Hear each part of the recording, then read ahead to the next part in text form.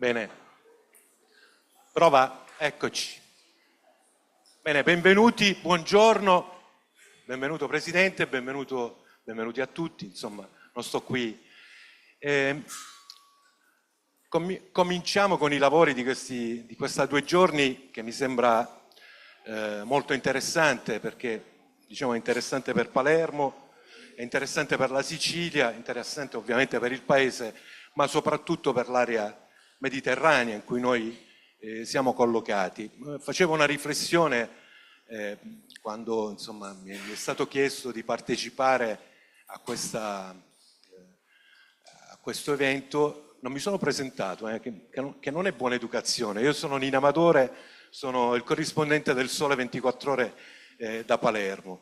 La riflessione che facevo è che per anni spesso non ci siamo accorti di questa grande potenzialità che ci circonda, che è quella dei cavi, delle reti. Io ho moderato tanti anni fa, forse 10 anni fa, un convegno organizzato da Sparkle che insomma faceva il punto sulla situazione, su quello che è il loro lavoro nel Mediterraneo. Devo dirvi, forse con tanta, diciamo, non ero pronto, perché poi guardando un po' la cartina, la rappresentazione grafica del loro lavoro, sono rimasto veramente stupito, perché non pensavo, non immaginavo, pur essendo io uno smanettone, uno che va su internet, che traffica in queste robe, di trovare questo mondo, che è un mondo sommerso ma importantissimo, come abbiamo visto,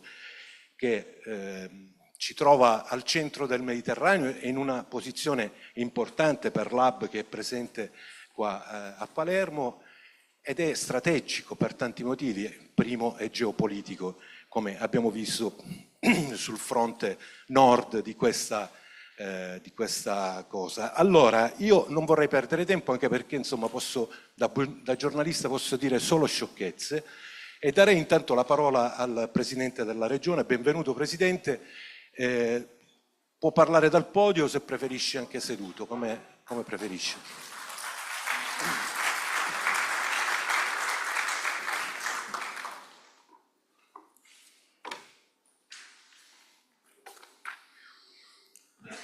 Buongiorno, vorrei salutare con particolare piacere, amicizia, consentitemi di dire anche affetto, l'amico Adolfo Urso, mio corregionale, col quale abbiamo in questa legislatura intrapreso una comune avventura.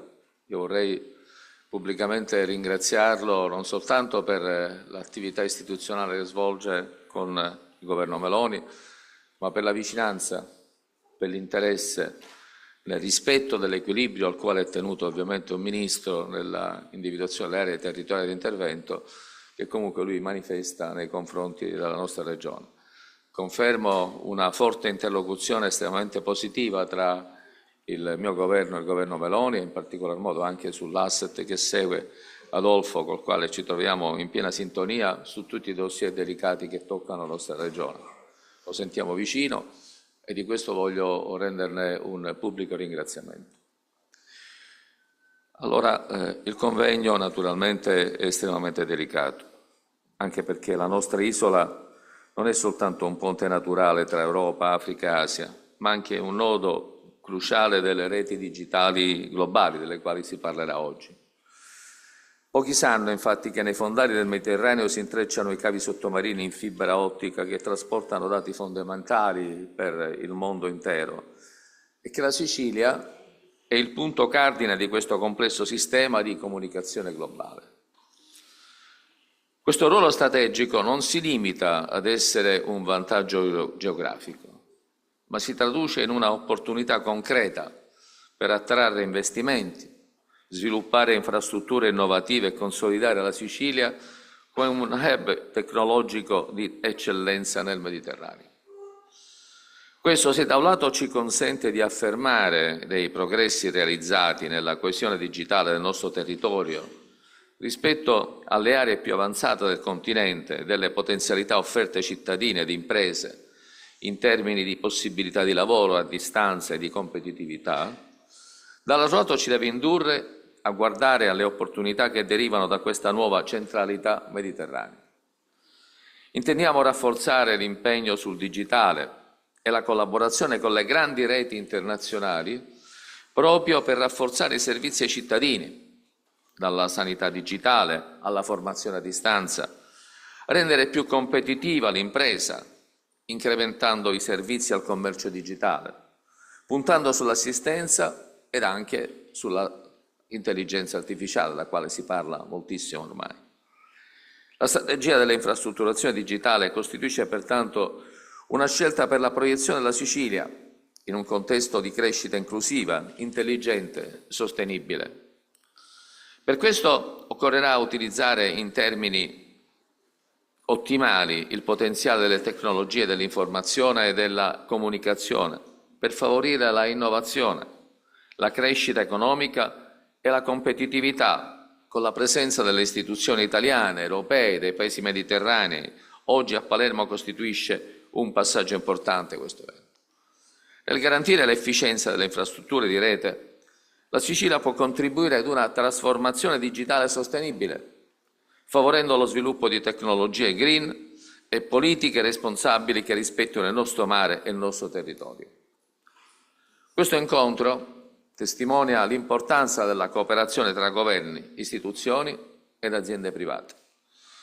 La Sicilia è pronta ad accogliere chiunque voglia collaborare per costruire un futuro tecnologico che sia non solo innovativo, ma anche inclusivo e rispettoso delle diversità culturali.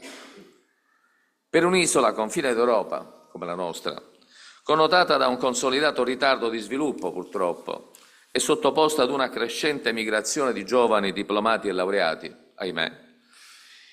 Il digitale offre più di ogni altra politica di innovazione un'immensa e crescente libertà di organizzare, riorganizzare e creare la realtà che ci circondano in una moltitudine di modi per risolvere una serie di problemi vecchi e nuovi, offrendo alla Sicilia quel decisivo riscatto obiettivo imperituro dello Statuto autonomistico. L'obiettivo, e cingo a concludere, deve divenire quindi quello di rafforzare il percorso adesso proficuamente intrapreso dalla Regione, nella convinzione che la digitalizzazione da appuntamento ineludibile per la modernizzazione della Sicilia sia divenuta ormai una opportunità in parte colta, ma da rendere alla portata di ogni siciliano. Oggi lanciamo un messaggio chiaro. La Sicilia non è solo una terra di bellezze naturali e culturali, ma è un motore di innovazione, una piattaforma strategica per lo sviluppo tecnologico. Invito quindi tutti a considerare la nostra regione non solo come una stupenda destinazione turistica, ma come un partner strategico per costruire il futuro delle comunicazioni globali. Ecco, con queste mie riflessioni concludo il mio saluto, auguro buon lavoro a tutti voi e ascolterò con interesse la prima parte di questo importantissimo dibattito. Grazie.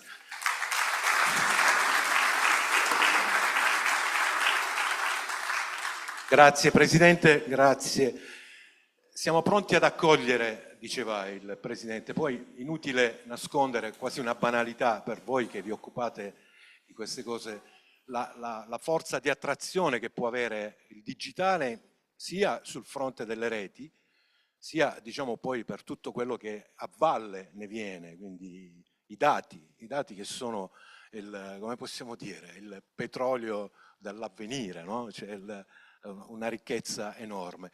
È inutile nascondere che Palermo, ma chiamo il sindaco che magari, prego, anche al podio, sindaco, Palermo si candida ad attrarre investimenti, a essere una base operativa per questo rapporto costruito dal governo anche con l'Africa. Prego, sindaco. Grazie.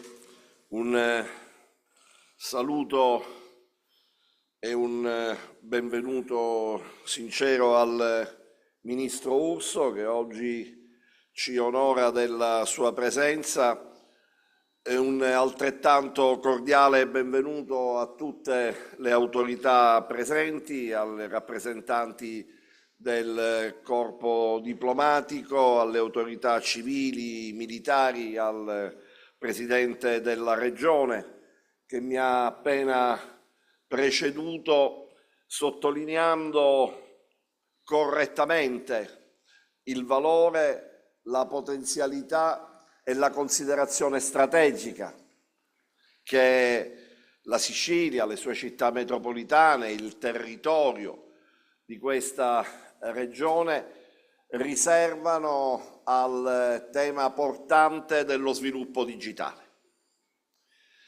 Per secoli, per una durata importante del nostro tempo, ci siamo affannati a dire che la Sicilia è al centro del Mediterraneo e come tale, in funzione di questa realtà geografica, è chiamata ad assumere un ruolo strategico nelle politiche, nella geopolitica, nella economia complessiva, nella politica culturale di quest'area di cerniera del mondo, la cerniera tra il nord e il sud del mondo, la cerniera tra l'Europa, il Nord Africa e il vicino e il Medio Oriente. Un'area importante dove però questa strategicità del ruolo della Sicilia evidentemente è stata in qualche modo invocata più che tradotta concretamente nelle sue reali potenzialità. Lo ha ricordato il Presidente della Regione qualche minuto fa. I conosciuti ritardi di sviluppo, le difficoltà dell'infrastrutturazione, la penuria dei collegamenti diretti tra queste stesse aree della regione euromediterranea evidentemente hanno, come dire, in qualche modo concretizzato una perdita di chance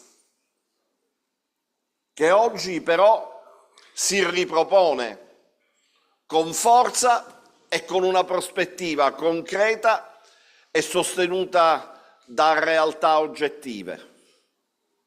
Ed è la vocazione digitale che questa terra ha acquisito e che questa città in particolare si trova ad accogliere e in qualche modo a gestire.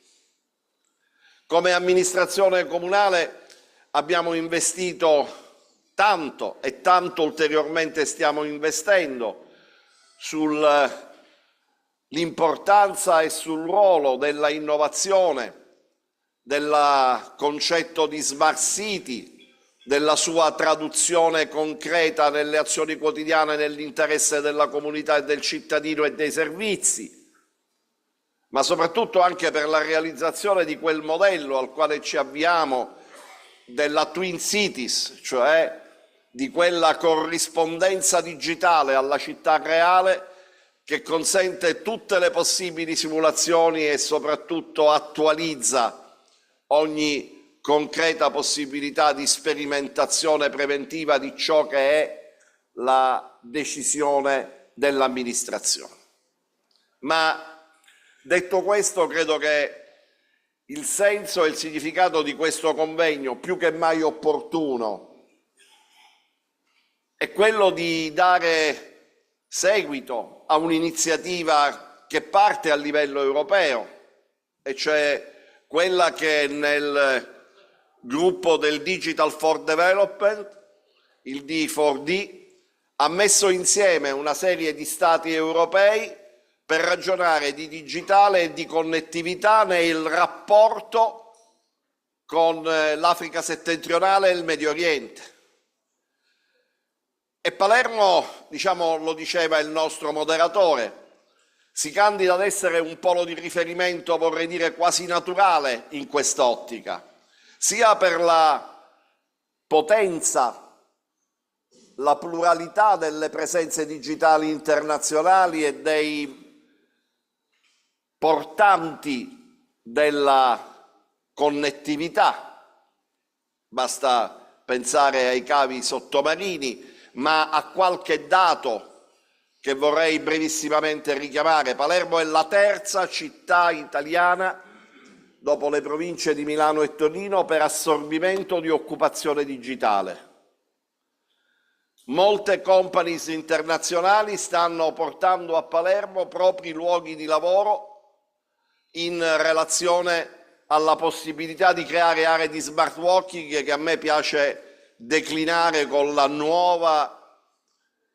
nuovo riferimento al south working, cioè una opportunità che dal sud guarda al nord e guarda al resto del mondo. Siamo in presenza di una serie di incubatori di impresa importanti, noi stessi sulle risorse strategiche della disponibilità del territorio comunale e provinciale abbiamo avviato già un rapporto di questo genere con una presenza insieme ad Invitalia su questa nostra stessa città. Le nostre università laureano ingegneri informatici e tecnologi in grado di essere altamente competitivi. Insomma, credo che questa sia una città che oggi può incarnare ed inverare il senso della utilità strategica al centro del Mediterraneo e lo può fare attraverso la nuova, vera, grande, potente infrastrutturazione che può superare anche il gap della infrastrutturazione fisica tradizionale e che è la connettività digitale. Quella infrastruttura apparentemente immateriale, ma in realtà straordinariamente concreta e materiale, che unisce, mette in rapporto, dialoga, offre sicurezza, promuove democrazia, garantisce libertà. Grazie e buon lavoro a tutti.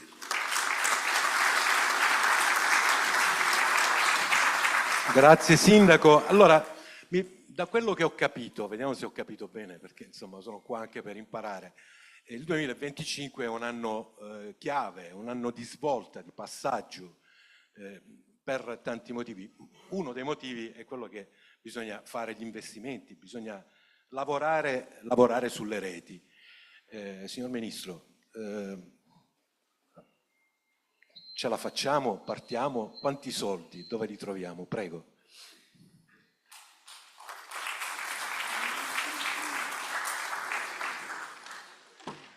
Desidero innanzitutto salutare gli ospiti internazionali che sono giunti qui a Palermo in questa occasione, gli ospiti della Commissione europea, che sono il nostro partner decisivo, così come il viceministro finlandese Elman, l'ambasciatore di Tunisia e tutti coloro che si succederanno in questi 2 giorni. Tra poco sarà presente anche il ministro della Libia, con cui sottoscriverò a margine di questo evento un importante accordo sull'utilizzo delle materie prime. E ovviamente saluto le altre istituzioni qui presenti, il sindaco Lagalla, che conosco da tanto tempo, e il presidente della regione Renato Schifani, con cui ho avuto anche una comune esperienza parlamentare e con quale abbiamo, sin dall'inizio di queste nostre legislature, perché quella nazionale con il governo di Giorgia Meloni ha preso forma proprio mentre votava la regione Sicilia, che assegnò poi al centrodestra e al presidente Schifani la responsabilità di guidare la regione in questi 5 anni in cui noi lavoreremo insieme in piena sintonia e con comunanza di intenti secondo una medesima visione strategica, politica ed economica, come si è dispiegata, io credo, con significativi successi già in questi primi 2 anni. Tra poco ci ritroveremo insieme, tra qualche giorno a Termini Imerese, a segnalare quello che è forse l'emblema della svolta nella politica industriale del nostro Paese, un'area strategica sul piano produttivo e industriale che era diventata una cattedrale abbandonata nel deserto e che tornerà ad essere un polo di sviluppo produttivo. Così come anche negli altri casi che abbiamo affrontato e avviato a soluzione e di cui discuteremo anche nel bilaterale che tra poco avremo appunto con il Presidente della Regione per allineare alcune politiche di intervento nel territorio nel rispetto delle reciproche competenze che vanno però portate pienamente a sinergia.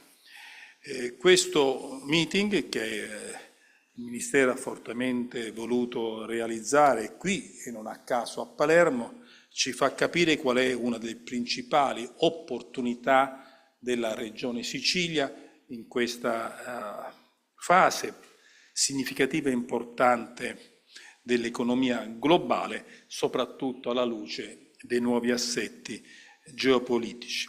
In questo caso parliamo ovviamente della digitale e della connettività, e la Sicilia è stata nella sua storia, anche per la sua geografia, io aggiungo per la sua cultura, l'isola della connettività nel Mediterraneo.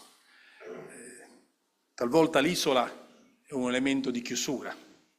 In molte parti, anche nel Mediterraneo, l'isola è rappresentata come uno strumento di chiusura rispetto a colui che viene dall'esterno. In Sicilia invece, nei suoi millenni di storia, è stata sempre interpretata come un luogo di incontro tra culture, tra popoli e quindi di connettività che oggi più che mai, aggiungo oggi più che nel passato, è un motore dello sviluppo economico e della sua trasformazione tecnologica. Quando parliamo di trasformazione digitale ci prefiggiamo ovviamente di guidare questa nuova rivoluzione tecnologica e industriale generando innovazione, che è uno dei fattori straordinari per poi coinvolgere nello sviluppo tutti i comparti del sistema economico e produttivo. Questo progetto è stato inserito sapientemente da Giorgia Meloni all'interno della visione strategica che l'Italia ha impostato in questi 2 anni, coinvolgendo gli altri attori europei e anche altri alleati naturali nella proiezione verso l'Africa in quello che è stato giustamente chiamato il piano Mattei, cioè una visione di piena partnership tra l'Italia e l'Africa, tra l'Europa e l'Africa, come Enrico Mattei realizzò negli anni del miracolo economico italiano nel contesto dell'approvvigionamento energetico che allora come oggi era fondamentale per il nostro e per il loro sviluppo. Quella visione di partnership paritetica nel reciproco interesse dello sviluppo è pienamente evidenziata nelle direttrici del piano Mattei. Al cui interno noi riteniamo che debbano essere compresi il valore esponenziale di progetti come BlueMed e GreenMed, di Sparkle, di una nostra grande azienda, o il cavo uniterreno che collegherà Genova alla Sicilia. In tal senso l'Italia si conferma catalizzatore della digitalizzazione e forte contributore alla transizione digitale nel Mediterraneo. Mediterraneo che è per sua natura e anche per storia il luogo di raccordo tra l'Europa, Nord America, l'Occidente e i nuovi continenti emergenti, l'Africa, il Grande Medio Oriente e attraverso il sud-est asiatico, l'Oceano Indiano e poi l'Oceania. Anche in questo simbolicamente si vede l'importanza connettiva del Mediterraneo, della Sicilia e dell'Italia tra il nostro mondo e il nuovo mondo emergente, tra il nord e il sud del pianeta.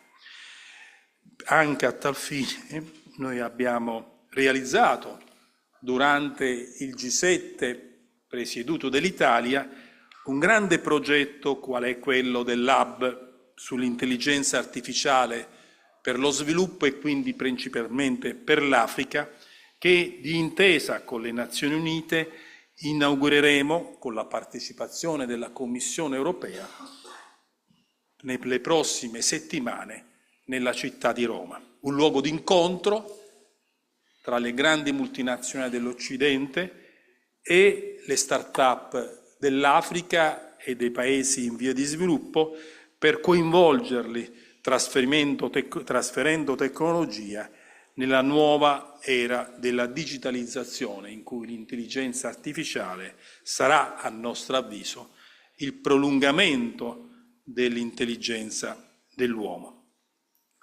Già oggi il 16% del traffico internet mondiale passa attraverso l'Italia.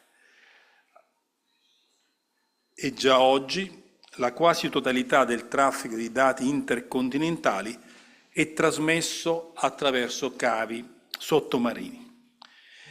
E non a caso, durante la nostra presidenza del G7, nel meeting presieduto dal Ministero delle Imprese a Verona, abbiamo adottato la dichiarazione comune relativa appunto alla sicurezza della connettività marittima, ancor prima che si verificassero alcuni episodi nel Mar del Nord che ci fanno riflettere su quanto sia assolutamente importante procedere sulla strada della sicurezza marittima per evitare che anch'essa diventi un elemento di quello che alcuni chiamano la guerra ibrida. Alla Spezia in Liguria abbiamo inaugurato nel dicembre del 2023 il Polo Nazionale della Subacquea, punto di riferimento nel campo della scienza, della ricerca, delle tecnologie utili ad esplorare la sfera sottomarina e difendere le infrastrutture critiche, facendo sinergia tra pubblico e privato. Questa multidimensionalità di approccio credo che sia in linea con quella della Commissione europea, ad esempio nel quadro della resilienza delle infrastrutture critiche sottomarine. E avendo questo governo una chiara visione strategica, in tale contesto si inserisce anche la legge nazionale sulla subacquea che il Ministro del Mare Nello Musmeci ha recentemente consegnato al Parlamento per sviluppare quella che noi riteniamo importante e decisiva attività sottomarina e quindi la Blue Economy. Siamo ovviamente consapevoli del ruolo delle telecomunicazioni nel processo di innovazione tecnologica che è il sistema nervoso delle tecnologie moderne. Dal 5G ad esempio per trasmissioni ultraveloci in latenza ridotta che facilitano applicazioni avanzate come la guida autonoma, di cui il sindaco La Galla ha in qualche misura evidenziato quando parla di una città digitale, la telemedicina che la Sicilia può sicuramente sviluppare al meglio e l'internet delle cose, o quando parliamo delle reti satellitari per la copertura di aree remote. Invito gli astanti a leggere con attenzione l'altra importante legge sui comparti del futuro che è all'attenzione del Parlamento, cioè la prima legge nazionale italiana sulla space economy, che affronta anche la questione delle costellazioni satellitari. Tutto ciò è importante per consentirci di utilizzare al meglio i dati e le informazioni che ci provengono dai cavi sottomarini, così come dall'osservazione della Terra, e noi italiani siamo i primi al mondo nella capacità di sviluppare tecnologia per osservare meglio quello che accade sulla Terra e utilizzarli a nostro fine. In questo contesto, e mi avvio alla conclusione, l'Italia sostiene la strategia della Commissione europea del Global Gateway e iniziative come questa del Digital for Development Hub e tutto ciò che metterà insieme a sistema l'attività della Commissione con quella degli Stati nazionali. Dobbiamo riuscire a mobilitare fondi adeguati. Non sono pochi, 300 miliardi di euro in 7 anni, e passare dalla fase di start-up a quella di scale-up, puntando sul partenariato pubblico-privato così come nello spirito del nostro piano Mattei. Non sfugge agli astanti e soprattutto non è sfuggito a tutti gli operatori che hanno iniziative nel campo delle start-up, il recente dispositivo di legge che abbiamo introdotto, credo primi in Europa, che indirizza risorse importanti e significative dei fondi pensione, dei fondi previdenziali e del venture capital in maniera sistemica nel finanziamento alle start-up per colmare il divario che esiste tra l'Europa e gli Stati Uniti, laddove il numero delle start-up è sostanzialmente uguale tra l'Europa e gli Stati Uniti, ma il numero delle start-up che diventano poi davvero imprese innovative in Europa è molto minore a quello che si realizza negli Stati Uniti. Il problema, il gap che dobbiamo colmare, non è nel numero delle start-up, ma nel numero di quelle start-up che poi diventano davvero imprese innovative. E per questo la norma di legge che abbiamo realizzato consente finalmente di indirizzare in maniera significativa fondi sempre più crescenti al sistema delle start-up affinché diventino poi davvero imprese innovative. Pensiamo alla centralità del progetto Medusa nel quadro dell'aumento della connettività nel Mediterraneo. 7.000 chilometri di cavi tra sponda nord, Portogallo, Spagna, Francia, Italia, Grecia, e sud del Mediterraneo, Marocco, Algeria, Tunisia, Libia ed Egitto, o al cavo Blue Med di Sparkle, il cui primo segmento tirrenico è entrato in funzione lo scorso anno. Progetti concreti che occorre valorizzare sul piano del marketing geopolitico per coinvolgere tutto il sistema paese, le nostre imprese, su questo progetto e sulle sue capacità e sulle sue ricadute economiche. Dicevo prima della sicurezza che dobbiamo assolutamente garantire e per questo io sono convinto che il lavoro che abbiamo svolto nel G7, col punto di contatto tra i paesi del G7, possa svilupparsi appieno anche durante la presidenza canadese e che diventi un elemento importante della lavorazione e del lavoro che svolgeremo insieme tra l'Europa e gli altri grandi attori del G7. Il nostro obiettivo è quello di fare della Sicilia la piattaforma di questa connettività che sarà importante e decisiva per la competitività dell'intera Europa. La piattaforma naturale, geografica, culturale, ma anche tecnologica e industriale. Sono convinto che è il momento giusto, sono convinto che riusciremo nell'obiettivo. Buon lavoro.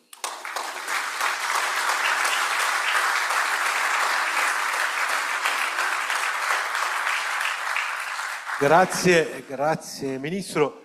Allora, la Commissione europea, che ha un ruolo centrale, poi di fatto insomma, è il motore di tutto, possiamo dire. Il Ministro diceva che bisogna passare dalla fase di start-up in cui siamo stati in questi anni a una fase più concreta. Io chiamerei l'ambasciatore Stefano Sannino, che è diciamo, direttore generale del DG MENA, della Commissione europea, a dirci qual è il suo punto di vista, che poi è quello della Commissione in questa sede. Grazie infinite, grazie caro Ministro, caro Presidente, caro Sindaco, amici, colleghi. Ed è un grande piacere per me essere qui a Palermo, in Sicilia, come è stato detto già, una regione che è incastonata al centro e all'intersezione di 3 continenti e che è una regione che rappresenta pienamente la sintesi della civiltà, della cultura e dei valori del Mediterraneo. Ma è anche per me un grande piacere perché questa rappresenta la mia prima uscita pubblica nella mia veste di direttore generale di questa nuova direzione generale per il Mediterraneo, il Medio Oriente e il Golfo, che è stata fortemente voluta dalla Presidente von der Leyen e che prenderà vita formalmente tra poco più di una settimana. Dicevo che la decisione di nominare una commissaria per questa regione e di creare una struttura dedicata a questa regione è stata una scelta voluta molto fortemente dalla Presidente della Commissione, in un momento in cui l'Unione Europea sta rilanciando il processo di allargamento verso i Balcani e verso l'Europa orientale, ma ha voluto con questa indicazione, con questa chiara indicazione politica, anche esprimere la volontà e l'impegno dell'Unione Europea di sviluppare il partenariato con le regioni del Mediterraneo e del Medio Oriente e di focalizzare l'attenzione politica e gli strumenti necessari per sviluppare questo partenariato. Vorrei sottolineare, scusatemi se faccio un po' di marketing per quella nuova struttura che andrò a dirigere tra qualche giorno, l'importanza del concetto di partenariato. Lo hanno detto le autorità, lo ha detto il Ministro, parlando anche del piano Mattei, che deve essere la base, un partenariato su di un piede di eguaglianza, deve essere la base del nostro nuovo lavoro nei mesi e negli anni a seguire, perché le due sponde, o le tre sponde del Mediterraneo sono legate da un destino comune e la sostenibilità, la ricchezza, la prosperità e la sicurezza della regione mediterranea può e deve essere costruita insieme. Ed è questa anche la visione che ha animato il piano Mattei, che va appunto nella stessa direzione, ed è questa la visione anche della connettività digitale che il sindaco di Palermo ha molto eloquentemente delineato e segnala l'importanza dei territori come Palermo, come la Sicilia, per il lavoro che abbiamo, l'impegno che abbiamo di fronte a noi.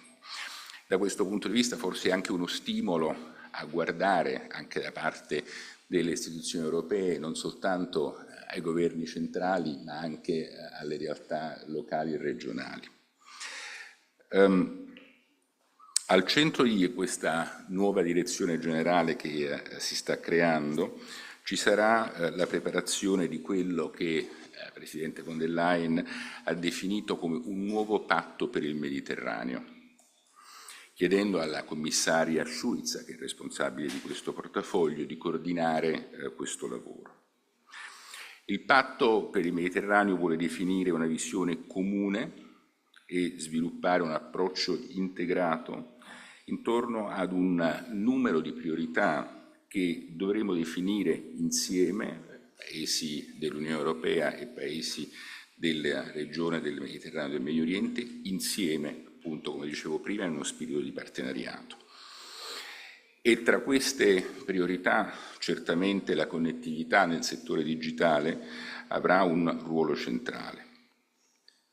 Gli scorsi anni sono già stati caratterizzati da una significativa spinta nel settore digitale e, come è stato detto anche dal Ministro, lo sviluppo del lavoro sull'intelligenza artificiale creerà un nuovo momentum in questo settore, come peraltro è stato anche delineato nel rapporto sulla competitività europea del Presidente Draghi. Non appena la nuova Direzione Generale per il Mediterraneo, la DG MENA, come il suo acronimo definisce, incominceremo un processo di consultazione con i Paesi partner e vogliamo parlare con i governi, vogliamo parlare con le autorità pubbliche, ma anche con il settore privato. Credo che sia fondamentale, soprattutto nella definizione delle risorse finanziarie, non soltanto immaginare quello che può venire dai bilanci pubblici, ma come possiamo combinare il partenariato pubblico-privato. Ma anche con le università, perché se le risorse sono fondamentali, le skills, la formazione è un punto altrettanto importante. e l'obiettivo è quello di riuscire a definire un nuovo patto per il Mediterraneo entro l'autunno di quest'anno e su quella base poi far avanzare il lavoro dell'Unione Europea. Ma vorremmo utilizzare questo periodo e questa fase di consultazione anche per definire la dimensione bilaterale del nostro rapporto con i paesi della regione. Vogliamo lavorare e costruire sull'esperienza che è stata già acquisita, ci sono già 2 importanti partenariati in essere tra l'Unione Europea e la Tunisia e tra l'Unione Europea e l'Egitto. Vogliamo lavorare su questo concetto, ma cercare di ampliare ancora di più l'approccio, avere un approccio davvero olistico che guardi a tutte le possibilità di collaborazione con ciascuno dei paesi della regione. Sarà un lavoro, direi, certosino, vogliamo fare del tailor-made, quindi ritagliare sulle necessità e sugli interessi specifici di ogni paese per valorizzare questo lavoro comune. E vorremmo fissare insieme appunto le politiche e poi individuare gli strumenti più adeguati per sostenere la realizzazione di questo obiettivo. Ed in questo contesto, ripeto, tanto regionale come bilaterale, la connettività digitale rappresenta un tema centrale. E lo ripeto ancora, il Mediterraneo è sempre stato un centro, un hub di connessione tra Europa, Asia e Medio Oriente e gli sforzi dell'Unione Europea si sono concentrati in questa regione anche attraverso un meccanismo, quello del Global Gateway che è stato anche citato, che vuole canalizzare investimenti in infrastrutture di qualità, investimenti sicuri, puliti, che possano mettere insieme persone, merci e servizi in maniera sostenibile. E in particolare nella sfera digitale la strategia del Global Gateway vuole rafforzare la connettività digitale e chiudere la breccia digitale integrando i paesi partner in un ecosistema digitale globale. E il Digital Compass della Commissione stabilisce degli obiettivi e delle strutture per le ambizioni digitali dell'Unione Europea per il 2030 e si focalizza su 4 pilastri: la governance, lo sviluppo di infrastrutture e l'accesso universale, la formazione, le digital skills e la trasformazione digitale del business. La connettività digitale è vitale per stabilire una regione mediterranea che sia sicura e prospera per tutti quanti. Investire in infrastrutture di connettività e in capacità del settore del digitale rappresenta anche una possibilità per tutti i paesi della sponda sud di garantire un accesso a un internet di qualità, a servizi di qualità, in maniera che possa essere accessibile per tutti. E investendo in infrastrutture digitali e promuovendo la formazione del settore digitale possiamo anche creare opportunità di sviluppo economico, sociale e di innovazione. Crediamo che il focus della nostra azione debba essere fissato su 3 obiettivi complementari: sulla governance, sulla creazione delle infrastrutture e sulla formazione.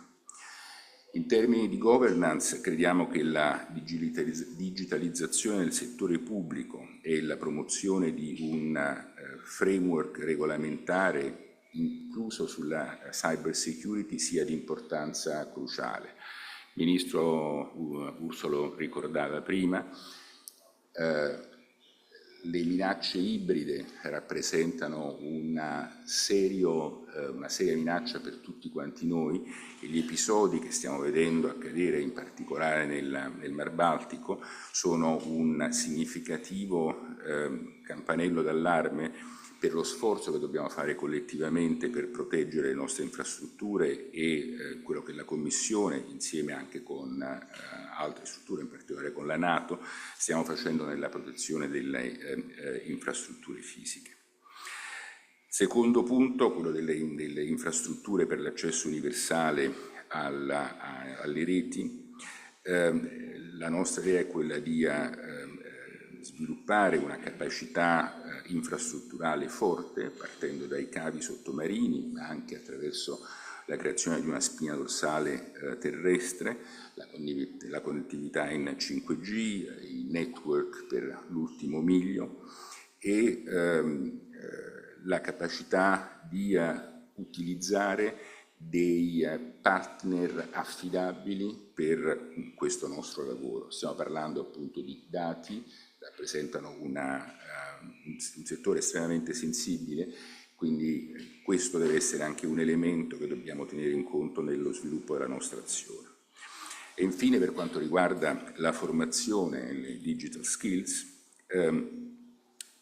questa rappresenta una precondizione per l'inclusione e la partecipazione nel mercato del lavoro e in questo settore abbiamo ancora un gap significativo perché c'è un numero importante di cittadini che ancora non hanno le conoscenze di base del settore digitale e su cui dobbiamo continuare a lavorare. Vorrei concludere queste mie riflessioni con un paio di esempi. Uno è stato già fatto, è una storia di grande successo, Medusa, il cavo sottomarino del Mediterraneo, che sarà discusso ancora nel corso di questa giornata di lavoro. L'Unione Europea ha investito 40 milioni di euro in questo cavo che connette 5 Stati membri con 4 paesi dell'Africa del Nord, con lo scopo di assicurare una connettività ad alta velocità e sicura per tutti quanti i cittadini di questi paesi. E speriamo che questo sia soltanto l'inizio, che altri paesi si uniscano a questo nostro progetto e stiamo lavorando in particolare con la Giordania perché possa unirsi a questo cavo e in prospettiva con il Libano, vedendo in questo una grande opportunità anche di sviluppo in termini di ricerca, innovazione e di sviluppo socio-economico. L'altra storia di successo è quella dell'Arab State Research and Education Network, ASRE, che mette insieme dei network di ricerca e di istruzione tra i vari paesi della regione per creare una comunità di ricercatori che siano in grado di scambiarsi esperienze e poter lavorare insieme. E in questo il lavoro con la Tunisia è particolarmente avanzato ed interessante e vogliamo rafforzare appunto questa capacità anche per sviluppare le micro e piccole e medie imprese per poter innovare e sviluppare anche attraverso l'introduzione di tecnologie verdi nel settore digitale.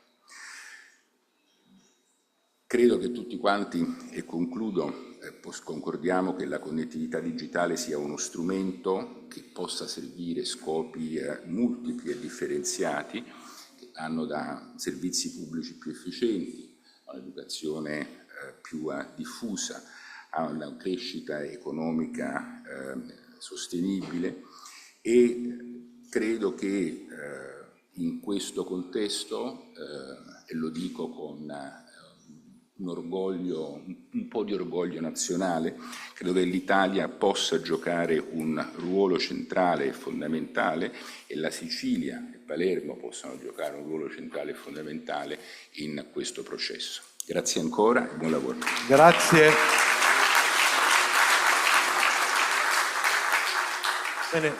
Bene, siamo all'ultimo intervento di questa prima tornata, diciamo, di lavori. Ora parliamo del fronte nord. Io sono molto curioso di sentire, intanto, se possibile, primo per me, perché insomma così capisco bene quello che dice, e poi per gli altri, di sentire quello che succede da quell'altra parte. Insomma, ci siamo detti parecchie cose in questi primi interventi.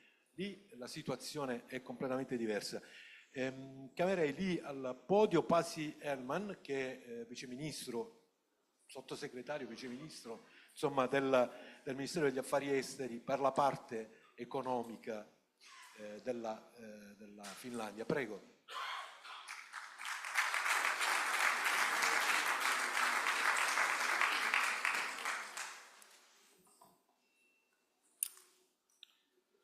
Minister Urso, Excellencies, ladies and gentlemen, buongiorno. Let me express my sincere appreciation to the government of Italy and the Sicilian region, as well as the city of Palermo, for organizing this extremely important and timely event, and in a very beautiful setting. It is my honor to provide some remarks on behalf of my government. In Finland, we believe that secure, trusted, and meaningful connectivity is the necessary basis for our modern societies. Connectivity is catalyst of job creation, productivity, investments, and innovation. In essence, it's an enabler of sustainable development. Digitalization also accelerates green transition. Digital connectivity is necessary for circular economy solutions and smart industry applications that drive the transition to a low-carbon future. For example, when we have been designing 5G networks and are designing 6G networks, energy efficiency and resource efficiency are of utmost importance. While digital connectivity infrastructures bring many possibilities for social, economic, and industrial advancements, they also come with new security challenges. It is therefore important that investments into infrastructure go hand in hand with the development of legislation and practices that maintain cybersecurity and cyber resilience in the society. We need to follow a security by design approach. In Finland and in the Baltic Sea region, there has already been incidents that are testing the resilience of the critical digital infrastructure, and we are taking action on them. Ladies and gentlemen, Finland sometimes is called a frontrunner in the development of connectivity technologies, in testing, developing, and introducing 5G networks, now focusing on 6G. We are committed to advancing secure and trusted connectivity nationally and globally. We have a strong focus on digital affairs and technology partnerships in our foreign and security policy, and as part of the foreign policy in our development cooperation and development policies. We think that stronger partnerships are needed to bridge the current digital divides. And for this, we need to develop enabling environments for investments and innovation, strengthen regulation that safeguards cybersecurity, enhance digital capacities, and mobilize private capital into connectivity projects. It is essential for public financiers to increasingly prioritize the digital sector, also to unlock and catalyze further private investments into connectivity. And this is, of course, also one of the key principles behind the European Union's Global Gateway Initiative. These kind of issues are examples where the European Union and its member countries, and I mean all European Union countries, including the northern ones, such as Finland, can work with the southern Mediterranean countries and have opportunities for cooperation. Finland is a proud member of the EU's Digital for Development Hub. This quite unique platform mobilizes top-notch expertise from EU countries and fosters closer ties with partner countries in their digital transition.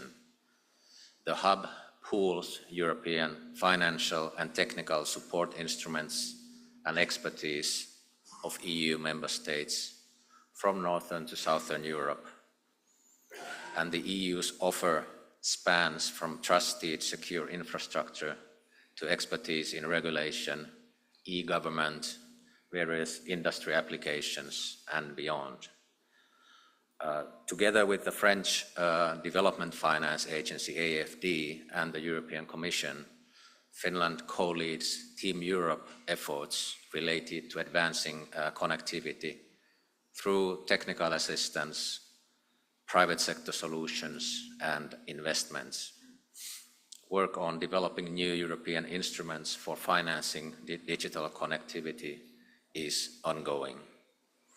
And nationally, we work as Team Finland with our own finance instruments, both development finance and trade finance, and the private sector to provide trusted solutions and finance for Finnish companies also, such as Nokia, to provide solutions regionally and nationally, also in the Middle East and Northern Africa region and beyond, thereby adding to economic growth, productivity, green transition, and local skills. Also, Finland's development finance institution, FinFund, is currently significantly expanding its investments in developing countries in the area of digital infrastructure and solutions. To conclude, cooperation on secure and trusted connectivity will benefit and enable closer partnerships between the EU and the Southern Mediterranean region. It will boost much-needed private sector investments into the digital economy and deliver positive economic and developmental impacts while adding to cyber resilience in the society. And I'm confident that cooperation on these matters will add to digital and data sovereignty and overall security and prosperity in both regions. I thank you for your attention.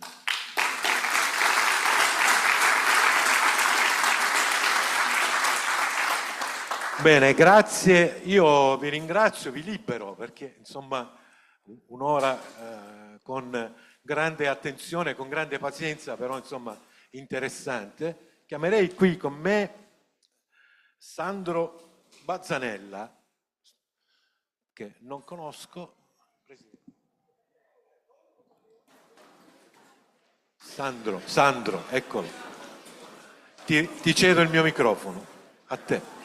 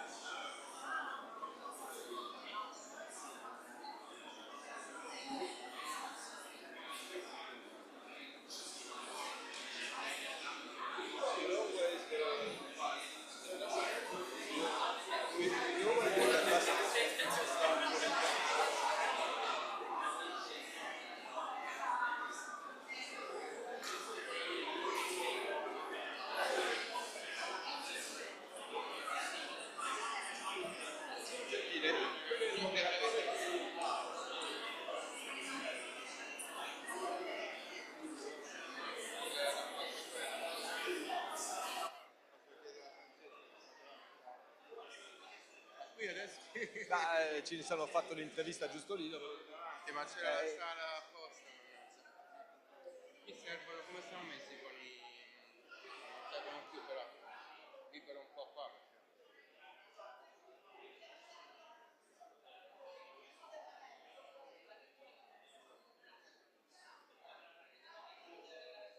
Vedo se riesco a recuperare Francesco per sapere della...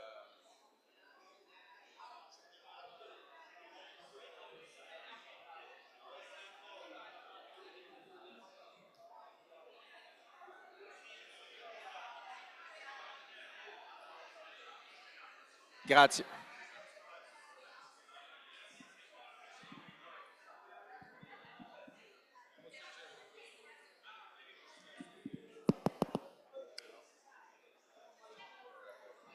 Ci ho un pausa adesso perché il nostro ambasciatore va a parlare adesso. Adesso cercavamo, perfetto, Ok. cominciamo. Ci hanno fatto adesso, grazie. Se non dovevo attirlo. Non capisco come... Può darmi il microfono? C'è questo, non so, forse c'è uno switch dalla regia per tutti, perché è chiuso. Allo, allo? Ah no. Buongiorno a tutti. Sono Sandro Bazzanella, il coordinatore globale, e ho la responsabilità adesso di fare il seguimento di questa riunione. Se possiamo riprendere i nostri posti, domando a tutti i partecipanti di riprendere il loro posto, che dopo possiamo continuare questa riunione molto importante, che dopo la presentazione originale possiamo andare avanti. Domando per piacere a tutti i partecipanti di prendere il loro posto e continuare questa riunione importante. Un minuto, tutti i partecipanti, se possono prendere il loro posto, sarebbe bene, che così possiamo invitare i nostri oratori a venire con noi. Piacere. Domando ai partecipanti se possono prendere il loro posto, che così continuiamo con questa riunione.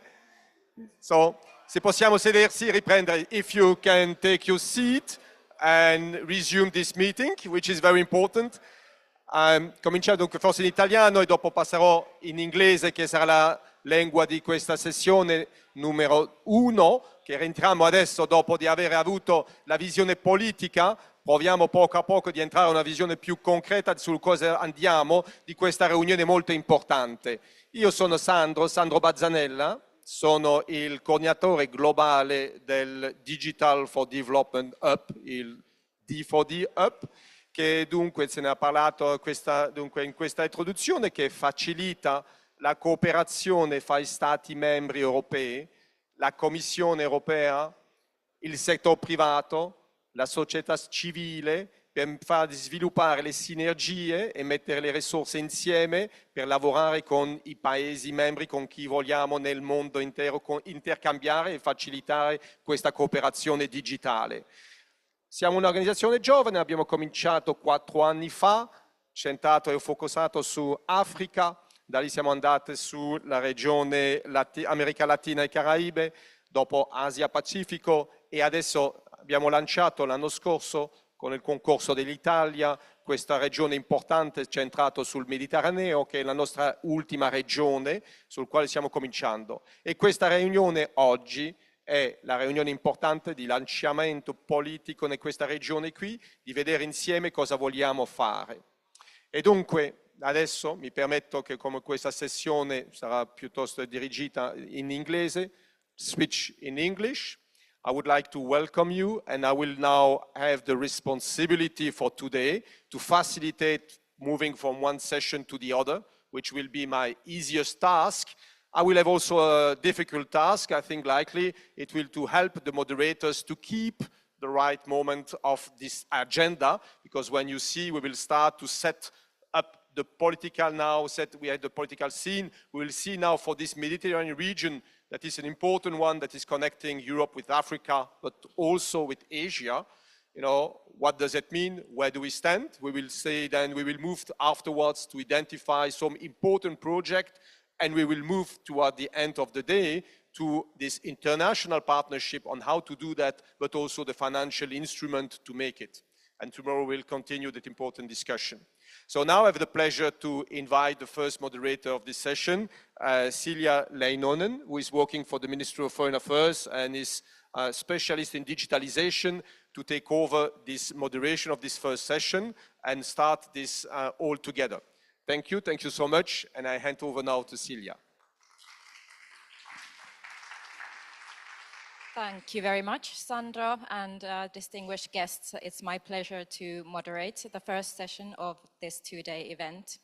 And this first session is about connecting the European Union with the Mediterranean, and particularly the southern Mediterranean region. The session seeks to present policies, solutions, and concrete actions to strengthen digital connectivity between the European Union and the Mediterranean. It brings together strategic leaders and high-level representatives from both Europe and the southern Mediterranean. With the framework of the Global Gateway Initiative, the discussion seeks to define roadmaps towards an integrated digital infrastructure that fosters economic and social cohesion between the two shores of the Mediterranean. The panel will consist of key figures from the telecommunications industry, European institutions, and multilateral organizations. This will provide a unique opportunity to assess the next steps and strategic partnerships which are needed to build a connected, resilient Mediterranean, which is capable of meeting the current digital priorities and goals. I will call the distinguished speakers to the stage one by one, starting with our distinguished speaker, Mr. Murad Burela, Ambassador of the Republic of Tunisia to Italy. Kindly welcome to the podium. Thank you.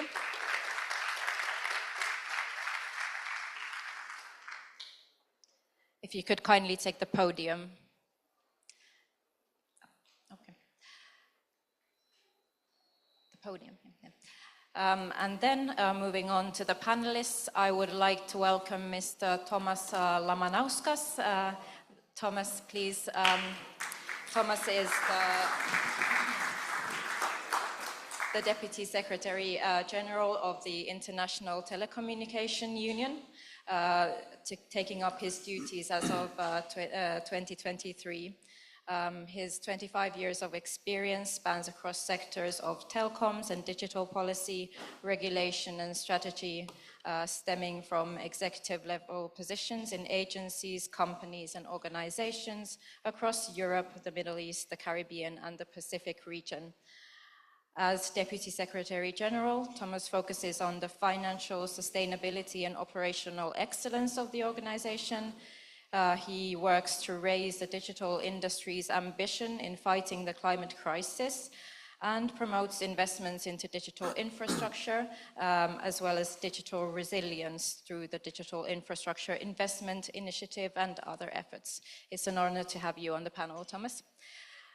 Next is Eva Spina, She is the head of Department for Digital Connectivity and New Technologies at the Ministry for Enterprise and Made in Italy.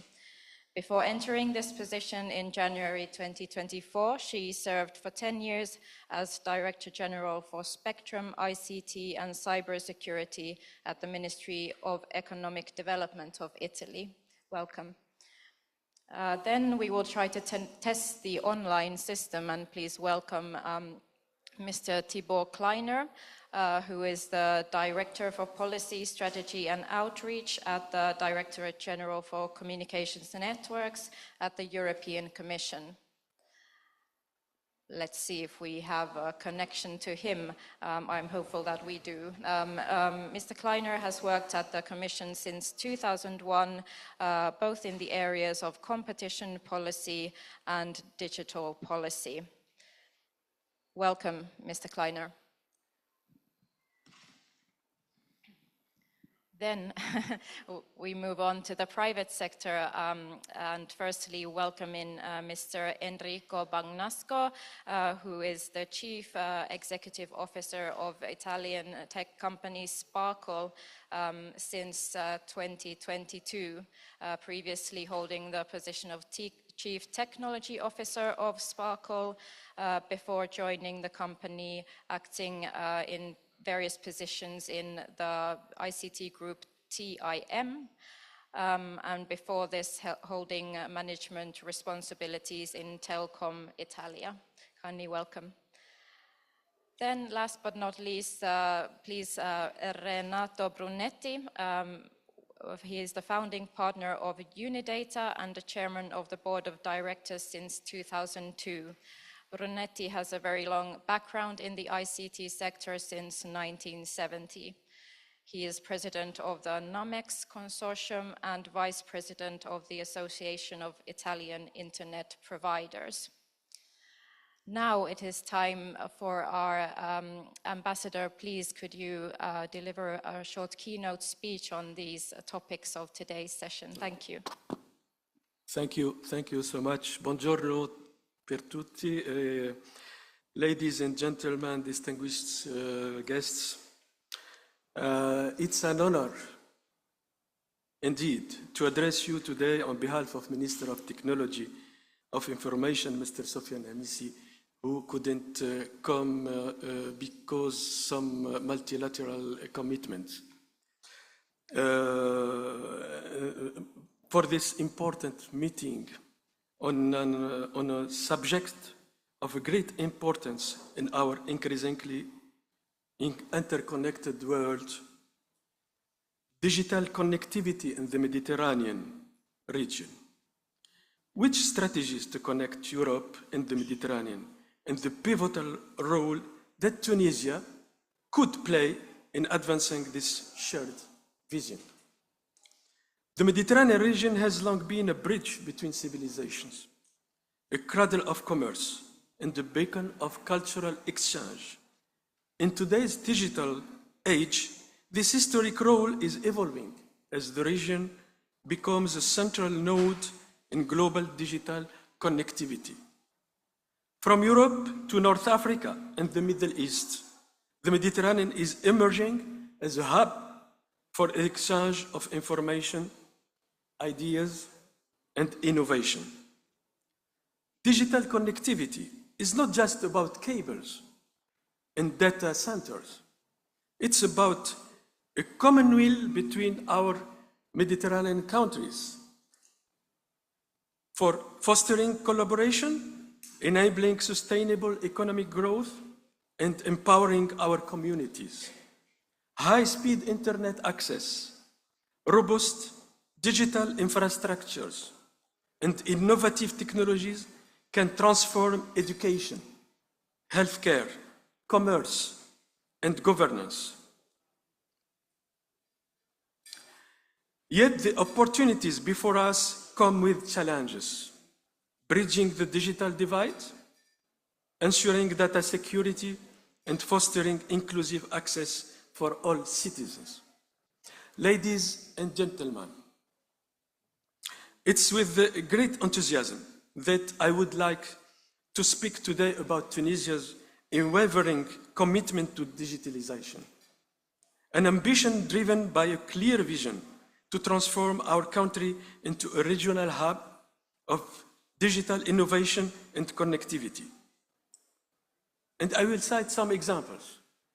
Tunisia at the heart of the Medusa submarine cable project as part of our dedication to enhancing digital connectivity. Tunisia is proud to be a part of the Medusa submarine cable project, a strategic initiative linking Europe and North Africa through the Mediterranean. The state-of-the-art infrastructure will provide ultra-fast and reliable connectivity, a cornerstone of the digital economy, while positioning Tunisia as a central hub for data exchanges in the Mediterranean region. The Medusa project is not merely a technical achievement, it's a strategic opportunity that reflects our commitment to aligning with global trends in connectivity and digital transformation. Another example, in another hand, Tunisia has taken bold and responsible steps to align itself with European and international regulations in cybersecurity and data protection. We have adhered to the Budapest Convention of 2001, a key instrument for combating cybercrime. This commitment underscores our determination to secure the digital ecosystem and foster trust in technology. Additionally, our ratification of the Convention 108+ on personal data protection finalized in 2018 strengthens our legal framework, ensuring that privacy and security remain top priorities for our citizens. These alignments with global standards position Tunisia as a reliable and forward-thinking player in today's interconnected digital world. Tunisia, another example, Tunisia is poised to become the first country in North Africa to deploy and commercialize 5G networks. This milestone will mark a major leap forward in our digital infrastructure, unlocking unprecedented opportunities in innovation, artificial intelligence, the Internet of Things, and future industries. This initiative reflects our ambition to equip our businesses, researchers, and citizens with the tools needed to thrive in an increasingly connected global economy. Another strategic initiative driving Tunisia's digital transformation is the electrical interconnection project between Tunisia and Italy, notably the Medlink project, a project of 600 megawatts, 200 kilometers of length, linking the region of Cap Bon in Tunisia to Sicily. This energy infrastructure is a critical asset for the establishment and growth of data centers in Tunisia. The availability of stable and sustainable energy is a key factor in attracting investments in this vital sector. Tunisia is positioning itself as an ideal location for companies seeking secure and competitive environments to store and process their data. To summarize, let me say that Tunisia's digital strategy is built upon two fundamental philosophies. We firmly believe that digitalization must benefit everyone, leaving no one behind. Tunisia is working to reduce the digital divide between regions, ensuring equitable access to technology and digital services for all citizens. A comprehensive coverage of all the parts of Tunisia is our aim. On the other hand, Tunisia's greatest strength lies in its people. We are investing heavily in building digital skills, programs for training, initiatives to foster tech entrepreneurship, and partnerships with international institutions are in place to prepare our youth to meet the challenges of the future. We are keen to establish partnerships between universities from both sides, European and North Africa, research institutions and the private sector to foster a culture of creativity and entrepreneurship. Thank you for your attention. And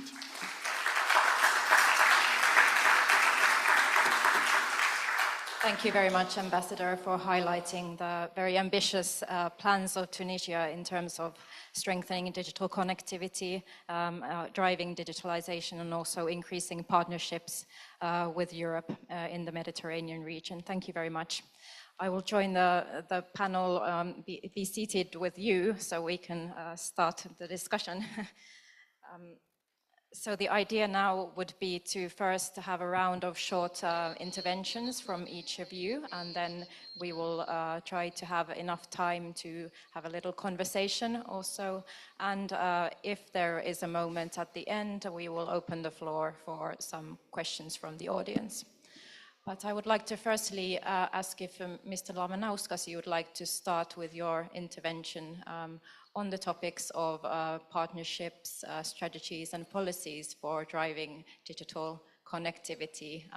What needs to be done, what exists, what are the challenges and opportunities that you foresee?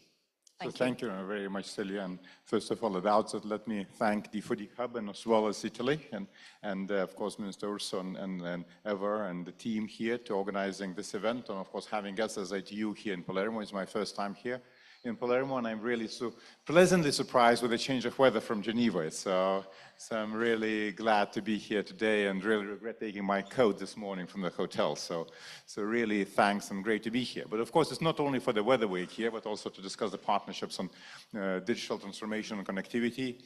And I'm very pleased to really represent here ITU, United Nations Agency for Digital Technologies. And it's a very special year for us this year, and that's why it's also a big honor for me to be here with one of our key member states, because it's the year when we celebrate our 160th anniversary. So since 1865, ITU has been in the forefront to democratize and standardize technology and bring it to everyone. And of course, from telegraph, groundbreaking technology at the time, to mobile and fixed telephony, to satellite communications, to the internet revolution, to artificial intelligence and quantum today. So indeed, there's a lot for us to cover potentially. Now, of course, I also would like to use that opportunity to also invite everyone to celebrate 160 years with us. So this year is the key week to have in your calendars is 7th to 11th of July in Geneva. So when we'll have our twin events of AI for Good Global Summit, as well as WISIS, what stands for World Summit Information Society plus 20, so 20th anniversary event. And this also week will really bringing everyone to Geneva, including a number of head of states to celebrate with us. Of course, the formal day is May 17th. We'll have some celebration as well, but we would gladly see you in Geneva with us in July. So now, in terms of connectivity, why it's important, what are the risks, what are the challenges, what we should pay attention to. So of course, rapid development and digital connectivity, as we discussed already, presents a lot of opportunities, presents a lot of risks and challenges. So, of course, still the most important one is to be excluded from the digital world. So still 2.6 billion people are unconnected. And of course, billions more struggle with a pretty poor quality connectivity and digital services. Cyber breaches are also growing in importance, and by some statistics, 80% a year more of the cyber threats every year. And of course, more on the use of information level, misinformation, deepfakes, others also becoming big, important realities. On top of that, what ITU is also working is that digital infrastructure is becoming increasingly a target in conflicts and situations where the countries are at conflicts at war. So we're working, for example, in situations with Ukraine and Palestine to really try to help strengthen their digital resilience as well. And it's of course in pretty challenging situations.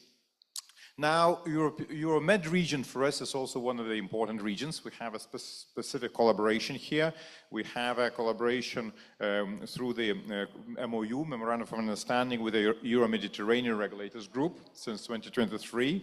And since that signing of Memorandum of Understanding, we've been organized together workshops, working together on broadband infrastructure mapping and regulatory and digital regulation training. We're also planning to bring infrastructure and cyber experts together for training this September in Cyprus as well. And Cyprus is now newly elected chair country for Emerge, so it's very important as well. Our last regional cybersecurity forum and cyber drill in Sofia also brought Euro-Mediterranean experts to work on increasing cyber resilience across the region and beyond. Now, we're also very proud, I have to say, with our collaboration with Italy and the European Union. So, of course, our flagship initiative, G7 AI Hub, that's launched with Italy, UNDP and ITU as part of the Italian G7 presidency initiative. And we're now very proud to work on this, to bring skills, AI skills, to everyone around the world. And of course, from the EU perspective, the European Union is our key partner in digital development projects with a 30 million portfolio worth of projects and 15 million recent project on supporting African broadband mapping as one of the flagship ones, which is relevant here. Also, European Union is, and their member states, especially Spain, is a key supporter from joint SDG Fund Digital Window. This is an instrument that brings the whole UN system together to facilitate digital transformation around the world, including in Africa and the Middle East countries as well. So far, the 40 million that were given supported 22 countries, and we expect around 11 million people to benefit from the digital platforms and the services in agriculture, job creation, entrepreneurship, social protection, and health. We're, of course, delighted to work with the European Union on aligning our priorities with Global Gateway initiatives and Team Europe approach, as well as D4D Hub. Now, very briefly, and we can pick up on in the questions, mentioning that three priorities that I want to note, and they were actually mentioned in your introduction of me, so which we think is increasingly important when we think about digital development. So one is digital infrastructure. And we're very proud, that we launched together with Brazil G20 last year, now continuing with the South African G20, our flagship digital infrastructure investment initiative.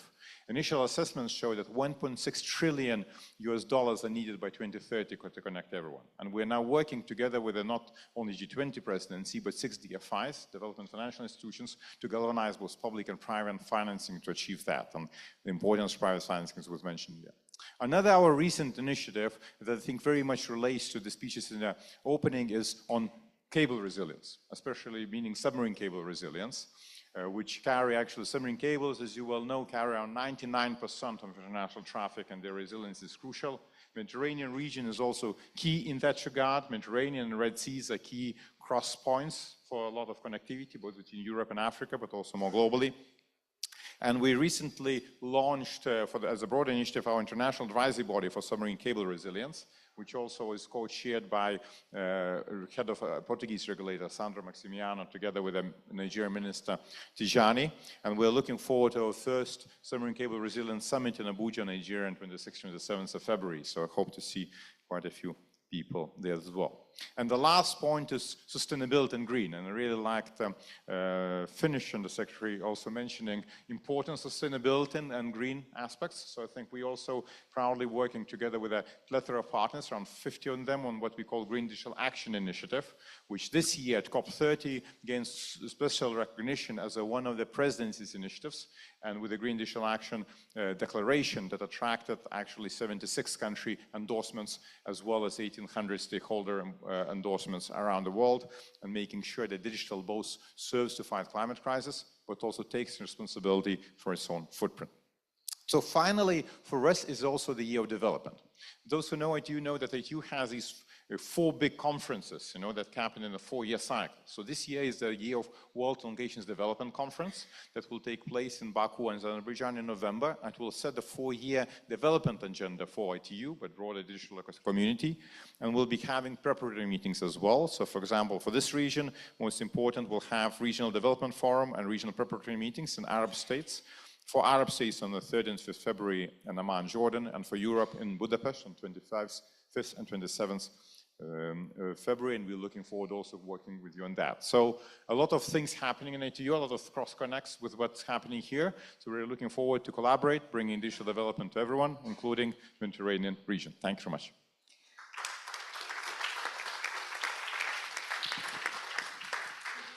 Thank you very much, Thomas, for highlighting the wealth of work that the ITU is doing, and it seems like this year is very, very important to really highlighting the work that you are doing. But I would like to give the floor now to Ms. Spina and hear from the side of the Italian government and your ministry on the work that you are doing and the priorities which you see stemming from your vast experience in this topic on the subject of partnerships and connectivity. Thank you. Thank you. Good morning, everyone. I'm glad that Palermo is hosting us with this warm weather, respect to Geneva. And okay, today we heard in the previous speech that the submarine cables are a necessity. It's very important to create some connection between three continents, considering the Mediterranean. And we are, as the Italian government and the Italian Ministry of Industry, Enterprises Made in Italy means industry in the communication sector, we are putting together all the Italian stakeholders on these, which are working on these issues, because I think it's important that we have the state of play from a national point of view of all people are working on this matter. And we want to have a map of all the supply chain for submarine cables. This is important to be to have some kind of help for this kind of infrastructure. The Mediterranean is a natural connection between three continents, and Italy is a natural bridge towards the other countries, towards Africa, of course, it's in front of Italy. And for this reason, we have also an ancient tradition for connection with other countries, and also in submarine cables. About 200 years ago, we have the first cable between the ancient kingdom of Sardinia and the island of Corse in France, French island. And all this period, we have a lot of experience on the creation of submarine cables. So it's important to work together to put together all the possible stakeholders from private sector and public one. And from this last aspect, it's important, very important, the work is doing the European Commission with the global gateway, because the submarine cables require a lot of investment. It's not a cheap infrastructure, and for this reason, the 300 billion of euro until 2027 are very important, relevant, and fundamental. But what we are doing from an Italian point of view is to create some kind of synergy for from the private sector to be of to have a concrete action to support the private sector in Italy, but also to support the infrastructure which are considering in the Mediterranean, and to be part of these new activities for the digital connection between three different continents. Another aspect that was considered today was the security point of view. And of course, this is a relevant aspect from natural accident that can be in the sea, from vessels that without any will to create some problem can create some accident, and other kind of accident. But in this year, we are implementing as one of the European countries 2 different directives for resilience, the CHAIR directive and also the NIS2 from the cybersecurity point of view. So we are working to have the very secure digital infrastructure, and it's important to work together, to share the same measure, to implement, to have the same implementation for the same measure, and to have the high level of security for this kind of infrastructure. So I think that a common activities and future public and private partnership are very relevant to realize a secure cable submarine infrastructure. Thank you.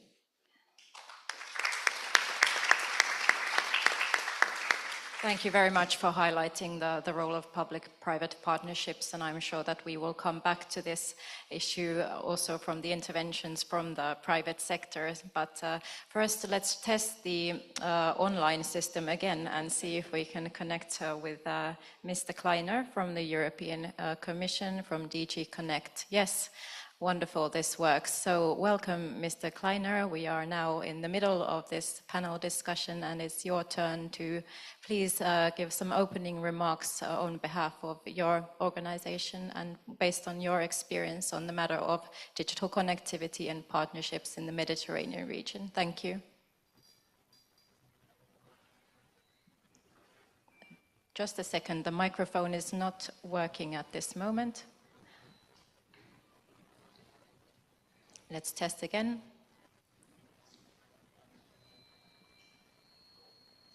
No. 1 second, the back room is looking into the problem.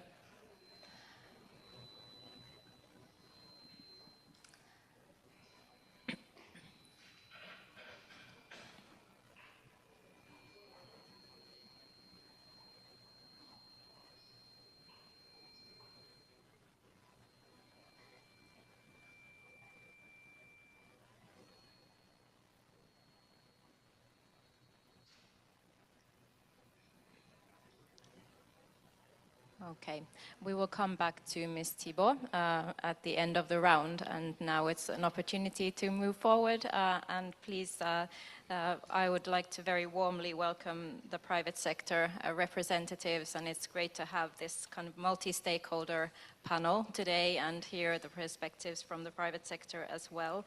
So I would turn to the CEO of Sparkle, Enrico Bagnasco. Please, could you share from your wealth of experience on this matter, how to drive the partnerships forward? Thank you, everyone. The microphone is working. I will try a little experiment myself, because I should have one chart, and I always see if the technology is helping us for the chart. The chart, I think it will help us to visualize some of the... After all, this is an event about telecommunication. Oh, we have it. Excellent.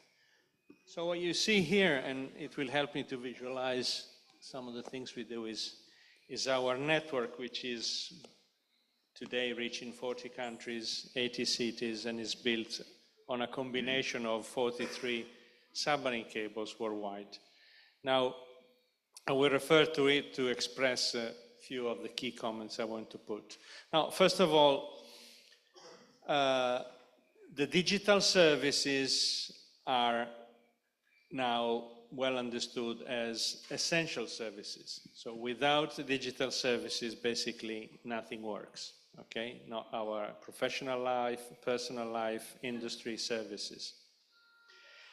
And while the services are immaterial, nobody knows where the email comes from, the digital infrastructure is very material, and it's made of millions of kilometers of optical fibers and tons of concrete and steel.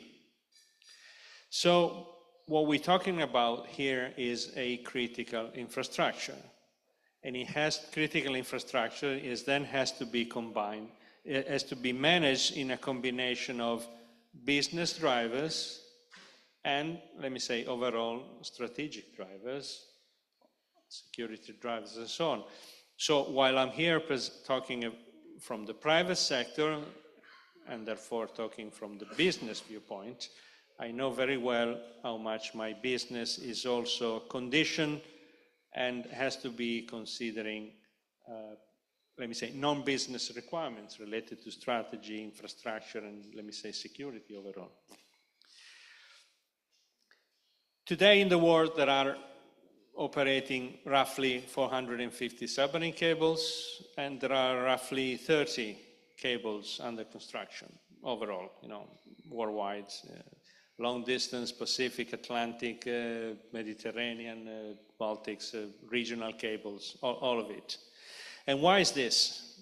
This is because every 3 years the traffic we carry doubles. So the volume of traffic, data traffic, every 3 years doubles.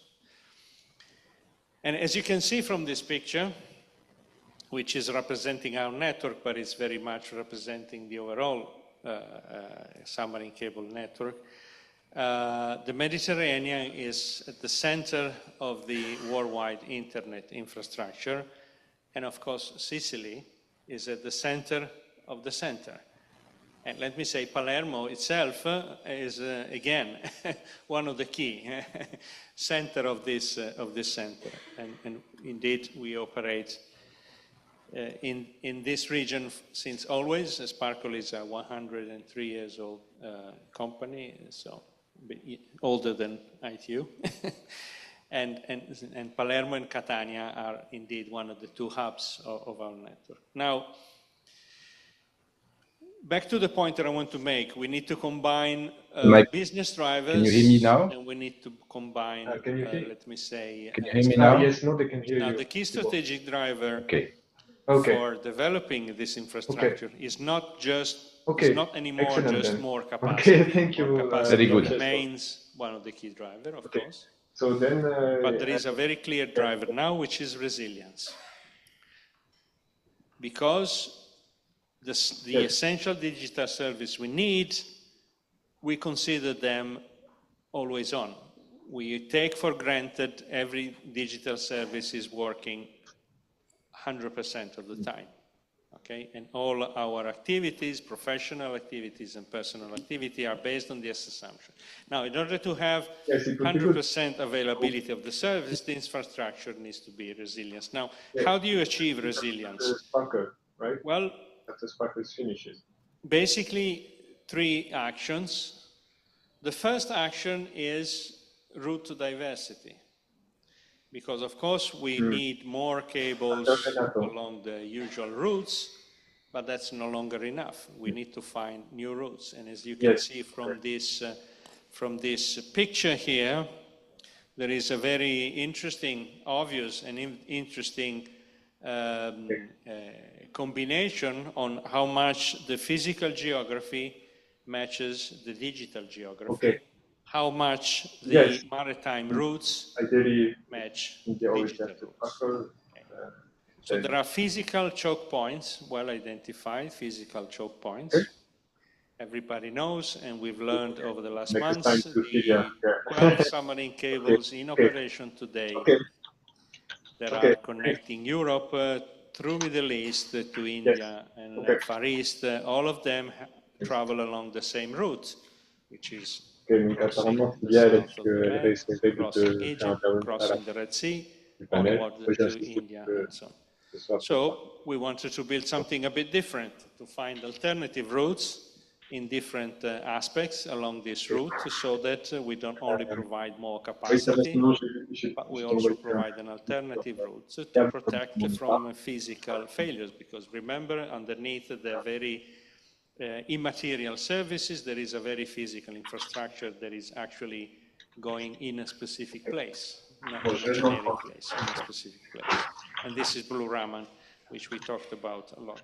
The second dimension is the cyber security. Of course, like any digital infrastructure, we have to strengthen our cyber security, but this is, let me say, similar to any other IT applications and stuff, or in any network. What is again more peculiar of submarine cables, in addition to route diversity, is physical security. Physical infrastructure means ways and tools to monitor the physical infrastructure and to repair the physical infrastructure in a short time, in line with the resilience target that we have. Again, an example on the accidents in the Red Sea of a few months ago. 3 out of the 12 cables in operation have been cut, again through naval issues, we all remember.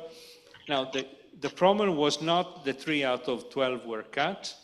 The problem at the end was that in order to repair the 3 cables, instead of the typical, let's say, 3 weeks, 4 weeks time, it took 6 months. And it took 6 months because the geopolitical situation around that area was so complex that in order to align all the issues around this, it took 6 months.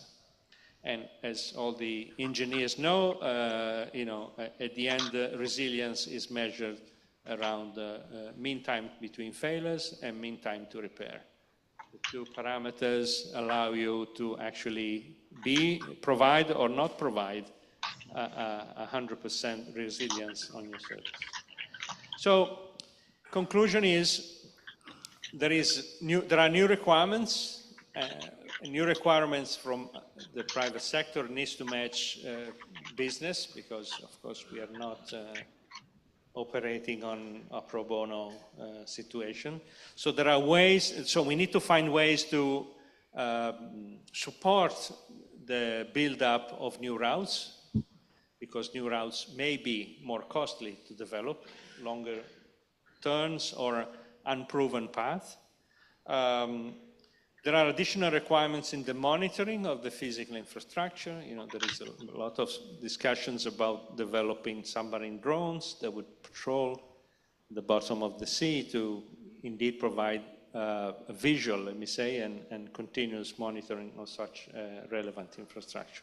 This calls for more investment, new technology.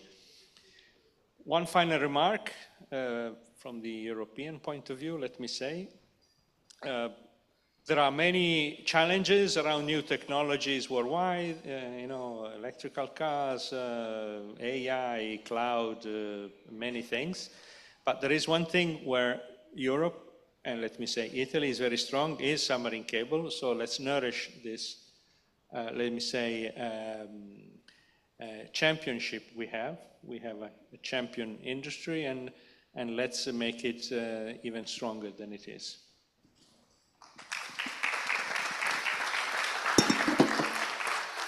Thank you very much for highlighting these new drivers that are affecting indeed businesses in this sector, and how to fit the business drivers and the more policy-related and security-related challenges we face. So thank you very much. I understood that we will try again to connect with Thibaut Kleiner online. Let's test the system and welcome again. I hope you can hear me now. Yes, we can. Excellent. So this shows the importance of connectivity once more. But I'm really pleased to be here with you today. So I really would like to thank you also, Sheila, for introducing us in this panel. Dear Excellency Burella, fellow panelists, big thanks really for the region of Sicily and to Palermo, especially for hosting this event. I'm really sorry I couldn't be with you. I mean, it looks like you have already had a very interesting start of the event. And I hope we can continue the contacts in person at the next opportunity. I also would like to thank very warmly the D4D Hub and the Italian Ministry of Enterprises and Made in Italy, and the Ministry of Foreign Affairs and International Cooperation for also organizing this important conference. So dear colleagues, dear participants, today is really an important topic we are addressing.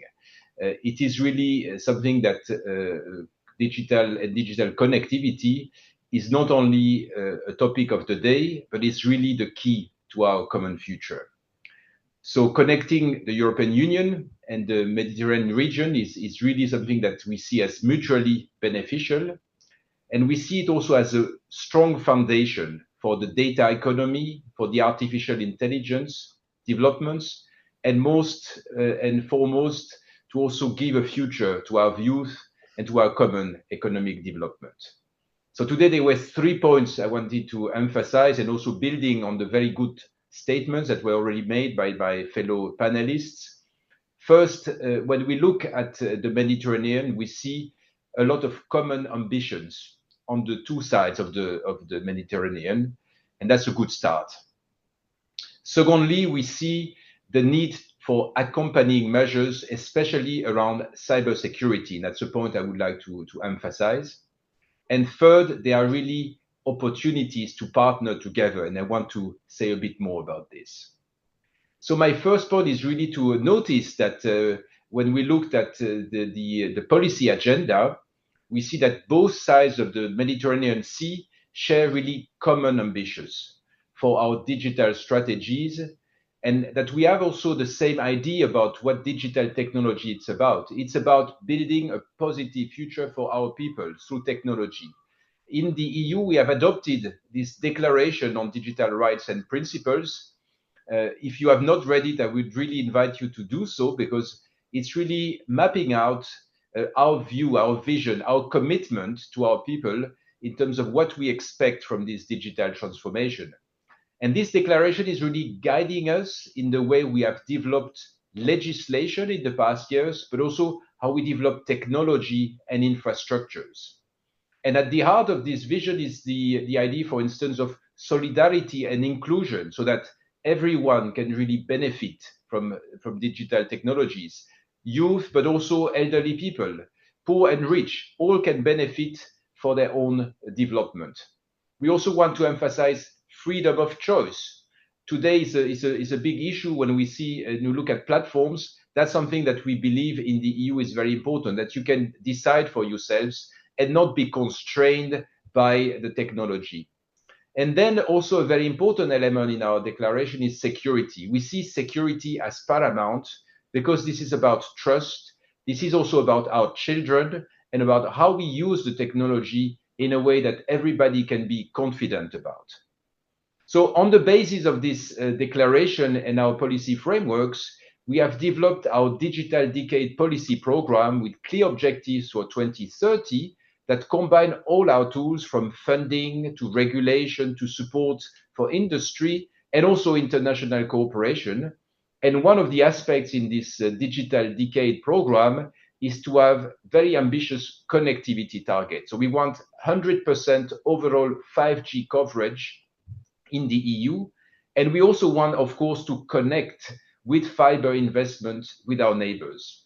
And we see that it's the same basically on the other side of the Mediterranean. When we read the strategies and the programs of our neighbors, from Digital Morocco 2030 to Digital Egypt, to also Tunisia's digital strategy, just to quote a few, we see lots of similarities. We see that we share actually a common vision to make really this digital transformation an opportunity, and to also build digital infrastructures for connectivity as a solution for our companies and for our growth opportunities. So that's what takes me to the second point, really, something I really wanted to emphasize, and something that we came to learn in the EU through problems and incidents. Security is essential, because when we speak about networks, when we speak about deploying submarine cables, this requires to be properly secured. We had really bad incidents recently in the Baltic Sea, and we have had times and again attacks and cybersecurity incidents in our continent. So we want to make sure that security is really something that we deliver. This is the case for 5G networks and infrastructures. We have the 5G toolbox is really a very useful tool to operationalize this security in these networks. But we want also to make sure that security is also delivered in subsea cables. And that's what we are today pursuing very strongly with our member states, but also with partners internationally. So security is something that we need to deliver. The involvement of EU companies in the Mediterranean is really significant. We trade something like 250 billion euros between us in the region. And I can tell you that if you are not secure, if you don't know about your business secrets being protected online, it is not a great incentive to increase these investments. So really, that's something important. And especially now that 5G networks are being deployed in the north of Africa in particular, we will really support an agenda where the 5G toolbox and cybersecurity is paramount, and trusted vendors are especially used to that extent. My last point is about opportunities. We see, and I think that further, this was also explained already by some speakers earlier today, we see that there is really a lot we can do together in the Mediterranean to really maximize the benefits of the digital economy. In the EU, we are developing what we called sometimes the EU stack or the EU offer. That's really something that combines basically all our tools in terms of regulatory element, in terms of capacity building for cybersecurity, for skills, for the development of hubs, but also very concrete technology made in Europe that we are ready to offer and to share with partners internationally, because we still have a lot of very good research and a lot of very good companies that are eager to work internationally as well. Right now, we are developing our AI factories so that sectors across the economy can use AI for their own purpose and benefits. We are also developing trusted services and software development, very often open source, so it can be shared very, very easily. And we are using our digital identity wallet to unleash really the public sector in its all possibilities for users, for also having better protection online. So today, what I wanted to say is that we have an opportunity. We are starting with a new commission, a new DG, and we see that we can build on the investments we have done, but we can take it to the next level and have new partnerships across the Mediterranean. One aspect is clearly connectivity. We have, as you may know, our Connecting Europe Facility program, and I know that my colleague Franco Arcodino is with you today, so you can definitely hear more from him. This program foresees more than 500 million in ground investment in submarine cables, and guess what? More than 60 million has already been deployed to operate the so-called Medusa cable system in the Mediterranean. This is a fantastic opportunity, more than 7,000 kilometers of submarine optical cable. It's connecting Northern Africa with Cyprus, France, Italy, Portugal, Spain, and we see that this can increase by 200 times the speed of internet in Northern Africa universities. So it's very tangible, very concrete, but we want to do more. We want to build on this to power our exchanges, because if you have connectivity, you can transfer data much more. And we can build on our AI factories on both sides of the Mediterranean for really unleashing fantastic innovation. My final point is that funding is also possible through the EU for the development of new opportunities around the Mediterranean. We do that with our Invest EU opportunities, and there were investment recently for several of the countries around the Mediterranean. We can also do it through our partners with the European Bank for Reconstruction and Development. They did recently a lot of support in Tunisia, for instance. So what we think now is that we can build on the existing elements that we have on our pockets. We can do more, and we can really unleash the potential of this digital transformation for a mutual benefit. So I think today will be an important marker, a step in this direction, and I really look forward to the discussions in your event and making sure that we can continue and build this partnership across the Mediterranean, because that's what we need for our own benefit and also for the digital future of our regions. Thank you.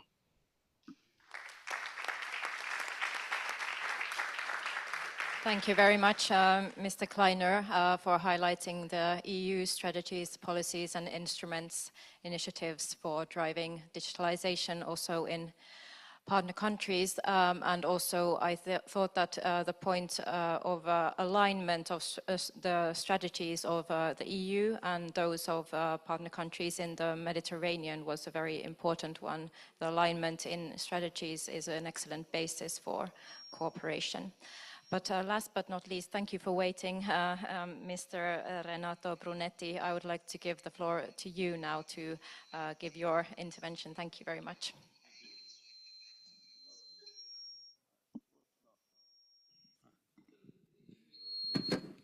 Ok, nemmeno questo.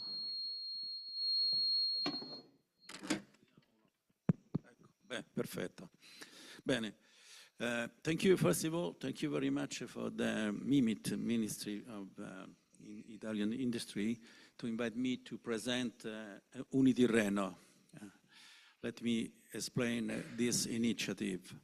Unitirreno is the initiative from Unidata, that is an ICT company, telecommunication company in Italy from a long story. We are listed in Italian stock exchange. And Azimut, that is an Italian private fund. Together we financed and we realized this project.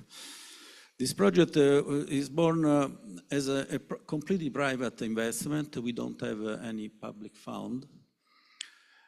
To build the biggest connection way in between Sicily and North Italy, Genoa, but also Central Italy, Rome.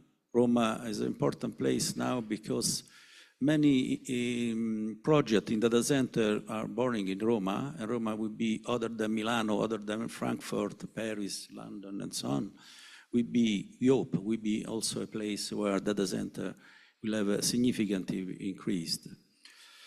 This is a network completely dedicated to Mediterranean, in particular to the Tyrrhenian. This is the short way to reach with a less latency. Latency is a concept that who work in this field knows very well, is the timing where the traffic transit. To save some milliseconds in transit time is very, very important. We have just 9 milliseconds from Sicily to Genoa, that there are not any other way to reach Genoa, because it's the gate to North Italy, a lot of data center, but also the Central Europe, Frankfurt, Paris, and so on. It's the shorter way from the North Africa, Middle East, but also Far East, because you know that Suez is another way where very important transit for submarine cable. The landing place of Unitirreno is in Sicily is Mazara del Vallo. Mazara del Vallo is in the south side of Sicily. Mazara del Vallo is a traditional gate or port, as you can explain, for many, many cables. There are around 15 already existing, but there are projects where will arrive other, like Medusa and so on. We are building our own landing station that is big enough to host many cables, not just one. It's a multi-tenant landing cable. We can host up to 5 cables. Each cable, a cable that we explained, has a lot of electronic parts to drive the signal to the power and so on. It's a complex infrastructure, very critical. We have a place very near to the sea, in the perfect place where for everyone possible to use.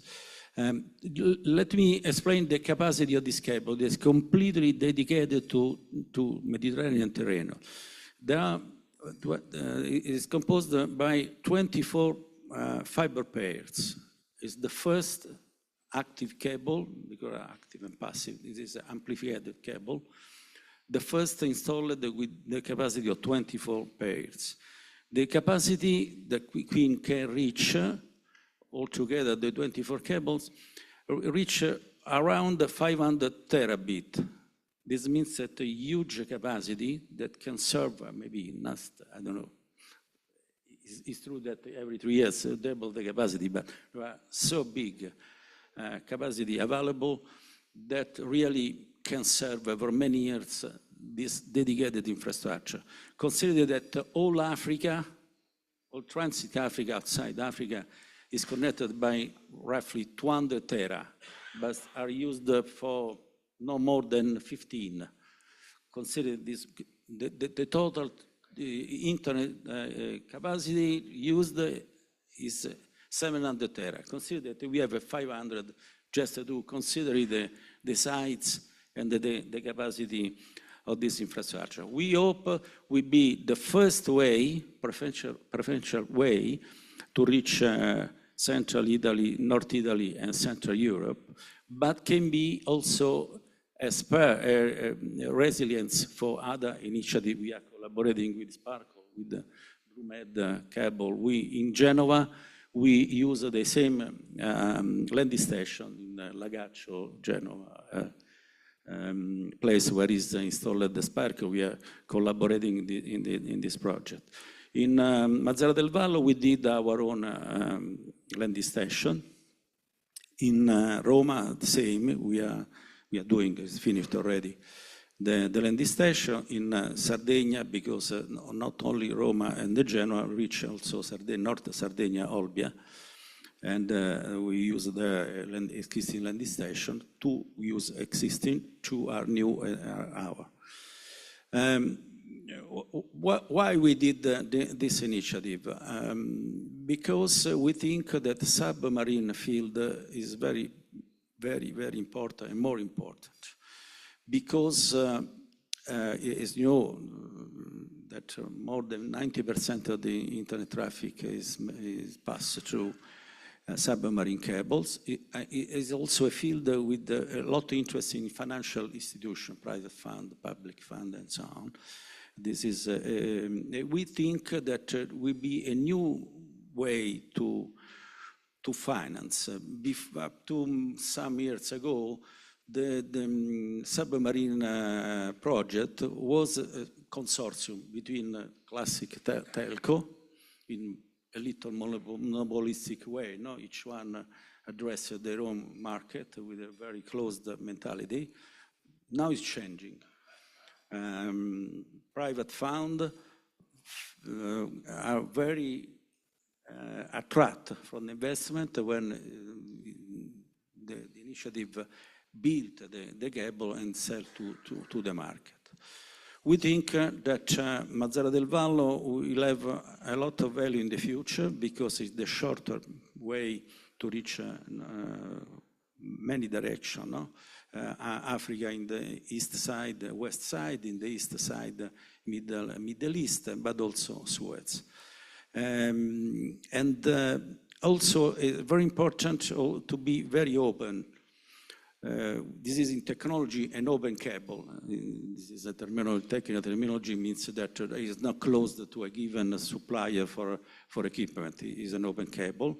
It's a European technology because the technology is from Alcatel, that is a European company. The installation is done by Elettra, that is an Italian company. This is very local and the technology completely European. And for the future, we think that this place will be very attractive because, as you know, as you already said, the shorter way, but also a lot of capacity are available. And in the Mazara del Vallo landing station, we want to install also an exchange point, an internet exchange point, a place where not only will arrive the cables, but the operators who will use the cable can exchange traffic. This is a common concept in internet, but not very used in the submarine cable field, typically a little bit closed. We want that Mazara will be very open and we'll have synergy with cable going straight right to Genoa, but also via terrestrial way in Italy, and also the other direction, very important, that is Marsiglia, that is the west side, longer than go directly to Genoa, it's 50% less distance using the terrestrial connection. This is the shorter, but a lot of synergy in terms of resilience can be done in Mazara del Vallo. That is perfect way where it's possible to do because there are a lot of cable already installed there. The cable will start the pose because there are 2 years that we are working.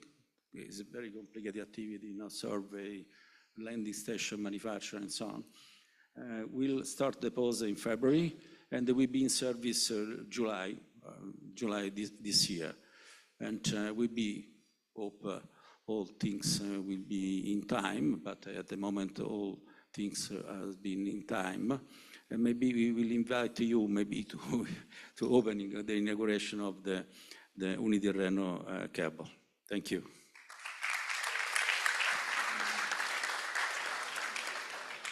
Thank you very much for highlighting this critical enabling infrastructure and your plans and ambitions on this front. I wonder, I'm looking at Sandro to just give me information on how many minutes we still have for this panel 5. Okay. So this is the discussion part. I'm sorry that is very short, but I would like to ask the panelists whether any of you have any further reactions or comments based on the interventions that you have heard from the fellow panelists. Any topics which kind of raise your attention you would like to further address? Thomas, please. Yes. So I think the one theme here is clearly submarine cables. So I think that's also not an accident that we launched our dedicated initiatives in that regard, both on infrastructure financing, but also on resilience, which is a specific focus. And it was great to hear so many speakers actually reiterating the theme of resilience security. I think one piece, though, is important, and coming from the global organization like ITU, not to see resilience as a regional matter, because I think the only way we end up being resilient in terms when we talk about global network, when we work as a world.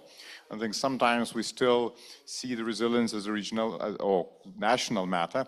And I think there is, of course, many countries have very legitimate considerations from national security standpoint, national policy standpoint, but we still need to work as a global world to figure out what are the basic elements. And that was the key driving point for our advisory body and our work. We have countries across all the parts of the geopolitical divide that would normally not sit at the same table or even accuse each other, in terms of some incidents on the kind of submarine cable resilience. They are coming to discuss that in our advisory body, and they will be working together to figure out what is the bottom line resilience that we all can agree on, and that we protect at most.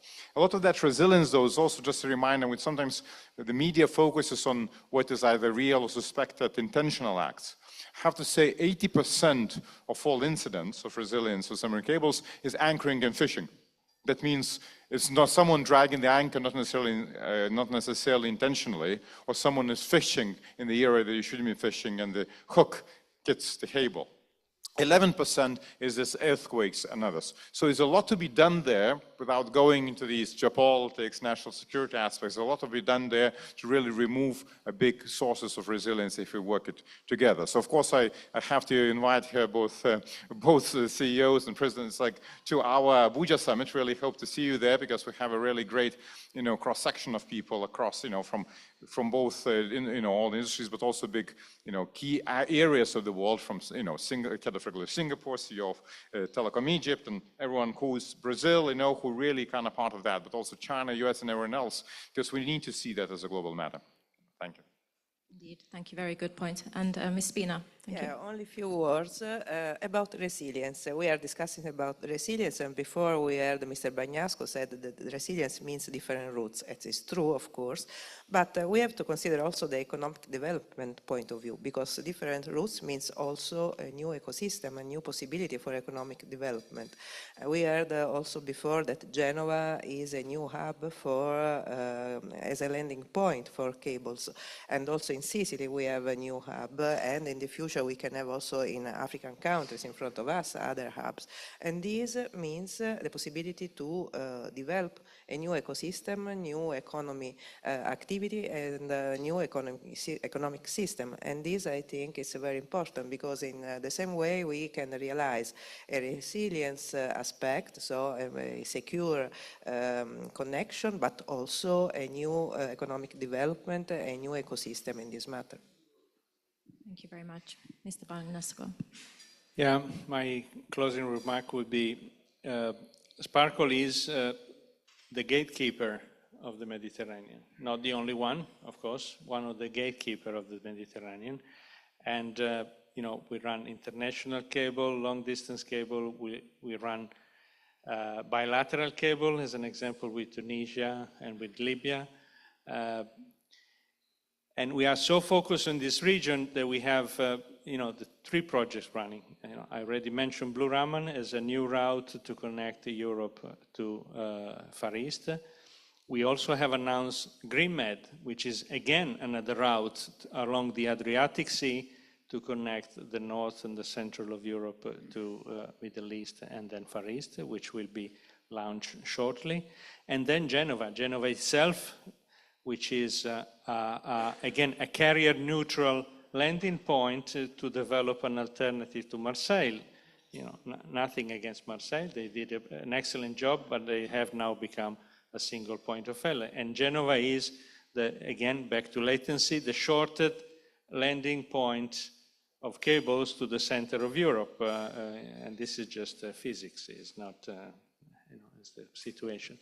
So this for us is a central region, and all our projects are around not just more infrastructure, but alternative infrastructure overall. Thank you very much, and over to you. Yes, I agree that the strategic interest of Italy is the Mediterranean. It's very simple to understand. And other than to be the natural bridge to the North Africa, Middle East, we have the lucky to have the shorter way. And this means imagine when Africa, Middle East, and so on, we will have the same penetration that now is in North Europe or Central Europe, or maybe also in Italy or Spain. The traffic became maybe 10 times or 100 times existing one. This means that it's necessary to have a very big capacity, but also to have resilience. We have already spoken of the importance of resilience.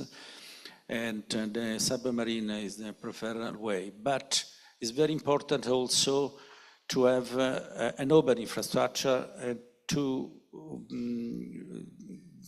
have in some places, we obviously will do in Mazara, a place where it's not necessary to the concept of exchange point, an exchange point. An exchange point was born where, with the necessity of the prime phase of internet to be connected not just vertically.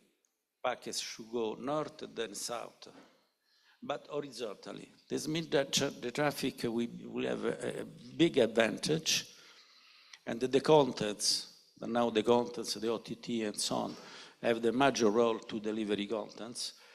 It's very important that also we will attract in Sicily or in Italy or whatever, near to the traffic itself, to have the possibility that the internet exchange point will have a strong way and a strong attraction. Because now it's not just necessary to have the shorter, the bigger capacity, but also the shorter enough big capacity to reach the contents where they are. Exchange point and data center will be the key where internet will be optimized and in general the network. Thank you. And I'm looking online to see whether Mr. Kleiner would like to make his final remarks. Yes, with pleasure. I mean, first of all, thanks a lot to the opportunity for this panel. I think it was extremely interesting. What I wanted to say, also reacting to what the others were saying, is that it's very important to finalize these projects, these connectivity projects, but it's also very important to use them. And that means really developing the data economy on the two sides of the Mediterranean.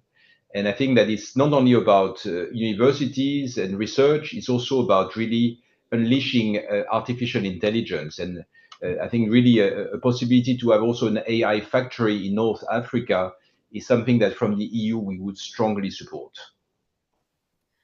Thank you very much. Unfortunately, we do not have time for questions from the audience in this panel, but I'm promising you that it will be possible in the panels to come. So thank you very much to all the distinguished panelists for your insights and remarks. And I think this session was excellent in setting the scene for the entire 2 days and the upcoming panels. So thank you, and over to Sandra. Thank you.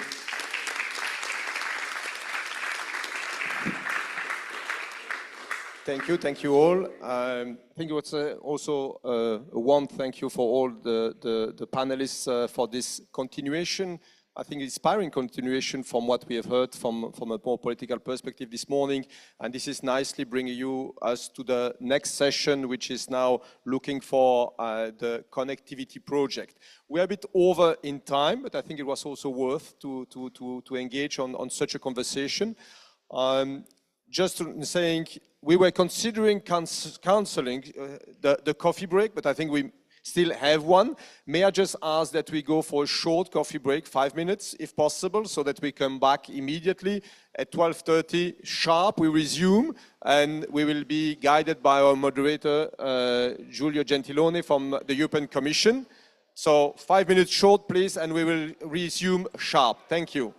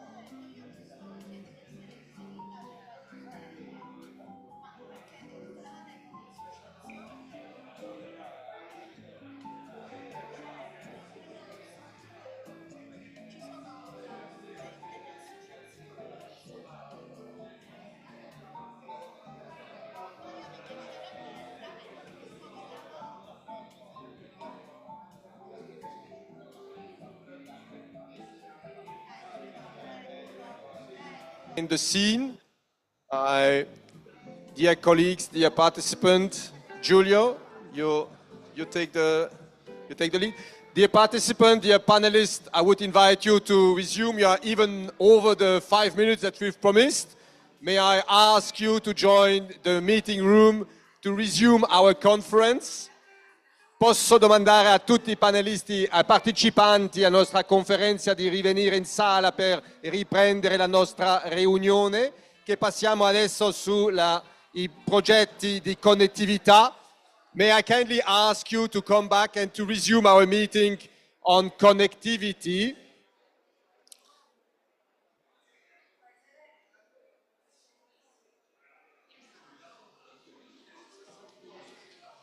Panelists, the meeting is resuming. I would like to invite you to come back.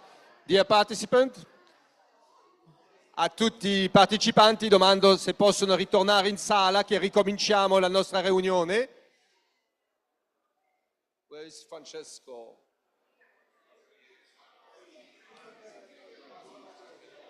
Posso domandargli di mettermi tutte le gente nella sala, spingere, gentilmente spingermi tutti nella sala. May I kindly ask you to go back to the meeting room that we are resuming? Posso domandare a tutti i partecipanti di ritornare in sala, che riprendiamo? Posso domandare a tutti i partecipanti di ritornare in sala, che riprendiamo? May I kindly ask everybody to come in the room and you bring me the people with me?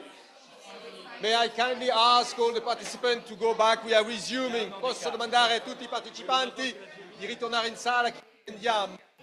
We are resuming, so if you can come, we are resuming our conference. Posso domandare a tutti i partecipanti di rivenire in sala, che riprendiamo? Grazie mille a tutti. Posso prendermi tutti? Posso domandare gentilmente a tutti in sala? May I kindly ask you to come back to the meeting room, please?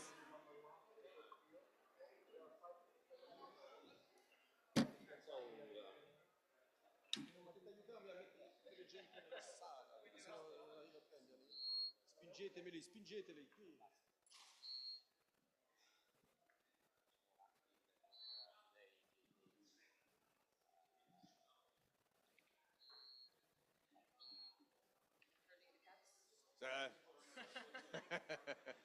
When you leave them, I said, when you leave them out, you don't get them back afterwards. I was really saying we should, cancel the coffee. He said, no, you give it. Okay, I'm there to help you. But thank you, Mathilde. Thank you, everybody. And we are resuming this meeting. We are now moving to the second session, which is dedicated to the major digital connectivity project. And we have here a series of very, very distinguished speakers to continue our conversation on this important topic. And I would like to give the floor to our next moderator, Giulio Gentile, who is working for the European Commission, and will have the responsibility not only to guide us and to guide the panelists through this discussion, but also to keep the time for this session. As you have seen, we have tried to keep a relatively long lunch break to ensure that there is also this socialization part that is important for all of us. So if you want to still enjoy it, I would also welcome that we respect all the time that has been given to all of us, and that we can continue this journey all together for today. So, Giulio, I hand over to you and inviting our distinguished speaker. Thank you, and I wish a good meeting. Thank you.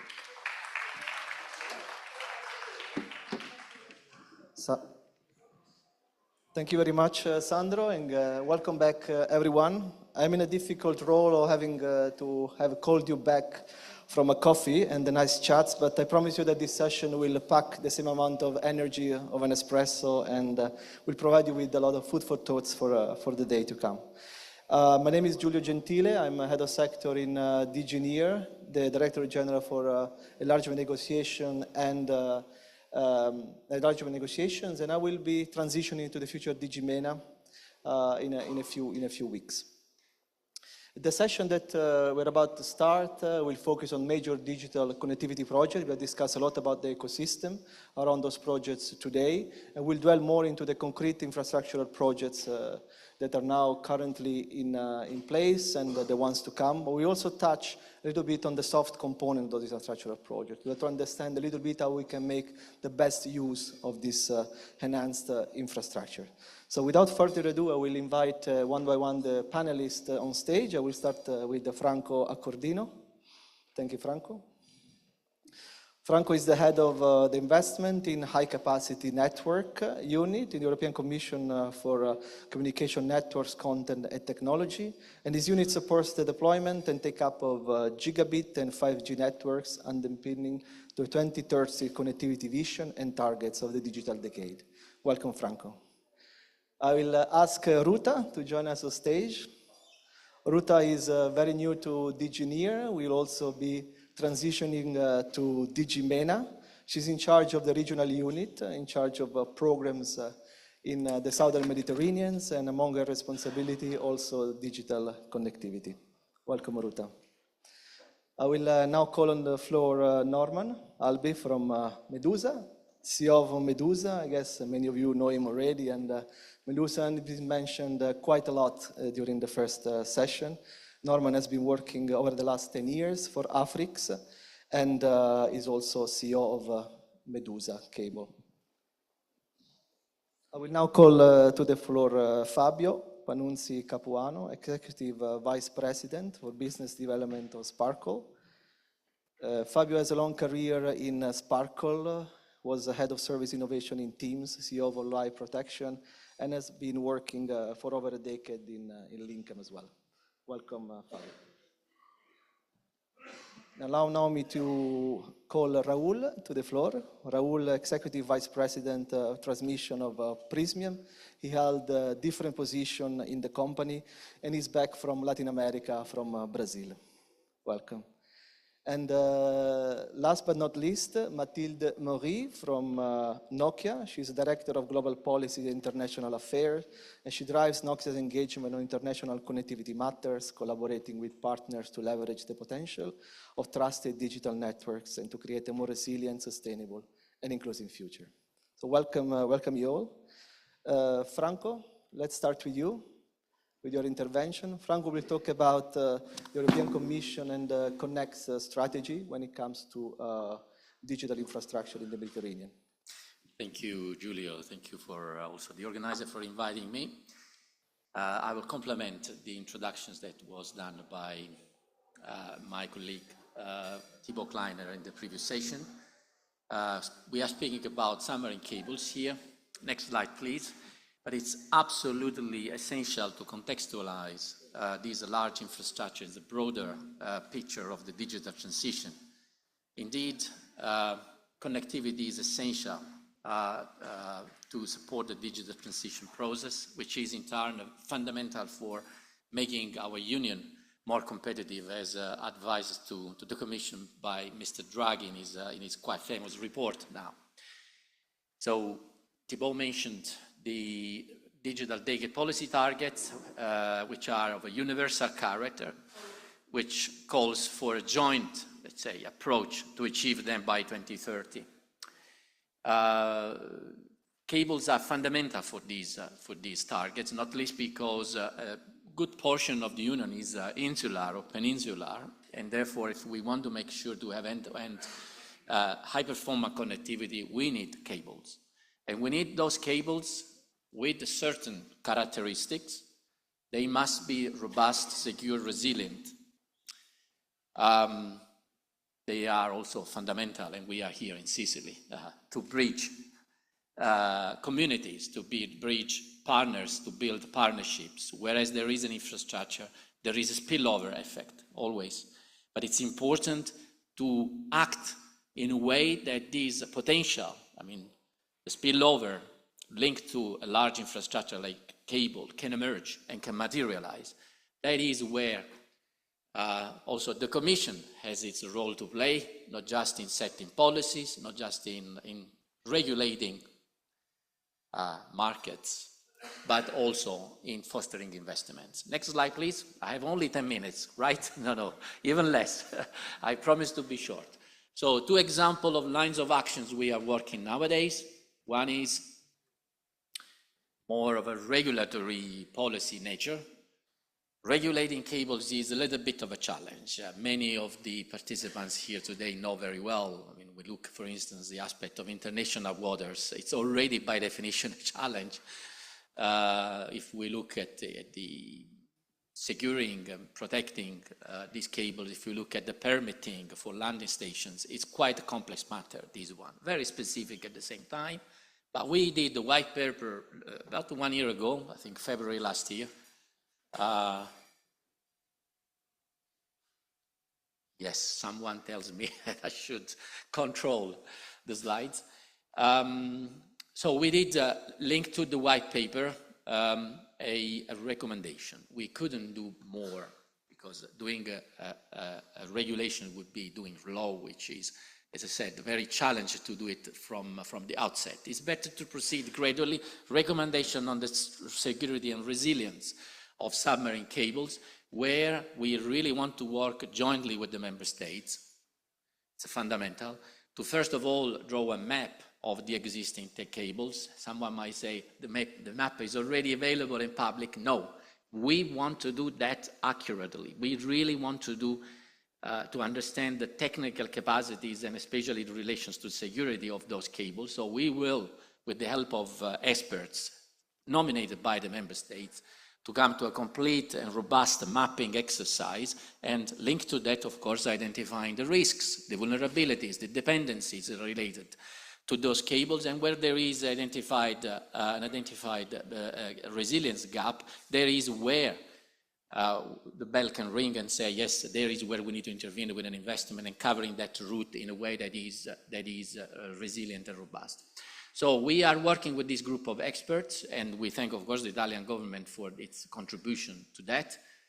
But also we are linking at the aspects of regulation, as I said, inviting member states to regulate and to fast track in granting permits for the landing stations, but also for repairing them. We are covering aspects of capacity, let's say, like building a common fleet for deploying and repairing, because we notice a certain shortage here in terms of European capacity, but also worldwide. It's a very niche market, but it's important with the greater frequency of incidents that we are not found unprepared. Systemic cut of a number of cables, and nowadays we cannot exclude these extreme situations, could paralyze, could affect severely an entire region, if not the entire union. So we need to be prepared for that.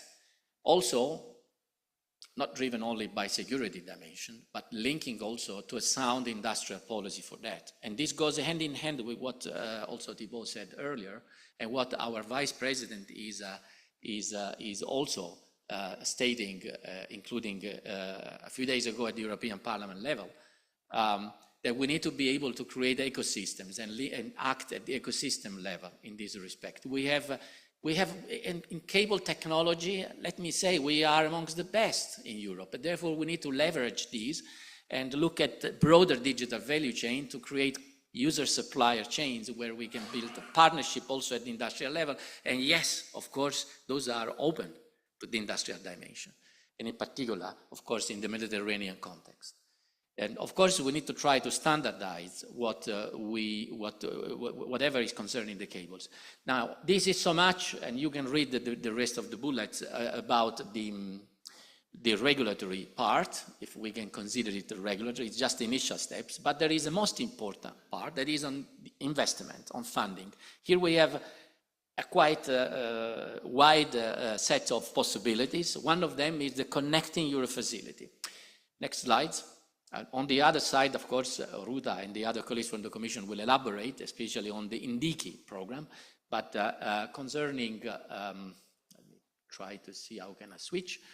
Yes, these are the investments that we do under the Connecting Europe Facility digital program, which is a 2 billion envelope, but only half of it is dedicated to the cables in the years 2021, 2027. Just to give you a little information on how this sector has evolved. Initially, meaning only 4 years ago, when we started this, we had allocated only 200 million to this topic under CEF. Today, we are raising it up to 1 billion. And the reason is that there is a significant demand, there is a lot of oversubscription in this program, and therefore we insist, and our Vice President made it very clear, insist in investing in this sector. Of course, not with the intention to crowd out the private investment, but rather to leverage the private investment. So currently we have a call. So we have already invested 420 million, and the resulting of these investment are the cables you can see on the map. You see the Mediterranean part is very, very prominent.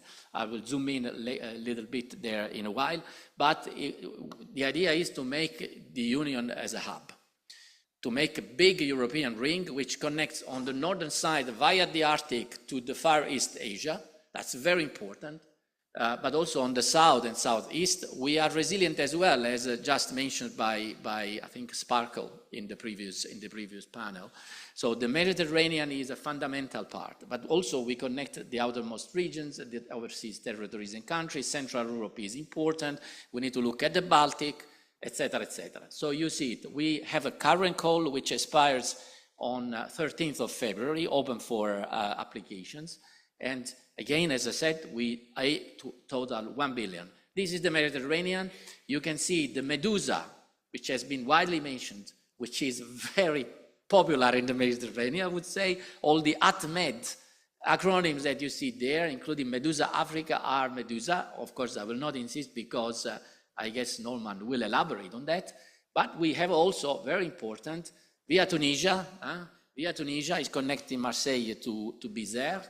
This is part also of Medusa now, but we have also the alternative route to the Middle East and then southeast, which is Blue Med, Blue Raman. And I'm sure there will be more and more of these cables in the Mediterranean because we need to make it really foolproof, robust, and resilient. Last ones, this is the overall work program. We don't invest only in submarine cables, we also support quantum infrastructure for ultra-secure connectivity. And we also support 5G, both corridors and smart communities, again with the intention to deploy the infrastructure, not just to include and have everyone connected, but also as the baseline for developing a business ecosystem and industrial policy, including locally. Last slide is, as I said, we aim to make the Union a international hub. Of course, this is in the broader and in sync with the Global Gateway, obviously, Commission-wide strategy. But of course, whereas the strategy is more the political dimension, here we are making it done. We are walking the talk, and we do it with the thanks to the CEF program, of course, that we have, but we are open for synergies and leveraging of budget from other funding sources, from the European Investment Bank, InvestEU, also from the national promotional banks, and especially from the private sector. Thank you very much. Thank you very much, Franco. You did wonderfully in terms of time, sticking well below the 10 minutes. So you spoke about financing, you spoke about major infrastructure, you spoke about cables. I think this sets very well the scene for the rest of the intervention. But now I will ask Ruta to speak more about what are we going to do with these cables? How can we make the best of this increased interconnectivity? What is the ecosystem that we can build around it? The floor is yours, Ruta. Thank you, and good morning, everybody. Extremely happy to be here. I'm also happy with the promotion in DG Connect, but so please ignore this title here. I am from DG NEAR, and I am a head of unit in charge of Regional South, indeed, as Giulio introduced me. We already heard from our Director General, Sanino, this morning about the importance Europe is now refocusing on the Mediterranean. Mediterranean shores on all sides, our connection, because we are also Mediterranean, to the South Mediterranean, East Mediterranean, and how strategic it is for all of us, and how strategic connectivity is in that refocus on the region. So without connectivity, and I'm not going to repeat, that has been emphasized very much this morning already. Franco just explained how we work on the physical infrastructure, how we follow our policy to implement through it. And there was a lot of focus on security of the physical infrastructure. So what I want to do now is bring us back perhaps into a broader picture of how to make sure that this digital connectivity actually works. What makes physical connectivity effective? Because we will all agree that having a cable is not enough to make the connectivity work. And that, I would like to take a few minutes to emphasize how much work the European Commission is also putting in building the ecosystem around the physical infrastructure that will make this physical infrastructure bring all of these benefits we talked about on the ground. So, first of all, our digital compass, which was already referred to bring specific goals by 2030 in the European Union, but I think we have the same goals when we work with our partners in the region, talks about 4 goals. Make sure we have regulatory convergence, regulatory understanding, policy compatibility. Then we have physical infrastructure. Then we make sure there are skills on the ground to actually take up these digital capabilities that we put in place. And lastly, we also need to make sure there is a community of users established on the ground. Otherwise, there is no demand for this capability. And there we're talking both about business community, so we change the models of business. We create new businesses that actually are possible only if there is digital capacity. But we also talk about broader community, so rural community, just citizens. And of course, we have a specific constituency on which we work through Medusa in particular, which is National Research Education Network, so education and research institutions that already make sure that there is a proliferation of the use on the ground to very, very wide communities and communities that are future-oriented, building the economy, building the assets, the intellectual assets of each country, and so they are really essential for the future of each country. So I think I will skip the part of building the physical infrastructure because there will be also a Medusa representative, which is one of our key project right now. We discussed a lot about, there are all the other projects that Franco, perhaps just one word on infrastructure, which is very important for us to also keep in mind. When we are bringing physical infrastructure like cable, we are also enabling other key infrastructure to function. So I give you an example of Sesame. Sesame is another project that was co-funded by the European Union. It's Synchrotron Light for Experimental Science and Applications in the Middle East, a very long name. In other words, it's a key research infrastructure which will be connecting to CERN because it does work on such important areas as medicine, also material sciences, and essential physics. So this is really looking into specific future businesses. And if this kind of infrastructure uses a lot of data flows. So if we don't have capacity on the digital side through digital infrastructure that we're talking about, Medusa, we cannot deploy the full capacity of such other infrastructure. So let's keep in mind that it has proliferation effect, it has a spillover effect, or actually is essential for the broader infrastructure. So when we talk digital infrastructure, we enable further infrastructures and of course businesses, as I mentioned. The second point on regulatory, the European Union is very, very active and continues to be, continues developing policy dialogue and political dialogue with our partners to make sure we do a number of things. So first of all, we agree on the objective, on the importance of this area. We see what we can develop together, but we also, very, very importantly, talk about standards. I think standards have already been mentioned, and we know that it's essential for security, but it's also essential for interoperability, so that we can actually communicate. The two systems can communicate to each other and can be connected. We also talk with the governments about education and curricula, which will be essential for the next point on skills. And beside that, we also talk about such specific goals as e-governance, as education, so as I said already, also e-signature, digital signature, and other specific goals that we implement in the EU, but we also hope there is understanding of such, of importance of such targets also with our partners. So this is very important, beside physical infrastructure, to work on policy dialogue and political dialogue with the governments. I'm moving to the third component, which is skills. European Union has specific projects, and I'm very happy to already pre-announce we're enlarging support to the Regional South project on digital skills development under the Team Europe initiative for jobs through trade and investment. So this is one of the components where 5 member states, 2 European development banks, also with the support of international UN or agencies, work making sure that there is digital education on the ground, because without this cable is useless. If we don't have people able to use the capacity we're putting in place, and there are very, very concrete examples how it failed. We put something in place, but there is no preparedness to uptake. So all of this investment is then sitting there and not being able to be used. We need to make sure we prepare that in parallel. So we are making sure in this holistic approach, we prepare the use of the cable. And that, by the way, leads to another benefit. The more we educate and prepare people to use the digital infrastructure, the more we also spark potential for new digitally based businesses, which is another goal, of course, creating more jobs, creating more economic activity on the ground. Lastly, I said we need to prepare community.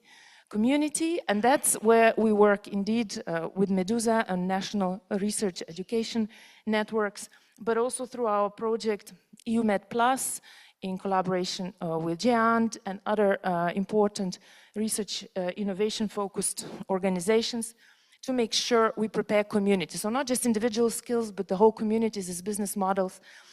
In this case, we're talking about research and innovation. Realm of every society, I already mentioned, is essential for developing intellectual assets of each country, but also these are great networks, great connectors in each country. Here I stop, just wanted to bring into the picture the broader work the Commission is doing to make sure our connectivity infrastructure delivers what we are hoping it would. Thank you.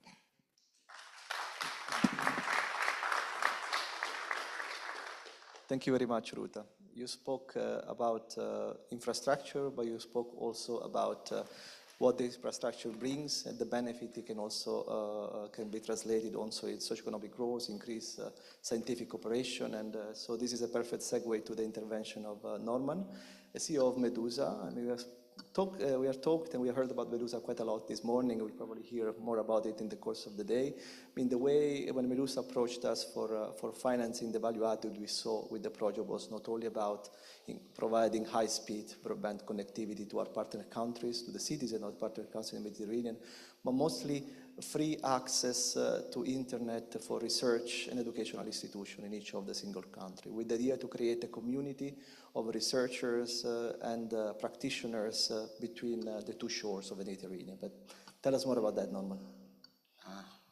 Well, thank you very much. And good afternoon to everyone. The first one is that we would like to update you where we are now today. Medusa, of course, we are building a cable that will connect a large number of countries. But the reality is that today we have, or during 2025, we're going to have the first landings, physical landings in the countries, and by the end of this year, some of the countries will be already active and operational. This is going to be the case of Tunisia, so we plan to land with the cable physically in Tunisia by the summertime, and Tunisia will be operational before the end of the year. It's going to happen the same in Morocco. Morocco also is going to be active and operational by the end of 2025, and also some landings in Southern Europe. During 2026, we will complete the rest of the landings that you have in the map, and maybe some ones that we will be adding in the future. Today, we are connecting 5 countries in Northern Africa with 7 countries in Southern Europe. So it means that we are reaching 12 countries. And in the number of landings, these 12 countries, thanks to what we defined before, which is the word resilience, we are landing in 19 locations. So it means that in some countries, as you can see, some of them in Northern Africa, they have more than 1 landing. And then if we look at the configuration of Medusa, the countries where we have more than one landing, they can go to the east of Europe or they can go to the west of Europe, and they have two different cable systems inside. So it means that we can provide resilience both at the European landing level and both at the Northern African level. So let's say that it's not a single system, it's a join of configurations. Medusa is not a cable that we have designed alone. What you have here is the result of the common work with European operators, but with African operators. So finally, we don't go to, when we go to, and we discuss with our Mediterranean, I would say, partners, because finally we're all in the Mediterranean, we're in a city in the Mediterranean, and Medusa is, finally comes from a company in Barcelona, so we are part of the Mediterranean too. So when we talk about Mediterranean, we ask them, what do you need? So what are the configurations that your country requires or your operator requires, and how we can help you, or how can we work together to have that configuration in our system.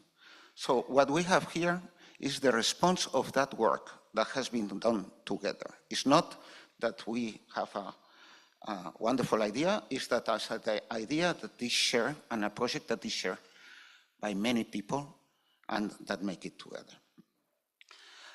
Building a cable in some of the countries means aggregating a lot of partners, and in this case, what we can see is that we tried that the cable could aggregate as many people as possible. So all the all the southern European landings, of course, are open access, but in the north of Europe, what our wish is that as many operators as possible in each one of the countries could benefit from the Medusa connectivity or the Medusa infrastructure. So it means that in Morocco, the landings are shared by all the Moroccan operators. In Algeria, it's a special case because there is only one operator that has a license. In Tunisia, there are several operators that are going to be connected by Medusa.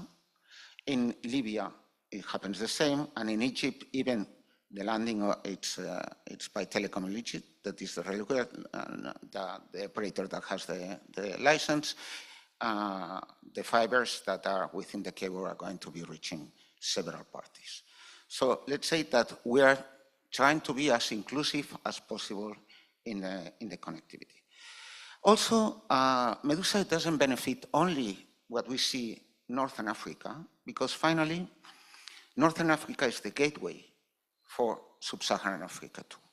So when we say many of the countries that are touching the Mediterranean, and in this case we go to another history because you don't have the map of Africa, but we have licenses, telecommunications licenses in Mali, in Burkina Faso, in Niger, in Ghana, in Nigeria. So we have a Sub-Saharan view that is quite complete in this sense. So what we are seeing is a wish by some Sub-Saharan countries, of course, to interconnect to Southern Europe via the Northern African partners.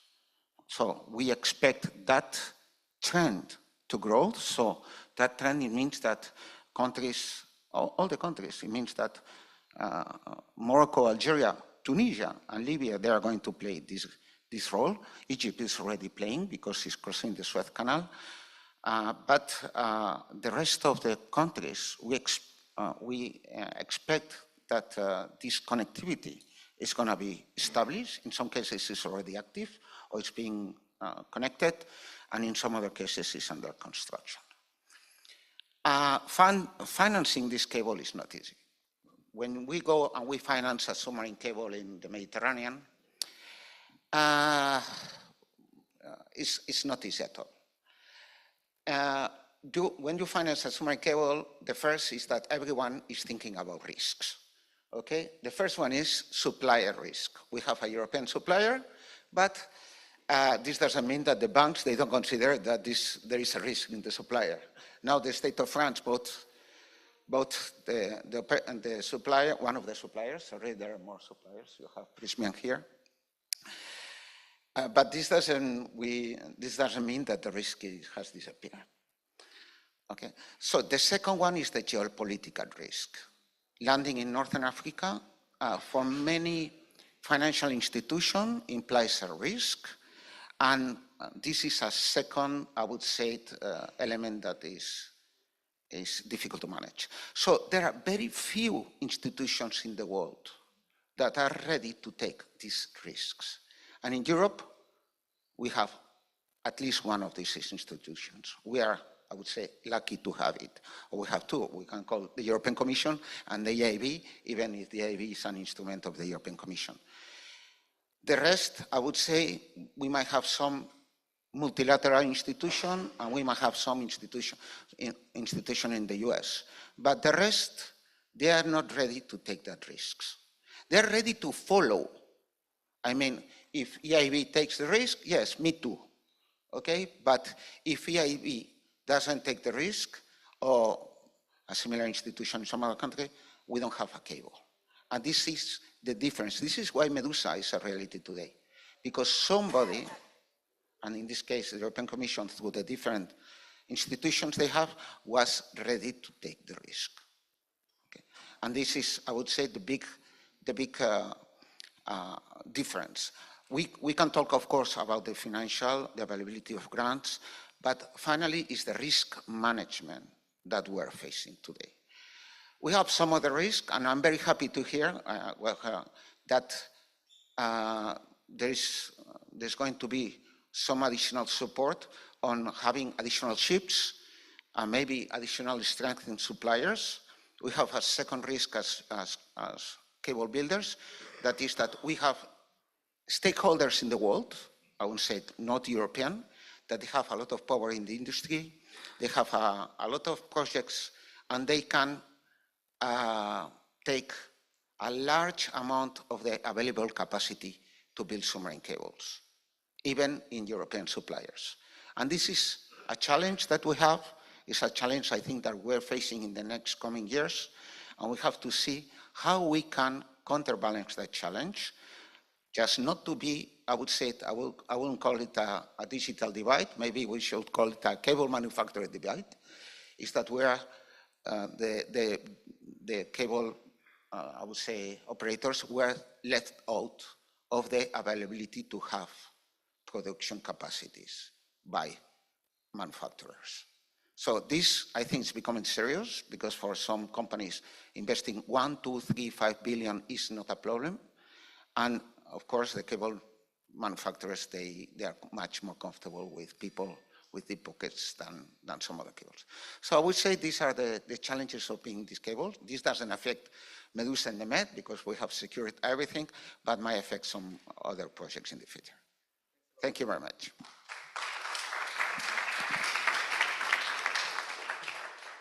Thanks a lot, Norman. Just maybe a quick follow-up question, if you can give us in a few sentences, because you discussed about the deployment of Medusa in the Mediterranean. I see Jordan was also on the map, and we are discussing about it. Do you have plans also to further expand to the Gulf? Just a few words. Well, we are planning. I think that there was a small map there that to extend it into the African continent. This one is clear. Let's say extension into the Mediterranean. I think there are still some countries that probably can be added in the future, and we are looking at them. So maybe in the east side of the Mediterranean, I think that is clear. Probably mainland Greece is going to be landed. We are going to be landing in mainland Greece, and also in some, probably in Turkey and some other areas in the east of the Med. Then in the other side, I think we have what we call Medusa Africa, is that in this configuration we have an extension, a branching unit in the Atlantic that is facing to the African continent. So this was part of a Connecting European Facility request that we did last year, and we got some support to perform the marine survey. So we expect to start the marine survey by July. And in this case, we're going all the way into the Atlantic coast of Africa. But we're in the beginning of that one. So what is important for us now is to finalize all the construction in the Mediterranean Sea. Okay, thank you very much. And now, Fabio, the floor is yours. In preparation of this session, we also discussed about the importance to ensure redundancy and multiple options in order to address also the risk of hybrid threats. Good if you can talk about that, but tell us more about what you're doing with Sparkle. Thank you. Okay, thank you very much. Thank you for having me. I will take a few minutes at the beginning just because we are talking about projects in the Mediterranean to show you what is the network in the Mediterranean, no? Because this is the standing point of all the new project, the new infrastructure. So thank you. So this is the map of the Mediterranean cable network right now. So we are talking about a particular area. So we are in the middle of a small ocean that has always had a critical role for different reasons. I mean, the geography, it's a key element. I mean, it has been told at the beginning as well in the previous speech. The critical importance is passing from the geography to the connectivity as well, no? Because we are in the middle of geopolitical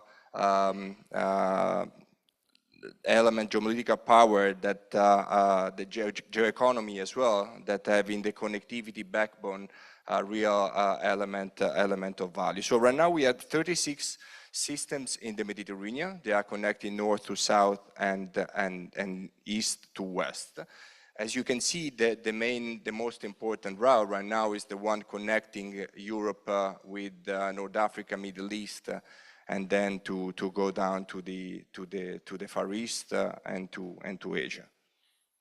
But let me also bring you to what are the trends in this area. As you can imagine, in a market that shows a 50% growth, it's important to think not only about the actual infrastructure, but also about the future infrastructure.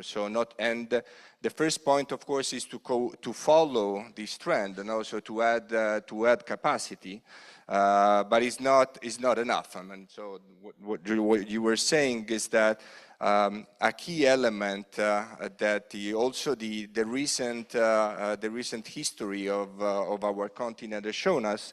It's important to build new routes, so new paths, so new geography, to increase the redundancy, and so to build a system based on a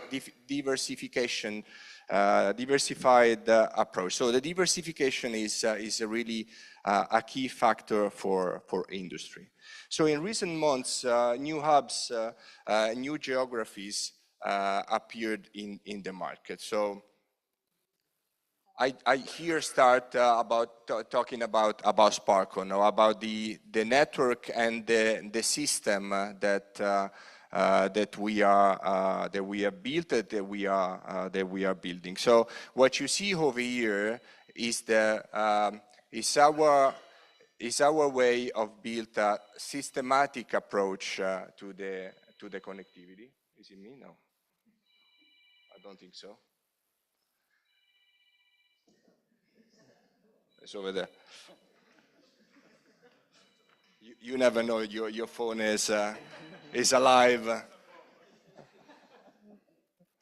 So the consequence for us of the analysis of the diversification factor brought to the design and the conceptualization of this system of systems. So the Blue Raman and the brand new Green Med really put into the market a diversified ecosystem, first for the Mediterranean, but at broader level for the connectivity between Europe, Middle East, and Asia. And also, the big project, the one that you see in white, is the Blue Ram, and so it's a new cable connecting Europe, starting from Genova down to the Tyrrhenic Sea, then Greece, and then we cross in Israel down to the Red Sea, and then goes down to to Mumbai. So this is the first alternative route to the traditional Egypt, France line that we saw at the beginning, in the map of the Mediterranean. But it's not enough. No, you have to see the system as an organic one. So you cannot rely just on one cable. You cannot rely just on a specific route. So what we have decided to do, and with my last chart I will provide more detail, is to build in the Mediterranean another option that is the Green Med. Of course, the two cable on top of the two cables, we also have specific system to connect the North Africa and the Middle East, but we are talking about a specific route. No? So the way in which the Mediterranean can fill the gap between north and south and link into different ecosystems. So this is the Green Med, our brand new cable that, as I said before, increase the redundancy and the robustness of the entire system. This is the first cable that crosses the Adriatic Sea. In our project, there is the connectivity to the West Balkans. Then we go to Greece, and then we reach Israel to build the systemic system of this new route. Of course, even here we are working on several branches to interconnect the Middle East countries, and we really believe that this project will influence also the connectivity in the Mediterranean. I will close just to say that you mentioned before, has been mentioned so many times now, the catalytic effect of the global gateway. Now, this is very important to say that Sparkle is part of the Global Gateway Advisory Board, so we have the chance also to interact directly with the European Commission, with the other operators. Medusa Norman is, of course, one of the main stakeholders of the group, and it's important, of course, on the funding side, because there are projects for which the business plan sometimes doesn't work exactly, so we really need the support. But it's important also because we can share the best practice in the market. So what Norman said before, the experiences in managing the risks, the different risks that are in the market, is really fundamental to build a European global ecosystem. So putting together the experiences and in some way to find synergies is really a key, especially for the Mediterranean, where we are very close each other. We are very close all together. So the main message about the global gateway support is really to put together the stakeholders and to find a common view.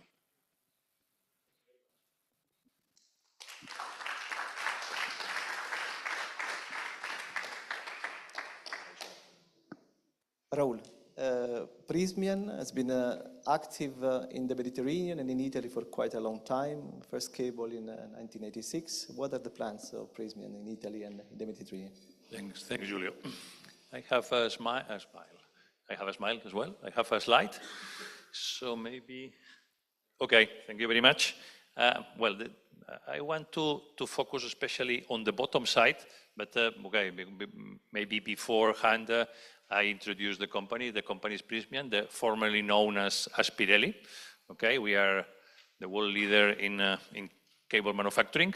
And I want to underline the word manufacturing because here, in some way, I am the representative of the industry that has factories and blue collars that go to the factory every day. And at the end of the day, they produce cables, and we pay the wages of 25,000 people, and most of them are in Europe. And I would say that one of the hot topics now in Europe in the digital and the green energy is to keep the jobs in Italy, in Europe, and in all our countries.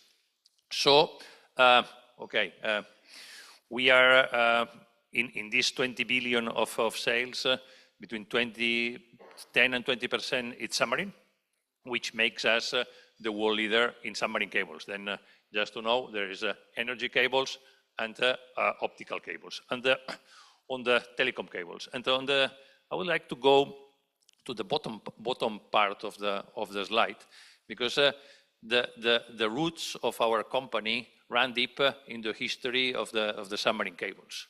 And starting 1850, we have a branch in UK that comes from Cable and Wireless, that is our installation arm. And this, through a long story of companies, comes to the first transatlantic cable.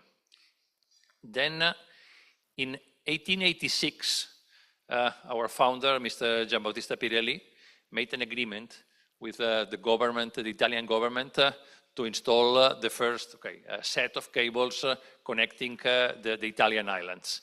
And it was something like a friendly agreement that helped us. We built our first cable-laying ship, the city of Milano, and help us to get into the submarine cable market.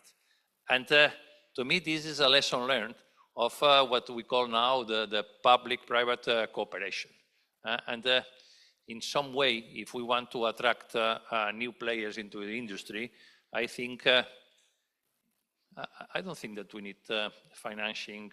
We don't need, I would say, money. We need creating a good atmosphere for the investment. Okay. Then in 1899, one of let me come closer. In 2018, we took over a company that owns a factory, the first German factory of submarine cables. And this is in Nordenham. Nowadays is a factory where we are producing submarine optical cables, NSW. It's not in the slide, but in 1820, and this is, I would say, something that has to make Italian nationals proud, which I am not. I am proud, but I'm not Italian national. One Italian engineer, Mr. Luigi Emanuele, invented the high voltage cable that in some way has been the origin of the leadership of Pirelli Prysmian on the world. Then I said till now positive things. In 2004, we were in some way forced to sell our submarine optical business. The business was bad. We developed an interesting business thanks to the optical, to the submarine telecom. We developed repeaters. We developed WDM, and we developed optical systems that step by step we were selling. And in some way, this in a bizarre way ended in the hands of the French government, which I don't want to comment, but I would say that now, if we had to sell it at 2004, it would come in the hands of the government. But I see there an opportunity, because I see that there is I see an evolution of our governments that in 2004 didn't give importance to that, and now are investing hundreds of millions into something that has become strategic. Okay, and I see there a light of hope. Then it's not in the slide, But I was very happy to hear that this event was going to happen in Palermo, because here we have a company, a branch of our Prysmian company that makes monitoring systems, and actually optical monitoring systems. We have 100 engineers here in Palermo, and we are devoting these monitoring systems mostly to submarine cables. And this links to one of the topics that we have been discussing during this day, that is security. Security, and mostly I'm speaking about physical security that was mentioned before, is a way of through the fibers, which in some way Prysmian masters, because we are one of the major manufacturers of fiber optics, through the understanding of the technologies, we understand whether the cable is moving real time, okay? Of course, when the cable is cut, is already known, but earthquakes, temperature, we are talking now about the smart repeaters. But the cables are by itself smart. The fiber optics that run through hundreds of thousands of kilometers are giving us information. And well harvested, this information can give us hints about security. And here we have a control center that monitors cables around the world, here in Palermo. And I am proud of sharing that with you. And additionally, and again by a great coincidence, 2nd of February, we are coming here with our cable laying ship that will start laying the cable linking Sicily and the peninsula. It's an energy cable that has as well a 490 optical cable parallel that is not in the radar of this story. I see some disconnection between the energy cable and the optical cables that are in the energy world, but I see that there are some synergies. And last but not least, I want to speak about the marine part of this. You see that our history is marine since 1886, and developing marine understanding, marine capabilities, marine skills is something that usually has been under-evaluated. We have not given the right importance. So as we speak, we have now a couple of hundreds of marine superintendents, technicians who are experts on cable laying. So I see this as an opportunity to leverage for the optical world.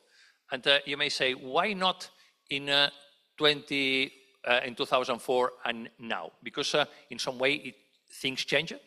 The European Commission helped us in understanding that the competition with the Chinese manufacturers was not a level playing field, and we had a very good response with an anti-dumping law for optical cables and optical fibers.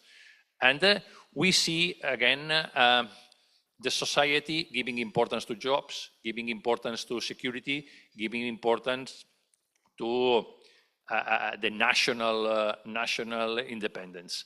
And there, I think that is a good moment for our customers, for the customers of our customers, for financial institutions, and for manufacturers to think of new investments on the submarine optical. My last comment is that in the slide, I am showing that my company is investing 1.8 billion euros in assets for energy cables. So I think that the investment for the capacity and capabilities on telecom cables will be much lesser. And I believe, I am optimistic on finding the right environment, the right momentum to go there. And I think that this event, and thank you very much for organizing, is a good opportunity to plant the seed of a plant that can grow quickly. Thank you very much. Thanks a lot, Raul. That was very interesting. In my presentation, I mentioned the first cable 1986. I see now it's 1 century before that, beyond even my wildest imagination. Well, congratulations for that. And there are a lot of food for thoughts that I gather in these sessions. Unfortunately, we have to bring some of those at lunchtime, but the bottlenecks that you have underlined when it comes to deploying the full potential of the digital infrastructure is something that we want to look more into that. We'll have a session on financial instrument where we'll see how the Commission can de-risk some of the risks that you have mentioned, and also Ruta mentioned readiness and the ecosystem around it. And talking about ecosystem and readiness, I would like to pass the floor to Matilde. So Matilde, what can Nokia bring to the table? How can Nokia explore synergies with the work at the Commission and also with the work of our companies working on cable manufacturing? Well, thank you very much, and it's a real delight to be here and to speak to you today. I know I'm standing right between lunch, so I'll try to be short, and I'll try to take us out of the subsea to go a bit back more onto Earth, so back to terrestrial connectivity as well. But so Nokia today is a Finnish company. We're born and our roots are deeply rooted in Finland, but I'm also very proud to say that we are a very strong European company with more than, for example, 1,400 people here in Italy. One of the leading R&D centers when it comes to optical technologies is actually seated in Vemakate, a bit up north, and we have proud partnerships here with the University of Catania, for example, developing some of the augmented reality applications that digital technologies can bring to the industrial sector. And I think this is where I really want to center my intervention today, beyond basically once our cables land into the different countries south of Europe, north of the Mediterranean, and then building the partnerships towards also Asia and the Indo-Pacific. The question is then, what do we do with this connectivity? And I think I will avoid talking about the NRENs and the education networks, because I think Ruta did a wonderful job building upon that. I think I really want to highlight how whenever we invest into our digital networks, we actually prepare for economic growth. I think that's something that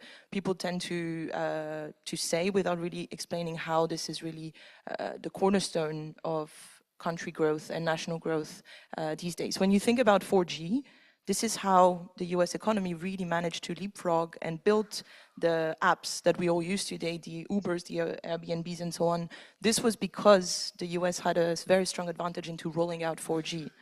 And that is why here today in Europe and in the wider Mediterranean region, developing 5G and specifically 5G networks for industrial use cases. So if you think about ports, for example, and how much international trade is being talked about these days, specifically when it comes to restricting it. But I think if we want to really keep on growing and prospering as an international community, we need to be thinking about how do we build trade of the future. That means logistical hubs. How can we connect and secure the people that are working in those environments as well through digital solutions? And this is really where I really see a strong opportunity for joint collaboration and joint investments between north of Africa and the south of Europe.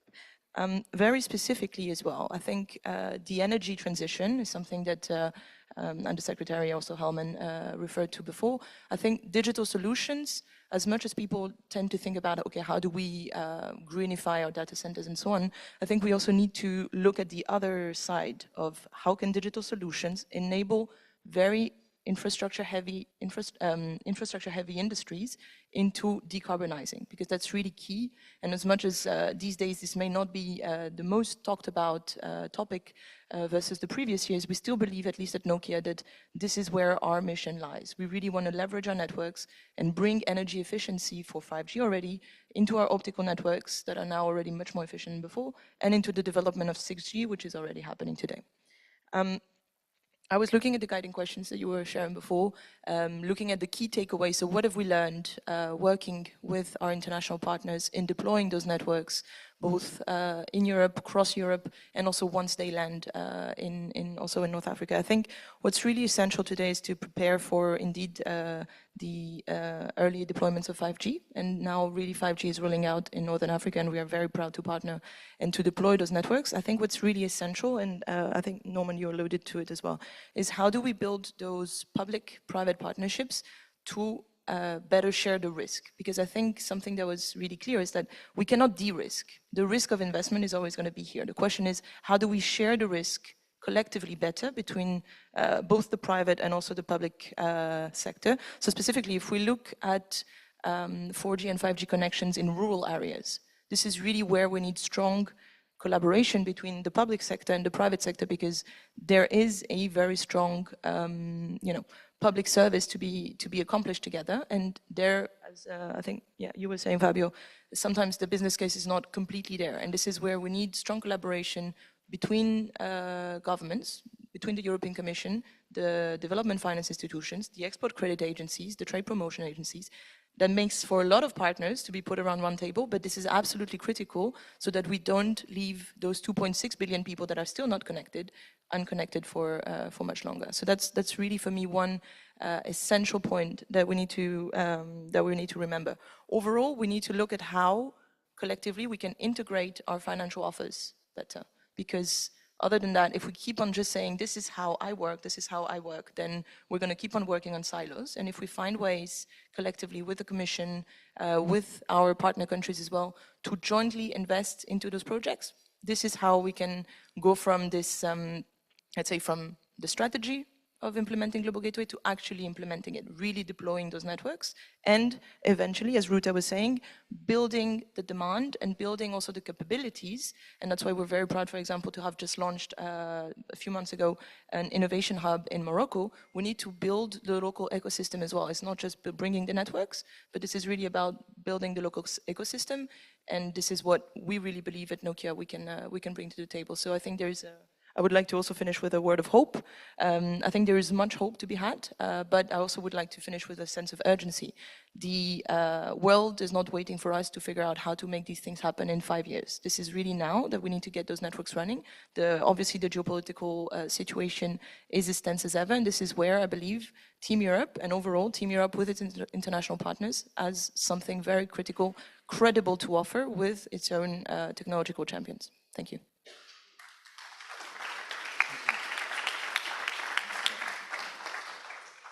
Thank you very much. Mathilde, you mentioned inclusiveness, you mentioned working at the local level, you mentioned sustainability. It is obviously music to our ears coming from the Commission, so I think we are very much aligned with you and the other partners on these teams.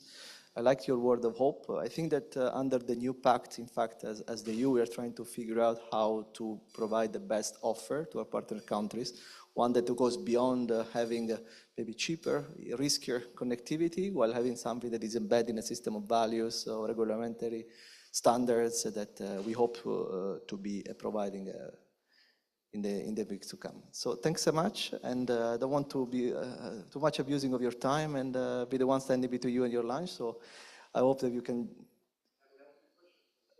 Sure, okay.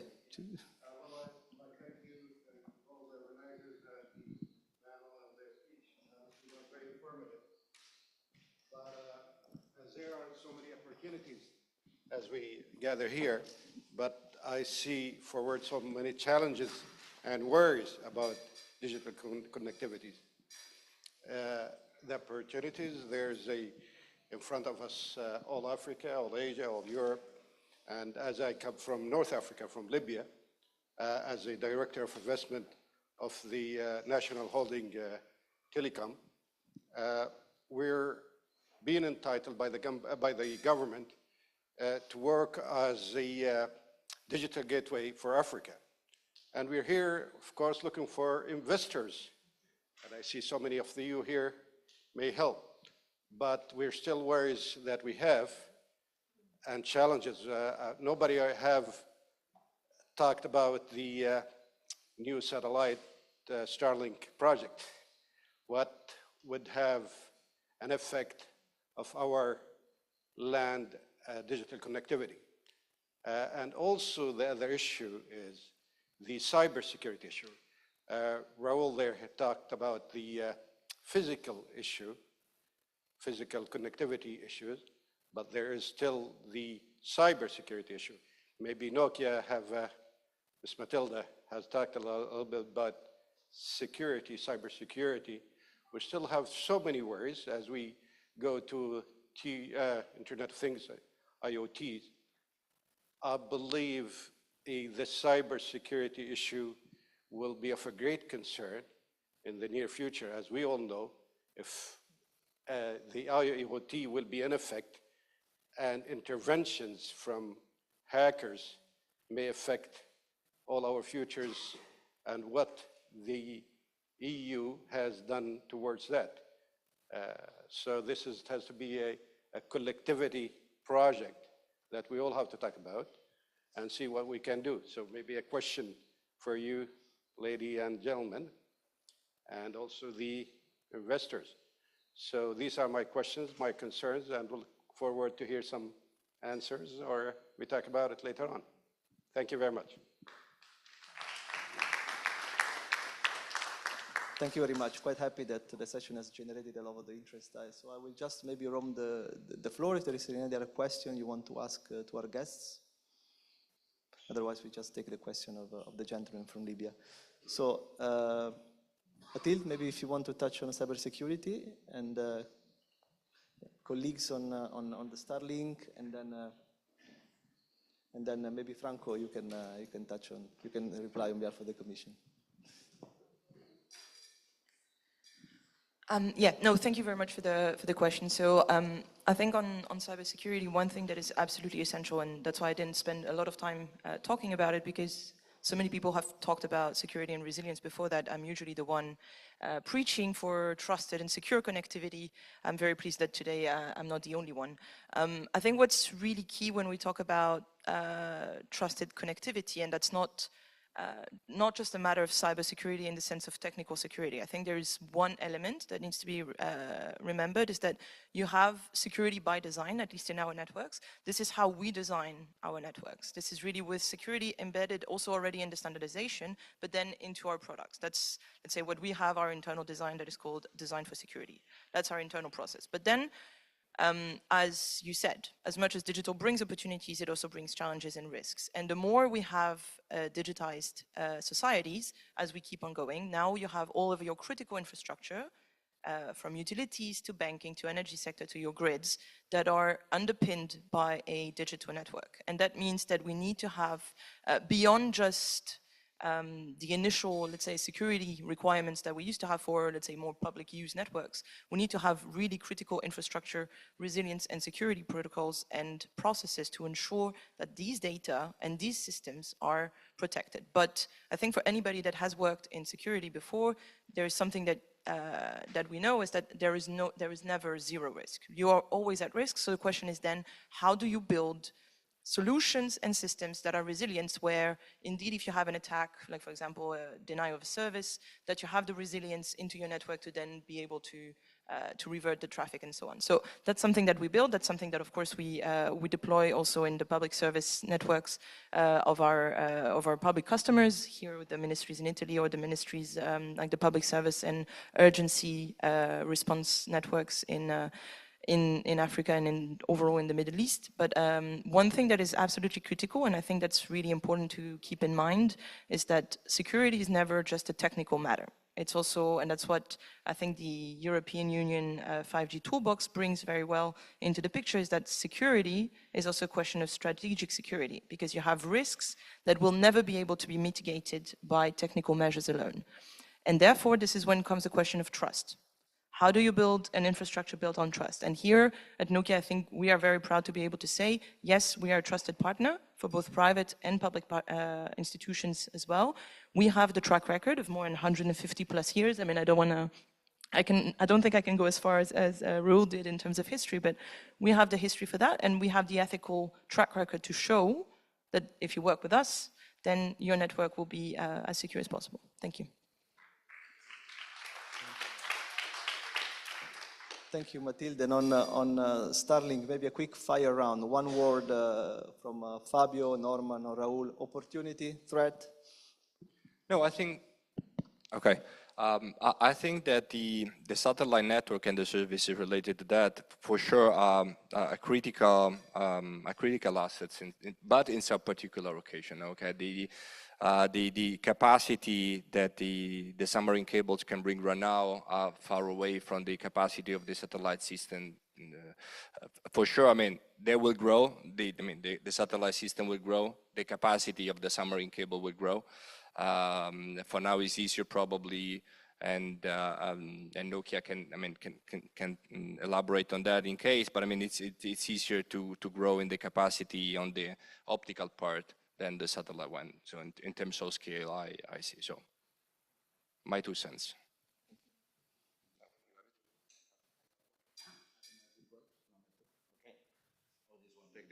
Okay. I'm an engineer, so I'm going to try to explain something.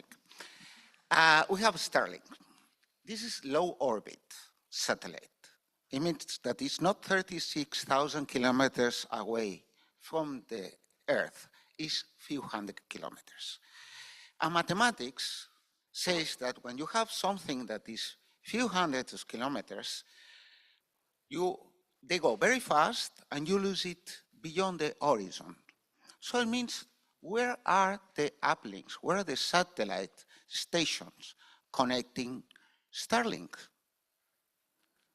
We believe, oh, this is magic from the United States, they connect everything. Sorry, from the United States, you don't see the horizon in Tunisia. You see it if you are within a geographical area that the satellite is covered. So it means that the Starlink is deploying stations everywhere. And where are these stations connected to? Submarine cables. So is Starlink going to replace the submarine cables? No, it's a fantastic customer for the submarine cables, because for us, it's a local loop technology.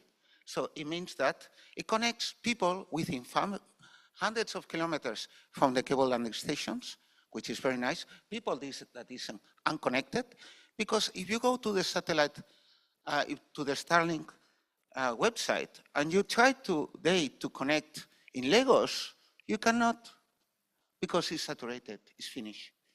So what it means is things are good for what they are, and also they need to be connected in one way. And it means that the backhaul of that satellite technologies are submarine cables. And last but not least, we are talking about resilience, we're talking about security, we're talking about having multiple cables, having multiple suppliers. I hope that there is not an executive order saying that shut down the guys who publish something that I don't like in X. Okay? But just having a single everything has its own risk. Thank you.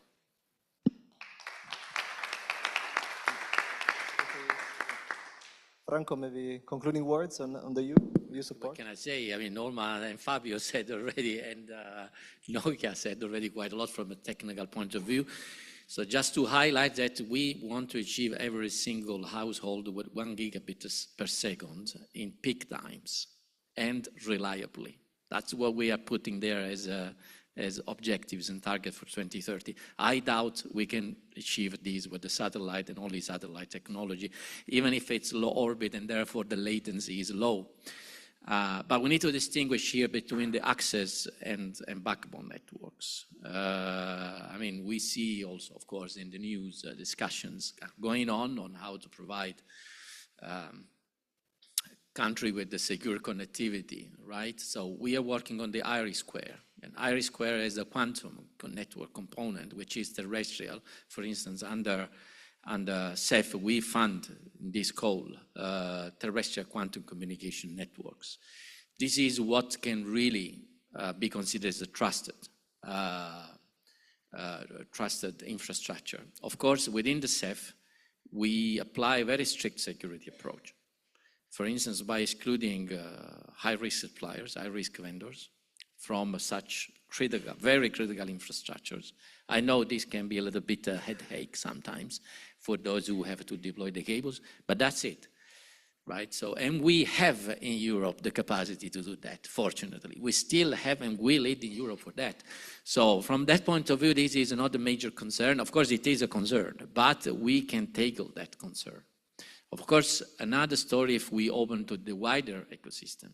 if we look at the cloud type of connectivity, cloud node connectivity, we have a fantastic super secure link between two cloud nodes, but then within the cloud nodes, we know we don't have, let's say, big European strengths from that point of view. Of course, this is a concern, but not just from a security point of view, it's more for an industrial perspective as well. And I think on that, we need to be ambitious, but we need also at the same time to be realistic. We need to partner, of course, including with the hyperscalers, and try to build European strengths little by little and find our place in that very complex but still evolving ecosystem, which is not just limited to cable connectivity and cloud capacity. There is the edge cloud that is coming, of course, but also it is upstream chips and downstream, of course, also AI and the many applications you can imagine. So again, as it has been said, we need to learn thinking at the ecosystem level and not just in a compartmentalized manner. Thank you. Thanks a lot, Franco. And with that, we can close the session. Buon appetito.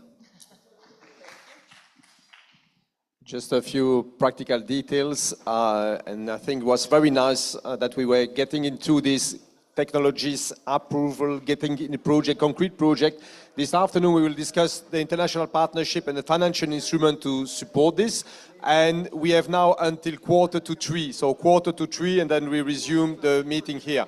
May I also ask the speaker and panelists that are on the next session, we have a table. The lunch is taking place on the terrace. So you go with the stairs at the end here, and you go, lunch is served on the terrace. Thank you. 2:45, so we're meeting here back at 2:45.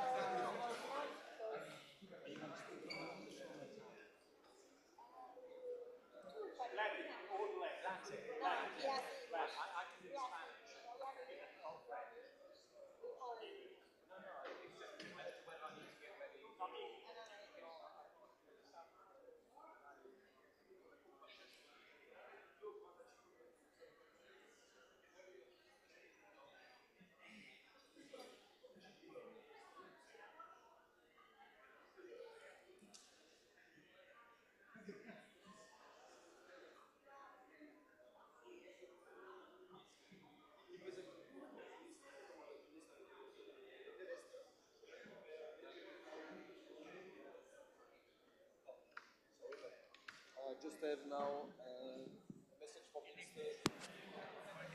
Yeah, everything is English, but if you want, there is interpretation. But there will just be now a message which will be read from the Minister of Foreign Affairs from Italy, Tanjan.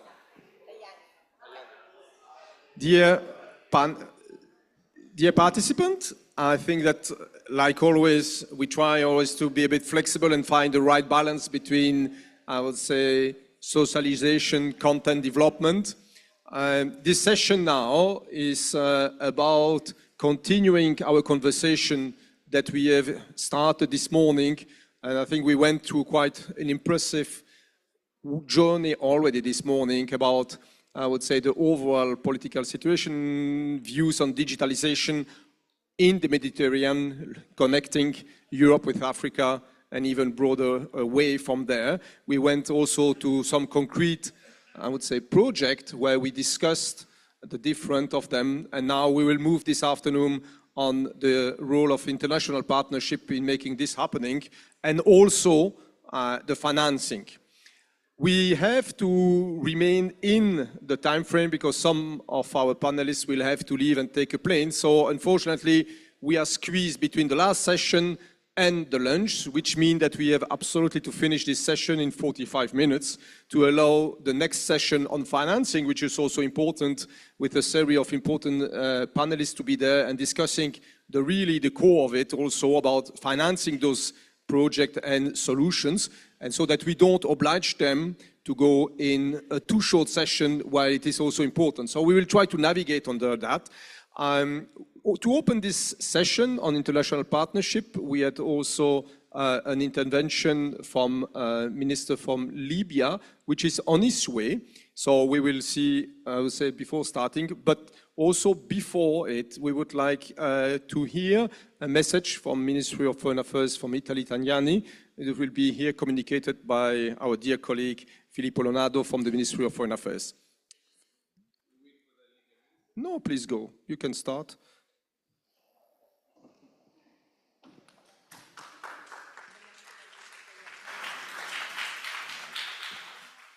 Buonasera, mi accingo a leggere il messaggio mandato dal Vicepresidente del Consiglio, Antonio Tajani. Sono lieto di unirmi al Presidente Schifani e al Ministro Urso, che hanno parlato questa mattina, nel dare il benvenuto ai tanti attori istituzionali riuniti a Palermo attorno ai temi della connettività digitale e dell'imprenditorialità nel Mediterraneo, ambiti assolutamente cruciali nella nostra visione strategica di crescita e cooperazione. Il governo italiano è in prima linea nella promozione di un Mediterraneo interconnesso, come chiave per il rafforzamento della sua competitività e della sua proiezione globale. La connettività digitale è una leva strategica per lo sviluppo economico e l'inclusione sociale ed è uno dei canali privilegiati per rafforzare la complementarietà tra l'Europa e l'Africa, obiettivo al centro anche di iniziative come il Piano Mattei e il Global Gateway dell'Unione Europea. Infrastrutture come il cavo sottomarino Medusa e il Sicily Hub di Sparkle a Palermo sono esempi concreti di come possiamo facilitare l'accesso dell'Africa alle grandi reti globali, aprendo anche nuove vie per le imprese delle due sponde del Mediterraneo. Questi investimenti migliorano la capacità di connessione tra Europa e Africa e favoriscono la crescita di un ecosistema imprenditoriale dinamico che valorizza competenze locali e promuove l'innovazione tecnologica. Penso anche a progetti come Green Med e Blue Raman che possono contribuire alla pace e alla collaborazione nella regione mediorientale. Ne ho parlato questa settimana con il mio collega israeliano. E contribuire a consolidare lo strategico asse di sviluppo indo-mediterraneo.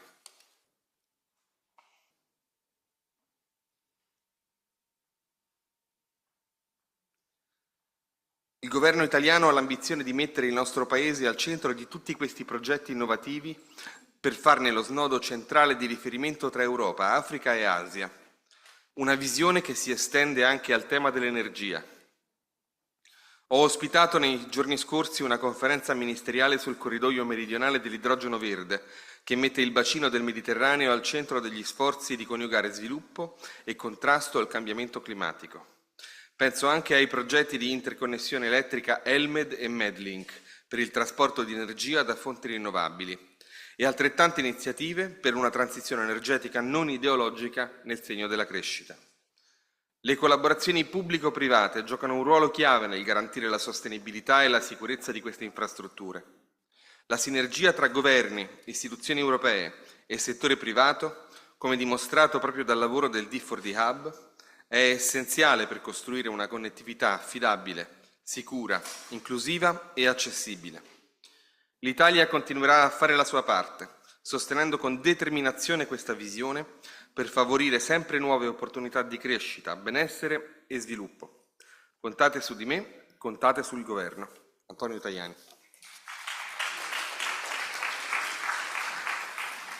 Thank you, Filippo, for this message, which was welcoming our Excellency that we have here. With pleasure to have you with us. So I would invite now His Excellency Walid Al-Lafi, who is Minister of State for Communication and Political Affairs from Libya, for opening this session. I would invite you to the floor. Thank you.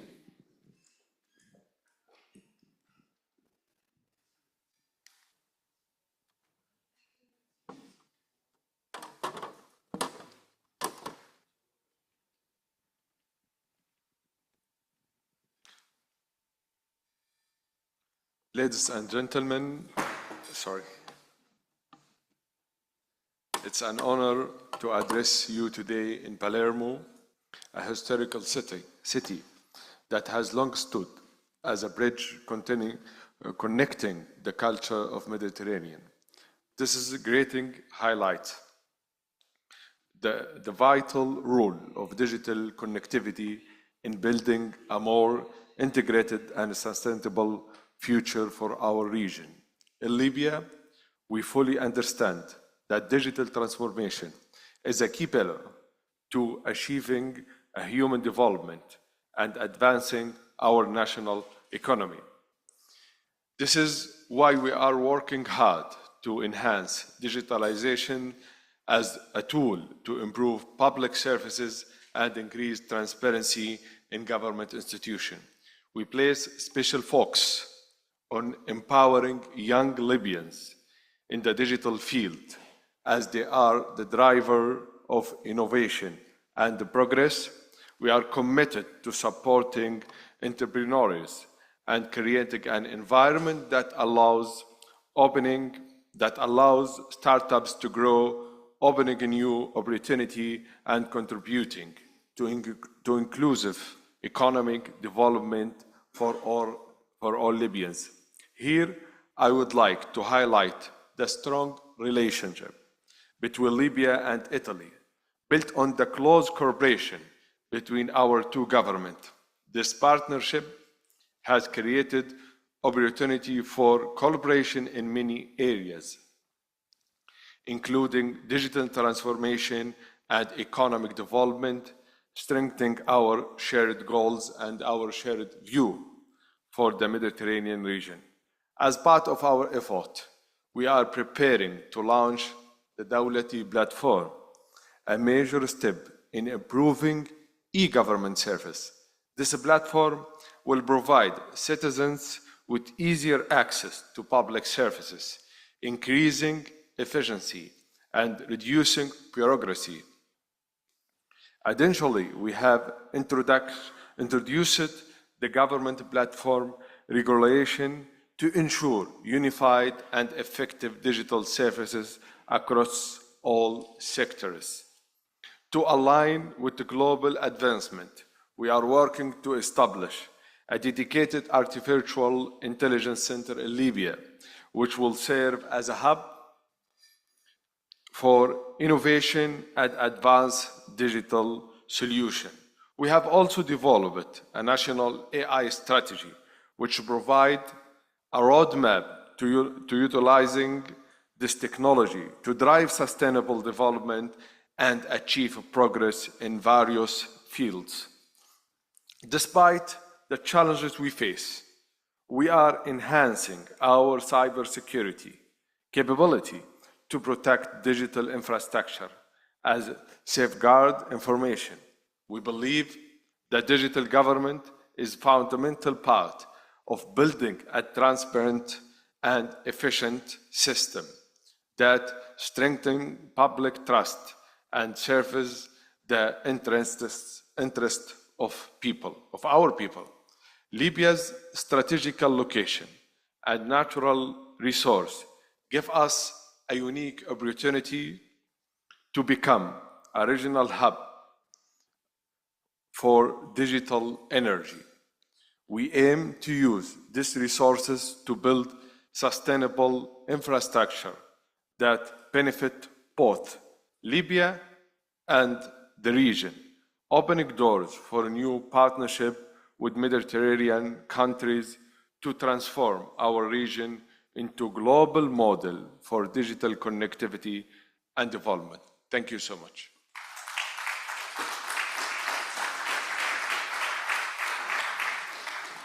Thank you, Excellency, for setting up the scene and giving us some inspiring words which are very nicely also connecting with what we discussed this morning, and already inspiring discussion about next tomorrow that we will discuss on different aspects on what you have touched.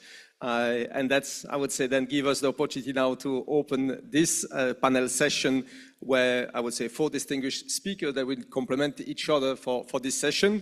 We have with us Dr. Marco Rusconi, who is the director of the Italian Development Agency, so the Italian Agency for Development and Cooperation.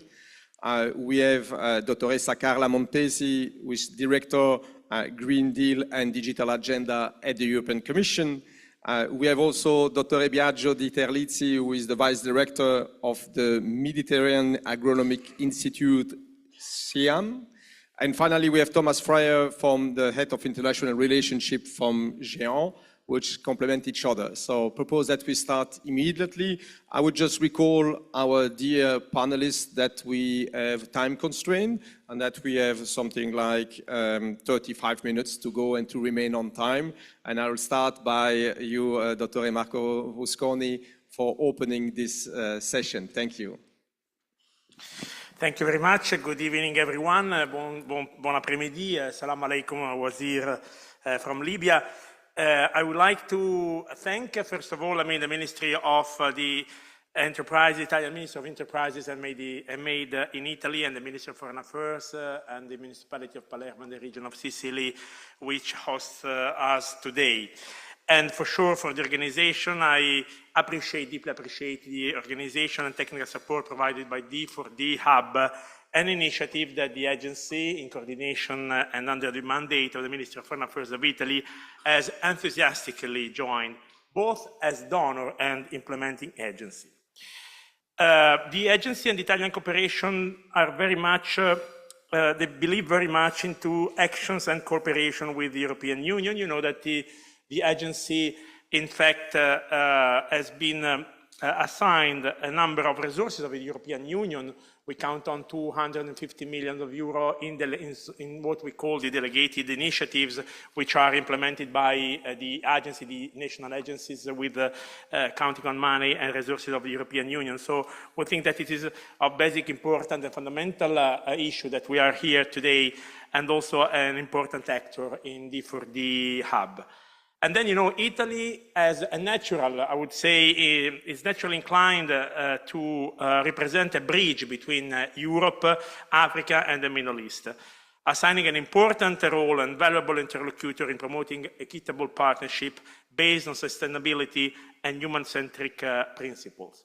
By leveraging Italy's geographic position and deep cultural and historical ties, we are at the center, the core of the Mediterranean Sea, we are deeply committed to promoting equitable partnership that drive digitalization, economic development, and climate resilience. And the Mediterranean region is, in fact, a priority for Italian cooperation. People coming from other regions, other countries, that Sicily was at the center of the Mediterranean also at the time of Ulysses, when Ulysses performed this tour around the Mediterranean. Probably if he could have counted on digital instruments, maybe instead of 10 years, he'd have spent just 10 hours, to come from Troy to Ithaca.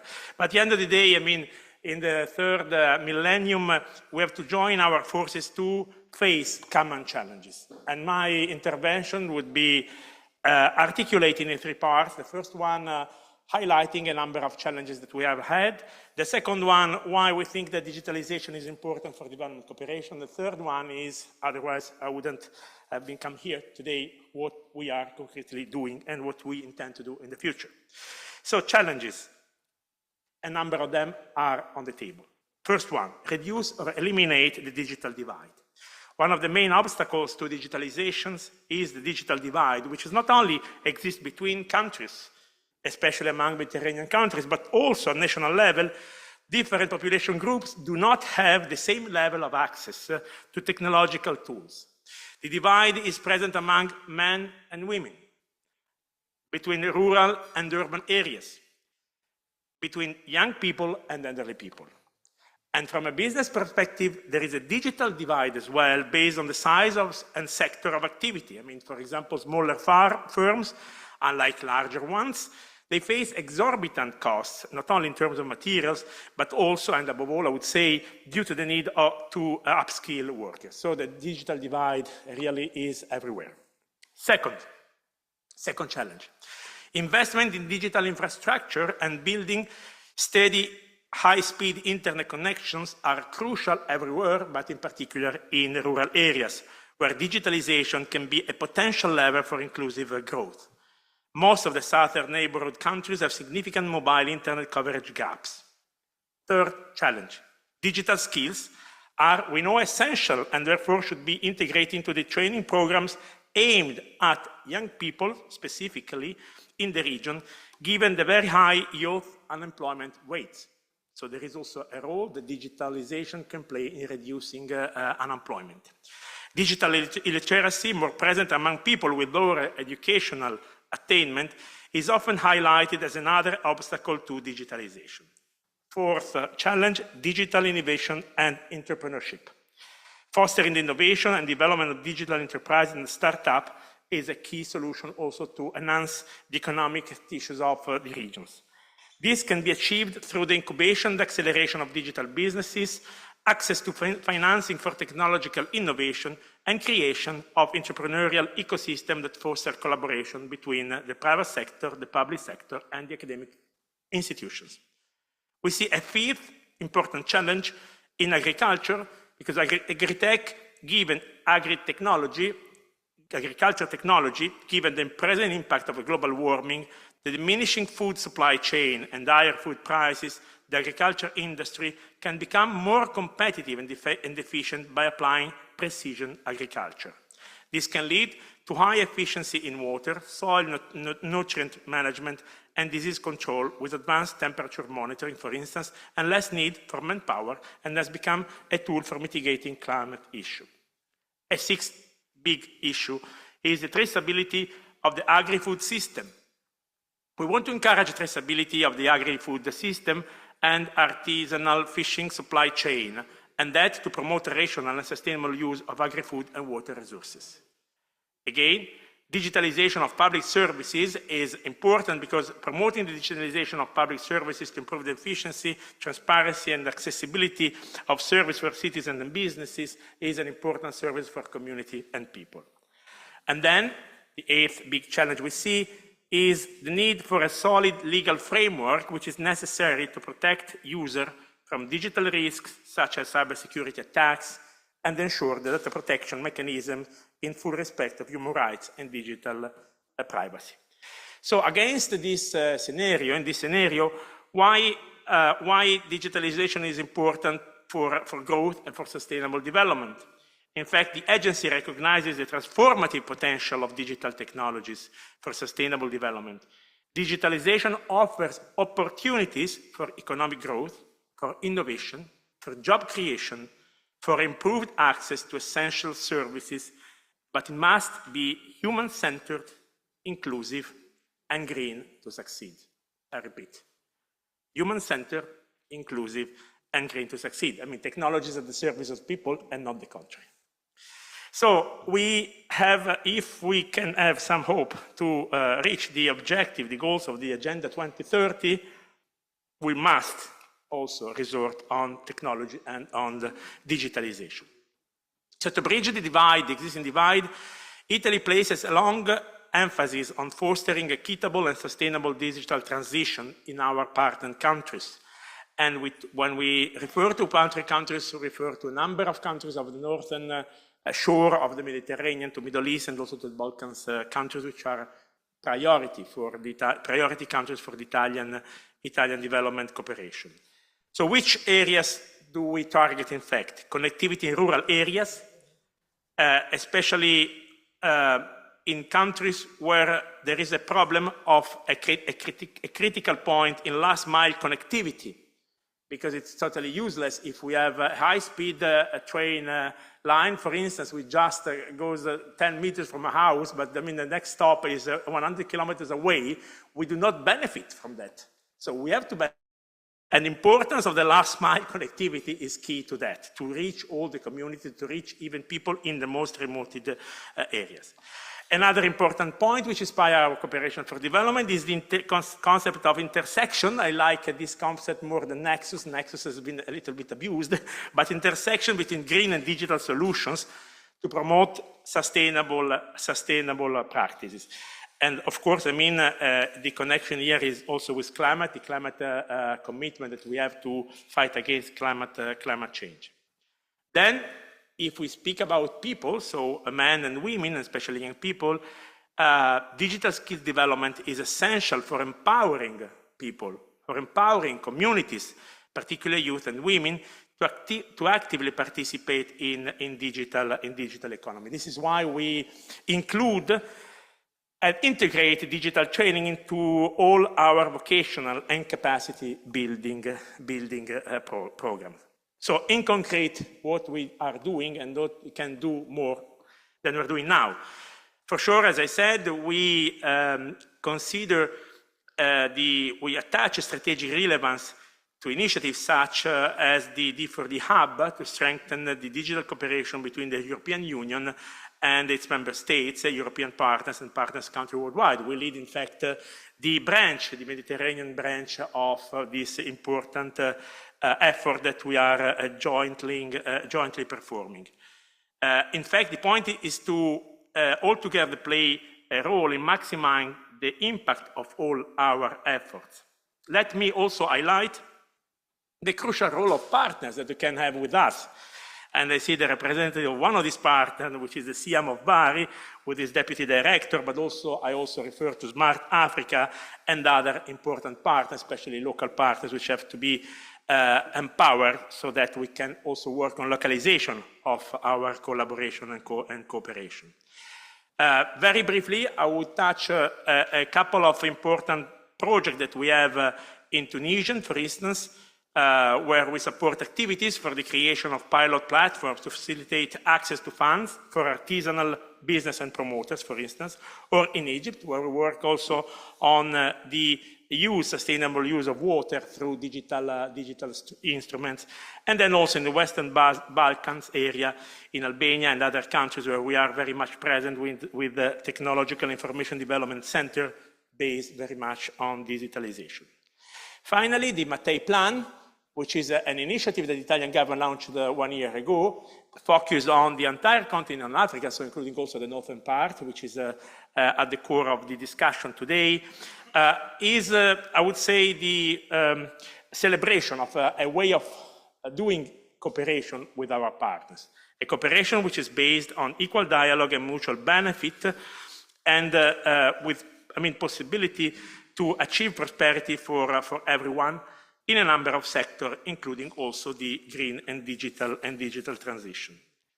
So the agency, the Italian cooperation system, Italy, are deeply convinced of the importance of this new frontier, we can say, and we are totally at disposal of our partner countries to help them go through their strategies, their national plans, to enhance their digital capacity, capabilities, with the important and basic principle that people must be at the core of our intervention.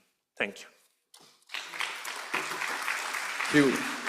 Thank you, Dr. Rusconi, for setting the scene, I would say, on the Italian cooperation, but also already the link with others. We take your point on the technology being the service of the citizens. I think it's great also to see that the different element of the Italian cooperation, also this openness to collaborate with others, and I think that's an important point, to work as Team Europe spirit, to work, I would say, different initiatives together between member states and the European Commission, which make then the nice handover to Dr. Montesi for the European Commission perspective on this aspect. Please, the floor is yours.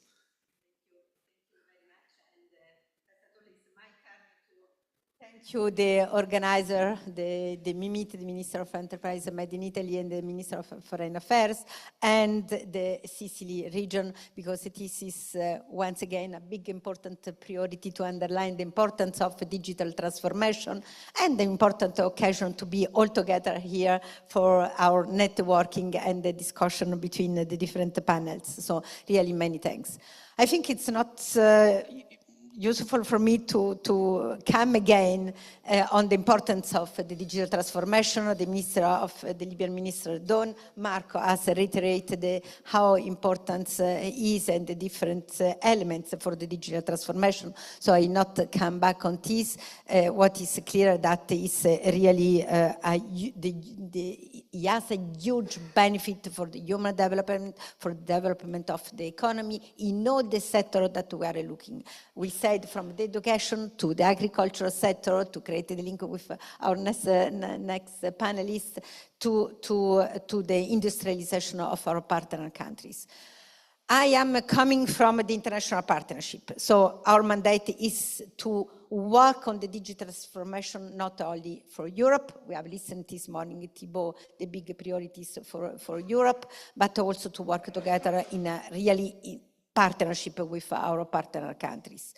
Many of our partners face many obstacles. We have also listening this morning, limited infrastructure, low digital literacy, high costs.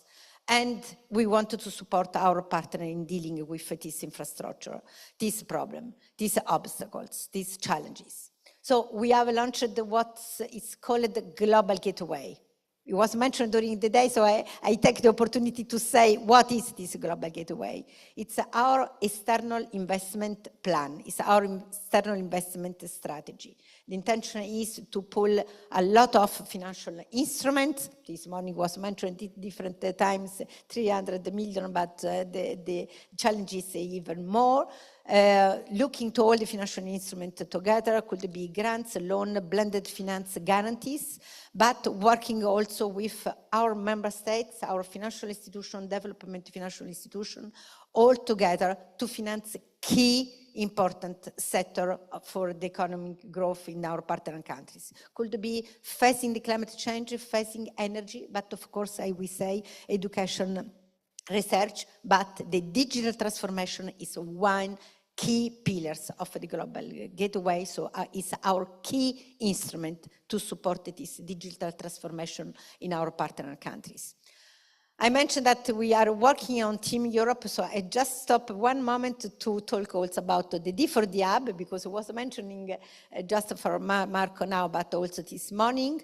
We created this D4D Hub. What is putting together our member states that want to work for the digital transformation, private sector and our financial institution to work clearly together, looking in synergies, complementarities, mobilizing financial resources and mobilizing expertise existing in the different countries to work together to face the challenges of the digital transformation in our partner countries. And Sandro is here, is the big coordinator, is the global coordinator of the D4D Hub, and we have to say that we are really proud of the work that is ongoing in the context of the Hub. But let me come back on the investment. What is clear for all of us is the importance of the investment. When we talk about investment, we are looking to the financial of hard infrastructure of quality. I think we spent a lot of time this morning talking about the financing of infrastructure that could be terrestrial infrastructure to support the digital connectivity, but also all the financing of submarine corridors, that is important, but also all our work that we are doing for the space, for the satellite. It's also a huge, important key part of our digital transformation. We mentioned digital transformation. I will give to you some example. But when we talk about infrastructure, we are not looking only to what we call the physical infrastructure, but we are looking also with what we call our 316 approach to the creation of the ecosystem. What that means, that it's clear that our partner countries don't need us in Europe. We don't need only of physical infrastructure, we need also digitalization. We are talking, we need also skills, we need the entrepreneurship, we need regulation. So our intervention is not focusing only the financial of key infrastructure, physical infrastructure, but it's also about the financing of what is all the ecosystem that will allow the digital transformation taking place. I limit me to 2-3 examples. We talked this morning about Medusa. No need to talk more about Medusa. What I wanted to say that our ambition is going really behind the current Medusa, because we are thinking, we are working with our operators that are in this room, with our financial institution, to see can we extend Medusa into all the western side of Africa, moving from Egypt to South Africa. It's too ambitious, let's dream, and let's see if we can put in place and implement our ambition. But we are talking also about the creation of external submarine corridors in the east of Africa, linking with the Blue Raman that was mentioned this morning, Europe with Africa, with India. Are a very ambitious corridor, but we think that we have the capacity here in Europe, and we have seen this morning all our operators talking about that, to realize these important challenges. About soft measures, I can just mention all the work that we are doing with Kenya. It's not a Mediterranean, but our Mediterranean colleagues, I'm quite sure that can take a similar example. In Kenya, we are working also to put in place all the regulatory approach, to put in place training for the digitalization and the creation of innovation hub. So just to say that it's a very diversified panel of measures. What is really very, very important for us that we continue to work together, because I'm quite sure that if we pull together all our effort from the operator, from the private sector, from the financial institution, and for the public fund, we can really achieve a lot, do a lot in a concrete partnership with our partners around the world. I stop here just to say that the new college, you know, we have a new commission. I can assure you that also the new commission, the new leaders at the level of the European institution, our President van der Leyen, underline and put clearly in between the different priorities, the digital transformation. This is a priority that was there in the previous mandate and will continue to be a big priority for the next 5 years. So the European Union are really supported and ready to work with our member states in this domain. Many thanks. Thank you, Dottoressa Montesi, for this complementary work and insisting also from, after having heard the Italian perspective, the European perspective, on pulling together the resources and developing synergies at European level to engage with our partners here in the Mediterranean, but in a more larger scale, obviously, and the role of the D4D Hub in trying to help the different partners around the table to do so. I think that's also here a nice handover to Dottore Di Terlizzi with perhaps a more concrete example of what does that mean in this case, and the SIAM experiences in doing so. Please, the floor is yours. Thank you. Grazie Sandro. Sì, certo, scendiamo un po'. We will go to something really concrete. Is for me a nice opportunity as the Siambari. Who is the Siambari? Siambari is the Italian institute that belongs to SIAM, which is intergovernmental organization made by 13 different countries. It's the first time that the institute is now dealing on these topics, and really I would like to thanks, because the input that we receive today, of course, will make easy our life in the coming future, because we are collecting needs. I'm a person that is dealing with the cooperation. I deal with agriculture, I deal with the fishery, where there is a lot of demand to have a digital infrastructure, to have a better interaction.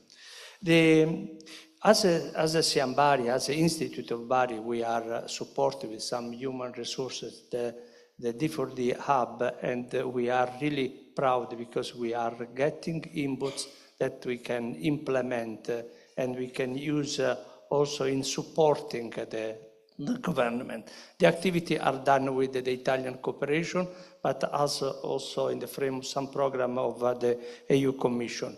There are challenges regarding food security, regarding climate change, the economic inequality, but then how to face this?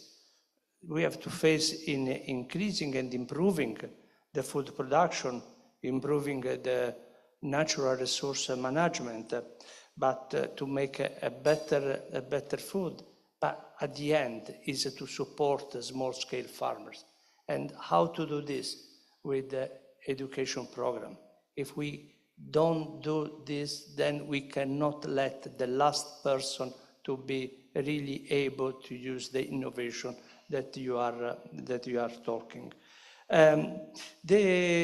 But if we go to some things which is kind of Medusa, when you spoke in the morning, I thought that digitalization can help in making standard the protocol among countries. Because among the Mediterranean, we can have a chance to share production, but to share is not just to improve locally the production, it's also to improve the service among countries, like at custom level, as also in checking or make a better traceability that is possible then to check from one country to another in order that the production can move. And this is one of the systems that has to be supported at the level of government, but also at the level of service in the field. But there are also other issues regarding the water resources. We are developing a program with the Italian cooperation in making a dialogue among several ministries that are dealing on water. The Ministry of Agriculture, Ministry of Public Works, the Ministry of Energy. This is specific in Egypt. And then they extended also to other African countries. How we do this? In sharing data among the different ministries. How we supply them technology. And this is the way we have to use this technology to make say a concrete dialogue, not only among administration, but also for farmers. But I said about education. Education is one of activity that SIAM has been established just to train people as a mandate, to train people of the third country. And the body is doing a lot regarding capacity building, organizing a working group, making now course on digital skill for young entrepreneurs that intended to, in the frame of rural development, of the development of value chain. Now, talking about this is also another issue important. My vision is also to see at the regional level the transboundary disease. Transboundary disease that can be for animals as for vegetables is something that can be faced, and only if there is a dialogue, if there is a common share of data, and making services that at the regional level they can really work. Containing this means containing also immigration from certain area.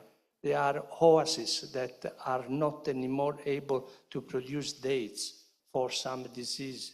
And this is just to have a concrete, but there are countries here represented that for animal disease that needs to be identified, make a census of the heritage of the livestock. But just to stop, because you mentioned that we do not have many cases can be taken in consideration. But I would like just to end and say, digital tools cannot be only a bridge among regions, and cannot bridge the region's digital divide, but also can ensure a better quality of life of its residents. But urgently, we need to have infrastructure, digital infrastructure, to have a common growth among people and communities. Thank you. Thank you, Dr. Edith Terlizzi. And I think was again a very good, interesting examples on, we spoke about this morning about the connectivity infrastructure, the Medusa network. And now I think we understand also when we say connectivity, but what to do on, what to run on, to do what.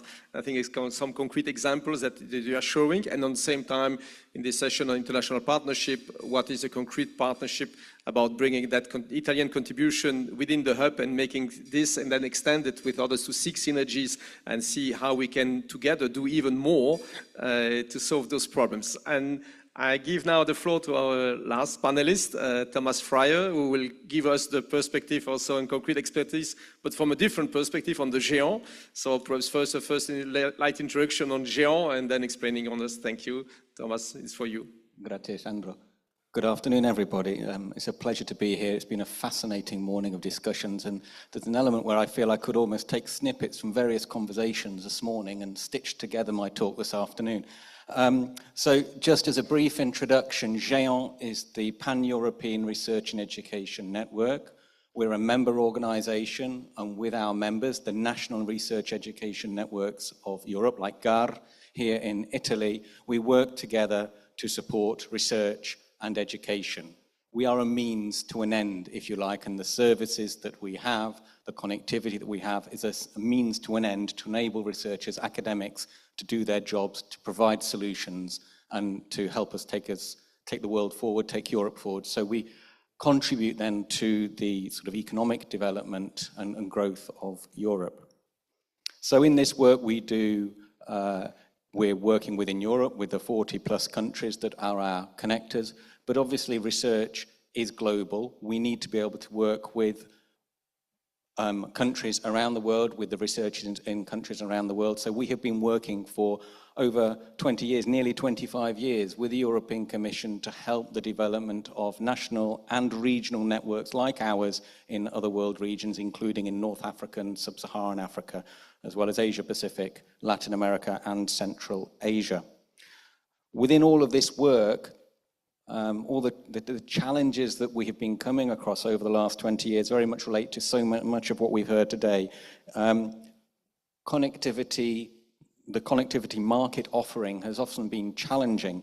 If we're looking at, say, pricing for connectivity across the Mediterranean from North African countries, it's always been very high. There can be monopolies or monopoly-like situations in countries.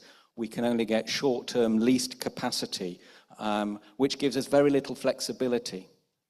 As an example, today, one of the links from one of the North African countries costs about the same amount for 1 year to deliver 1 gigabit per second connectivity, 10 gigabits per second connectivity, as one of our segments of fiber that we have in Europe, which can deliver terabits and terabits of connectivity for 15 years. So it's a massive disparity in terms of price and availability, because we get spectrum or dark fiber now in Europe, which means that we can adapt the capacity as we need it to. And as technologies evolve, we can pull more and more capacity out of that connectivity. We suffer from diversity. So cable systems go down. We heard about 3 cable systems going down in the Red Sea this morning, earlier this year. GÉANT connectivity was on 2 of those cable systems. If it wasn't for the fact that we have collaborations with other research and education networks that have capacity on other systems, our connectivity to India and beyond into Asia would have been disconnected. We'd have needed to route everything via the United States. Landing locations, we need more landing locations to increase that diversity. So not just the cable systems, but multiple locations. So here, where Medusa is landing, as well as Marseille, as well as Sines in Portugal, etc. This diversity is vital. Ruta this morning, I think, made an incredibly important point. It's about also making sure that you can really use that capacity on the submarine cable systems. It means nothing. I think Marco was making this point earlier as well. It means nothing if we can get into a particular location, if we can't take the capacity on towards the end users. And there you have terrestrial network challenges. In the cable systems as well, we see more and more the content providers taking up the space, as Norman was commenting earlier. So the ability to deploy systems, having the suppliers that can make the cable systems deploy them is limited. That's a challenge we face. And then we also need to make sure that people are able to access the services, the data, the infrastructure, so they can really collaborate. We need identity federations. We need to encourage the idea of open science so that research results can be shared around the world. So all of these challenges are things that we face. So coming on to the partnerships, as I said, we've been working with the Commission for nearly 25 years on helping develop these regional networks and providing services and upskilling, making sure that people within the NRENs around the world are able to use the services properly, to be able to deploy their networks correctly. training people on campuses, to making sure that their routing systems are right so that they are actually putting the traffic that needs to come to Europe onto the right network and not going across the commodity network where it will be potentially suffering from slow traffic, etc. So these regional development projects, which have actually enabled 40 of some 60 countries around the world to get their first ever international NREN connection, are vital. And they're helping things like, you know, in Morocco, the Mohammed VI University collaborating with CERN. We heard Ruta talking about the Sesame synchrotron in Jordan being able to be accessed by Europeans and other researchers across the region. Thalassemia as an example of a medical condition which research we can support through our services. Thalassemia being a sort of a genetic disorder of the blood which affects the Mediterranean. We can make access to Copernicus data available, which can help with the challenges of desertification, of land and water management, of crop supplies and security, dealing with disaster recovery, etc. So we've now got this new form of partnership, the Global Gateway Initiative, which in a sense was triggered, well not triggered, let me say, but an initiative which fed into, I think the creation of it was the Bella program, creating a new cable system between Europe and Latin America, which went live 3 years ago. And if it hadn't been for the European Commission's involvement and research and education networking involvement, incidentally, it started the program really, Italy played a crucial role in EllaLink happening and Bella happening, EllaLink wouldn't exist. And now we see that inspiration is helping us in getting connectivity on the Medusa cable system, which will support for a long time. We're getting initially a deployment of 200 gigabits per second, which for Tunisia is going to increase the capacity by 200, but we're getting spectrum, so we can increase the capacity. We've got that ability like we have today, we will have that capacity like we have today in Europe to really respond to needs. We now need to make sure that through programs like EU Med Plus, we're enabling people to use that, putting the systems in place to use that. So we get very excited when we hear of the potential extension of Medusa down the west coast of Africa.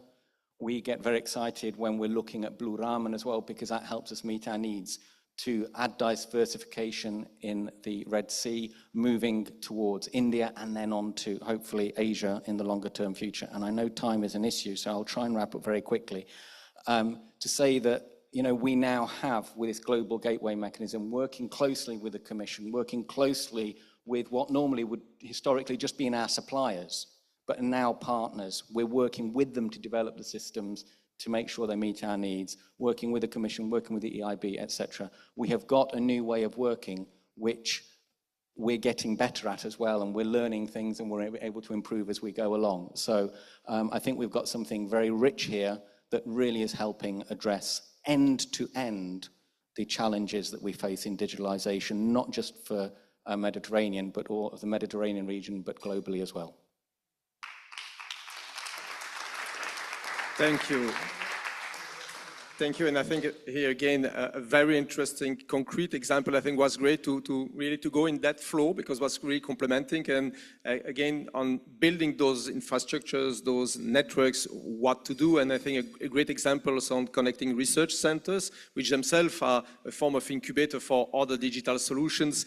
An example that was very inspiring and complementing the previous one on SIAM, on agriculture and also disease, and what can be done on that. And I think on that, due to time constraints, perhaps propose that we end up here, except if our panelists would like to add the last word and complement to each other. Just looking here, just to keep their time on time, because I think we are really strong on that. But I think it's also a very good opening for the next session. So I would like to thank warmly our panelists, and we can join them in doing so for this session, which now brings us back on track for this session, and inviting our next moderator, Andrea Leone from the European Commission International Partnership Department, to discuss a very important session on the financial instruments, because we speak now what we can do, why we are doing it, but obviously financing is the core. And I think it's a very important session that we would like to do on this, inviting now the speaker to join, the panelists to join the panel, and hand over to Andrea. Thank you very much, Sandro. So, yes, we have the panelists coming. Paolo Iacco, yes, please. Fulvio. We have also Ms. Viotti coming. Okay, yeah.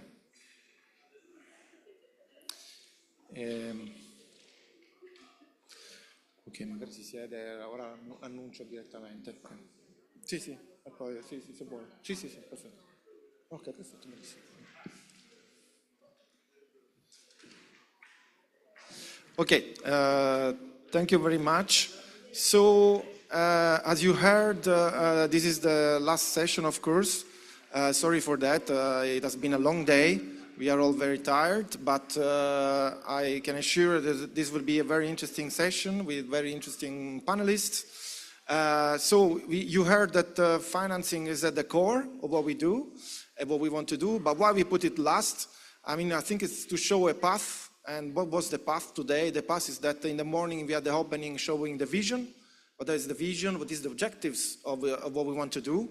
Then we spoke about the project, the strategies. So several times we mentioned the Global Gateway, which is basically putting Europe at the center of the digital transformation at global level.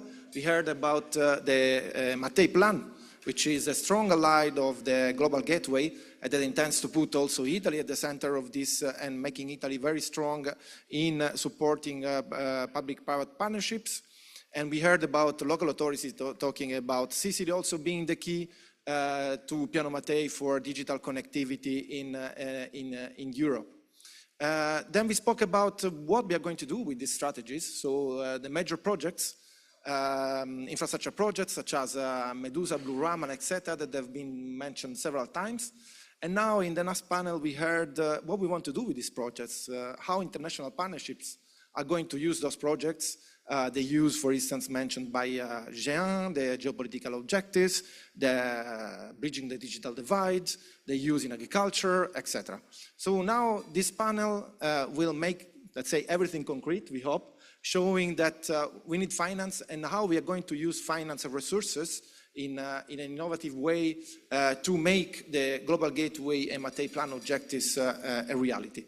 So for that, I would like to invite Ms. Gelsomina Viotti to set the scene with a keynote speech. She's Vice President at the European Investment Bank. She has many responsibilities at the bank. So for the second time, I will just mention that she oversees for EIB Global Southern Neighborhood, which is very much relevant to what we do today. And of course, she has many other tasks, but please, Ms. Viotti, the floor is yours.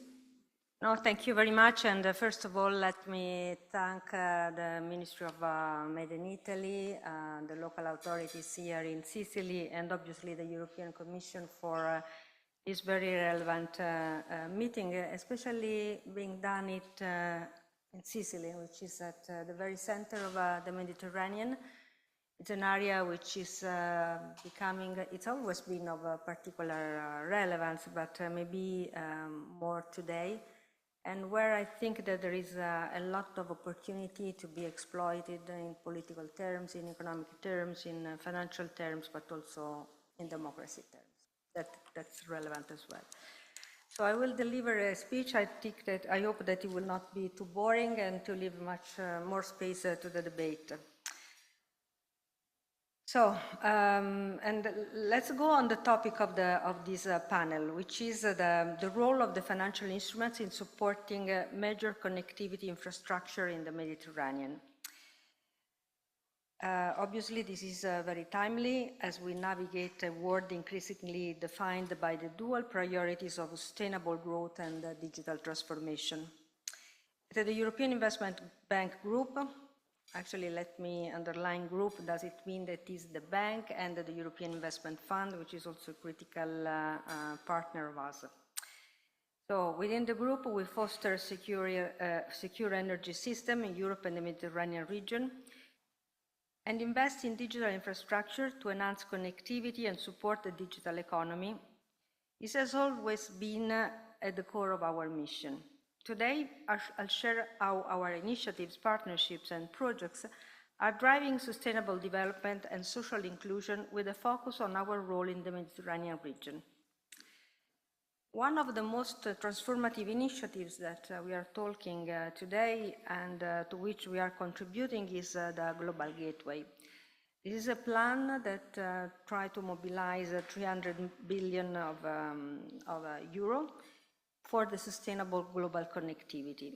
And through our branch, the EIB Global, we are already well on our way to activate almost 100 billion, which is a third of the whole amount of the Global Gateway goal. Our financing is making a tangible difference, enabling millions of people to access clean water, electricity, vaccines, transport, and critical infrastructure. Among these critical infrastructures are data centers, cloud services, and undersea cables elements essential for global connectivity. I mean, among the flagship project, I will jump on the Medusa, since everyone knows about it, just to mention that we invested 100 million euro in this investment, in this project, and we leverage our financial instruments, both project finance operations and the intermediated financing lines to make the whole project cost effective. And actually, I would like also to say that what is the role of finance is that why it's relevant, because we have to mobilize scarce resources, we have to leverage them, to have to ensure that private actors can be involved in the project. And that's why we use different financial instruments depending on the objective we want to achieve. Obviously, the objective and the purpose of the investment is to provide ultra-high capacity, resilient and cyber-secure digital connectivity to North Africa while strengthening its links to Europe. Another project that I would like to mention is ELMED. As a Team Europe, and Team Europe is also a relevant concept, it doesn't mean that we put together to enhance the impact of the resources by the Commission, by the EIB, by all the DFIs that are at national levels, so that we can join force and widen our and enhance our approach. The ELMED, so the whole Team Europe invested almost 500 million euro in this project in Tunisia to develop the electricity sector and the ecosystem around it in Tunisia. Another very relevant project that I'd like to mention that actually is very much related also to Sicily, it's the Tyrrhenian Link, which is a connectivity project in the Mediterranean that links Sicily, Sardinia to Campania. We provided to Terna, who is the promoter of this initiative, almost 2 billion euro. It's a very relevant and important project, and was very much relevant because it helped to bolster energy security, to enhance the reliability of the power grid, and enable the integration of renewable energy sources essential for a sustainable and resilient energy future in the region. I mean, what we learned from this project, from the Medusa project, what we learned is that how is this collaboration is effectively to attract private investment for large-scale connectivity infrastructure. Public-private partnerships are essential as they align public funding with private sector efficiency and innovation. At the EIB, we act as a catalyst, backing approximately half of a project's cost and requiring other stakeholders, public and private, to contribute to the remaining share. case of Medusa, this approach has strengthened the digital market in North Africa and addressed the market failure and gaps associated with imperfect competition. The project also included the last mile connectivity, direct terrestrial links from the cable landing stations to national research and education networks in the region. This ensures that university, research centers, and educational institutions can access and benefit from cutting-edge digital infrastructure. To maximize the potential of this type of investment and attract private capital, it's crucial to enhance the resilience of this infrastructure and mitigate the associated risk. This includes addressing natural disasters, geopolitical tensions, and even sabotage. At the DIB, we focus on improving physical infrastructure while supporting research and development initiatives for advanced materials and technologies that can withstand extreme conditions. In alignment with the European Commission's recommendation on the security and resilience of submarine cable infrastructure issued in February 2024, the EIB collaborates with the European Union, member states, and other development banks like the EBRD to promote secure and resilient infrastructure. Moreover, our commitment to transparency ensures that private investors have access to comprehensive data on projects, from financial performance to environmental and social impact assessment. This reduces perceived risks and helps investors make well-informed decisions. In conclusion, the IB Group is steadfast in its commitment to enhancing digital connectivity and supporting sustainable development, particularly in the Mediterranean and African region. Thank you very much.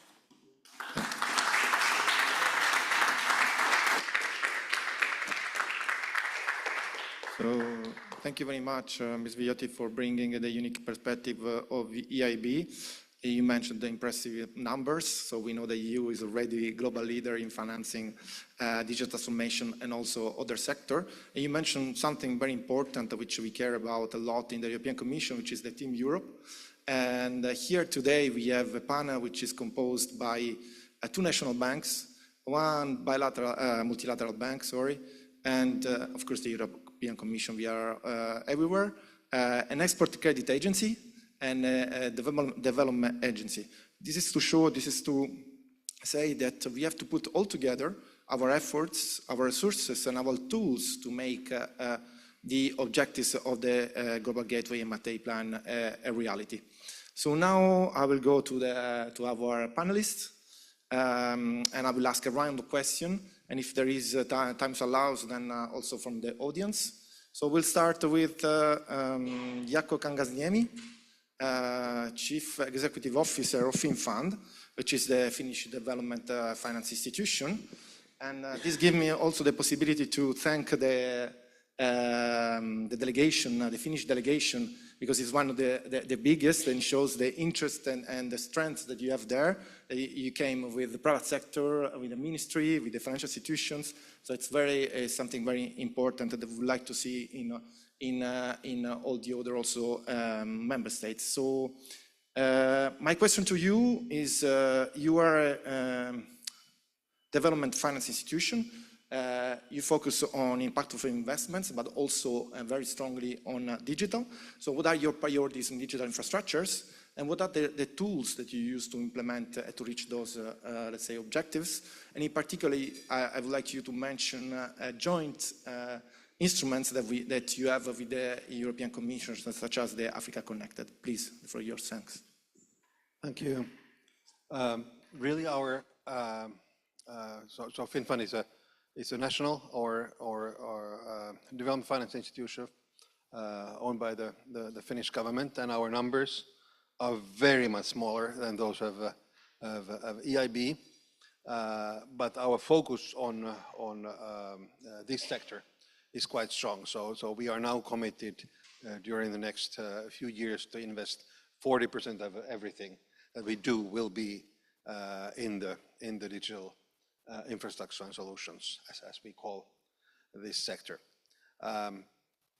What we are the background there, I think, at least in part, is that it is a sector that has, in a way, shown its potential in our own country. Like our sort of, in a way, previous priority sector, which was, and we still do it, forestry. Forestry was an extremely important sector for Finland in the past. Now we basically, I would say that the digitalization, if you needed a reminder of where we are, I think the pandemic was it. That basically in Finland, much of the, whether it was schools or universities or offices or companies, public services, they continued almost as normal. Whereas what we heard in, let's say, many of the African countries where we operate was that basically they closed down things, and then next fall they told, or next time when the next school year started, they said everybody starts from the same level. Nobody is promoted to the next level. So they had a whole cohort of students and I mean, next round of doctors and nurses and teachers and technicians. They didn't come. They came. It was only one year later. It was basically things closed down, and so we have this sort of digital infrastructure connectivity has become such a sort of a main thing. It influences everything. It's influences the productivity of everybody, and that's why we have sort of concluded that it is a major part of what we need to do. What we are, the way we call it is digital infrastructure and solutions. So there is this sort of basic connectivity, which is can be mobile network operators, can be fiber operators, and other types of infrastructure in the space. But then also the types of services, the fintechs and insurtechs and all sorts of uses of this infrastructure to provide various services to people. What we, for us, a crucial part of enabling us to do this has been the collaboration with the European Commission. So we put in an application and got the EFSD Plus guarantee program called Africa Connect, which provides guarantees for our digital sector investments in, at this point, Africa only or sub-Saharan Africa only, but that we hope will expand to other areas or can be expanded to other areas later on. And also at this point, although that particular program allows us to do much more than what we otherwise would do, it's not the only thing that we do, so that we, even at this point, we do also in other regions than sub-Saharan Africa. Thank you. Yes. Yeah, so that's a good transition because you mentioned the tool, which is then my colleague Fulvio Capurzo is one of the experts that we have internally on that. So Fulvio is head of sector for financial guarantee in DG Near Future DG MENA. And so, yeah, if you can give some general remarks on how DG MENA intends to use financial tools to implement the Global Gateway priority in the Mediterranean, and then something more in deep about the tools that you intend to do for digital, and well, let's say in the future also, how do you intend to expand those to work with better with the private sector? Thanks. Good afternoon, everyone. Thanks a lot. I mean, of course, thanks to the authority, thanks to the organizer, but allow me to thank you for still being here with us. I mean, it's been quite a intense day. And let's be honest, after like a Sicilian lunch, it's extremely hard to come back to work and to focus and concentrate. So it's fantastic to be here. I mean, I just realized while I was listening, I mean, to Gelsomina, to the panelists, but also during discussion today, was looking at my notes, a lot has been said. So I would just try and connect the dots of what has been said and address indeed the questions on how we use the financial instruments or the instruments more broadly that we have at our disposal, the European Commission, to support investments in the digital space, and a little bit of forward looking. Of course, let's start from Global Gateway, and I won't repeat it again. I would just flag that we're talking about mobilizing private investments in the infrastructure sector, and Carla Montesi said it, physical infrastructure and soft infrastructure at a large scale, with two objectives in mind: building strong partnerships with our countries around the EU and outside of the EU, and taking into account and supporting EU strategic interest. Now, the Mediterranean is at the core of this initiative, and don't trust me, but look at the map that was shared this morning by, I think it was Sparkle, because that's the plastic image of what Global Gateway is. So if you want to think about Global Gateway, think about the map of interconnection that already exists.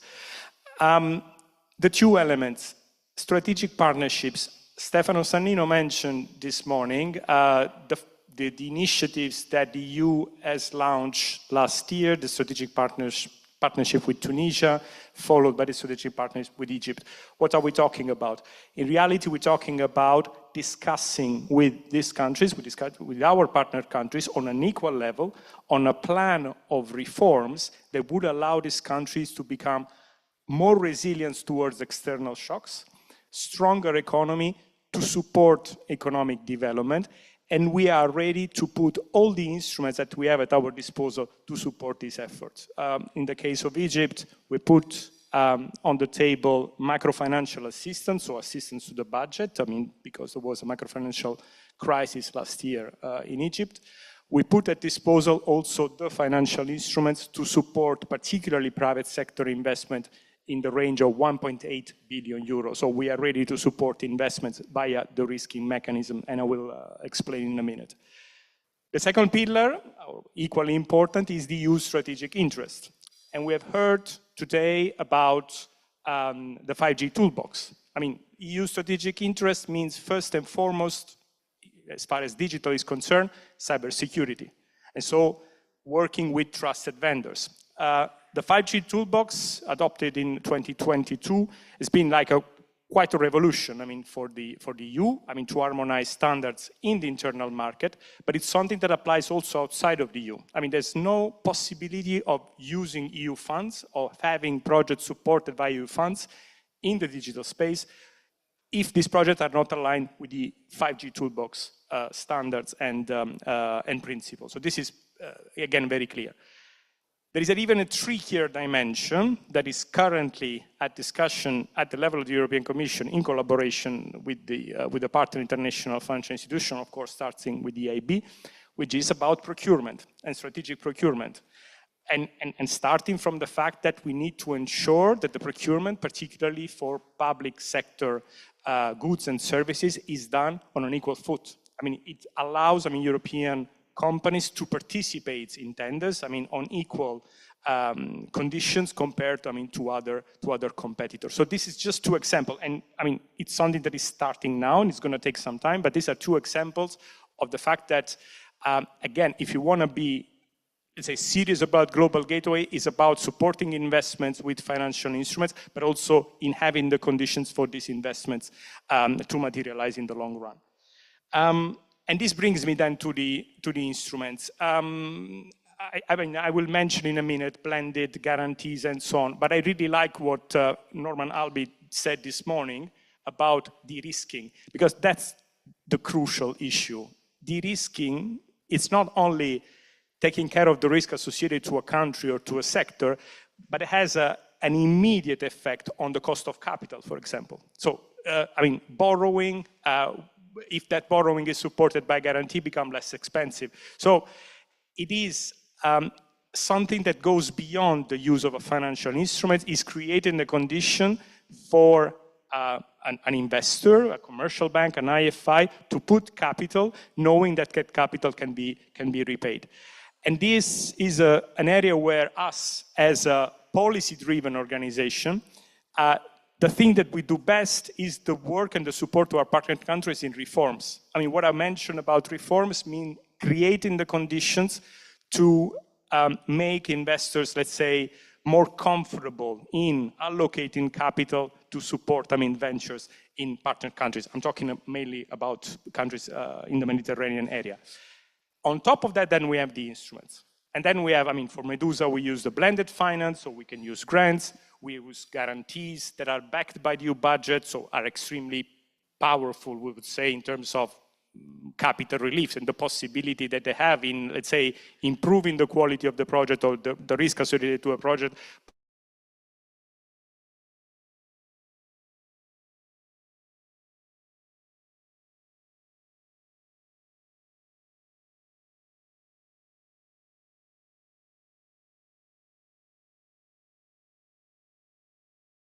Investments. Big chunk and can be dedicated, to projects in digital. We are in conversation, we are in discussions with our partner IFIs, to support, and first and foremost with EIB, infrastructure projects in the digital space in countries like Tunisia, same with EBRD was mentioned this morning, but also, in a smaller scale type of project. So these are instruments that are already available today, and that can be used, to realize the investments that we want to support. In 3 years' time, we're going to have a new EU budget, what is called the multi-annual financial framework. So this is the moment to start thinking about if the instruments that we have today at our disposal are a good fit for the investments that we have. Given the ambitions that we have, given the targets that we have, do we have the right, let's say, suite of instruments, or we need to work on something different?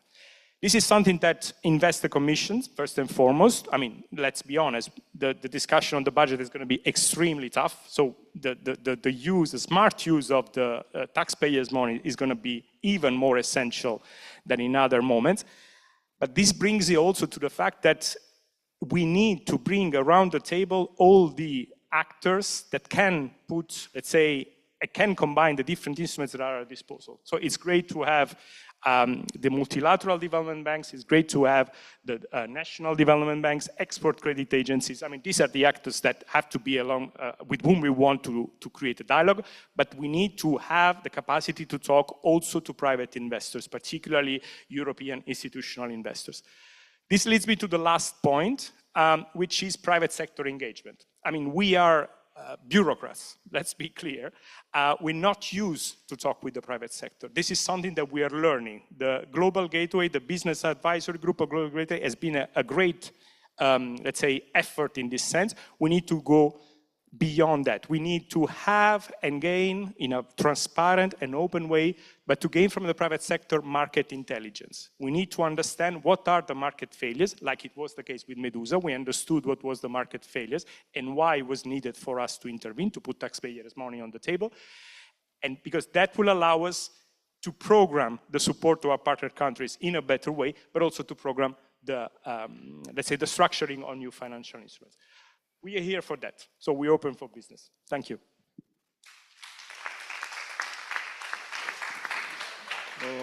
Thank you very much, Fulvio. I think you managed to summarize in a few minutes many of the complex files and the challenges that we are facing now.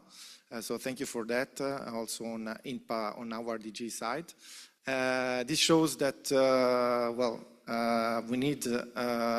we need an important number of instruments, different instruments to address our objectives. And it shows also that the Global Gateway is complex because reality is complex, because we are in a very, let's say, geopolitical and competitive context. So next panelist is Mr. Paolo Lombardo. He's Director of International Development Cooperation at Cassa Depositi e Prestiti. He has an extensive experience also in EIB and in Africa. Okay, but we'll cut it here because of the time. And Paolo, so the questions are very similar to what I asked to Fulvio. So first of all, it's more, of course, on the Piano Mattei side than Global Gateway. So Piano Mattei put emphasis on Mediterranean as a strategic corridor for digital infrastructure and use cases for Africa. How does CDP plans to align and support those investments in this region? And then the second question is what kind of tools you have already you want to set up also in collaboration with the European Commission. Thank you. Good afternoon to all of you. Let me just provide a little bit of context. I don't think it was mentioned that the Piano Mattei is 5.5 billion euros, and CDP has been asked to deploy a significant portion of these funds. What is exactly that we're going to put this money at work for? It's about sustainable development, of course. And today, in today's economy, whether you are in Europe, you're in the US, you're in Africa, you see that at the very heart of future-proof and sustainable development, you have a digital dimension. So when we talk about digital today, effectively is about creating economies that are future-proof.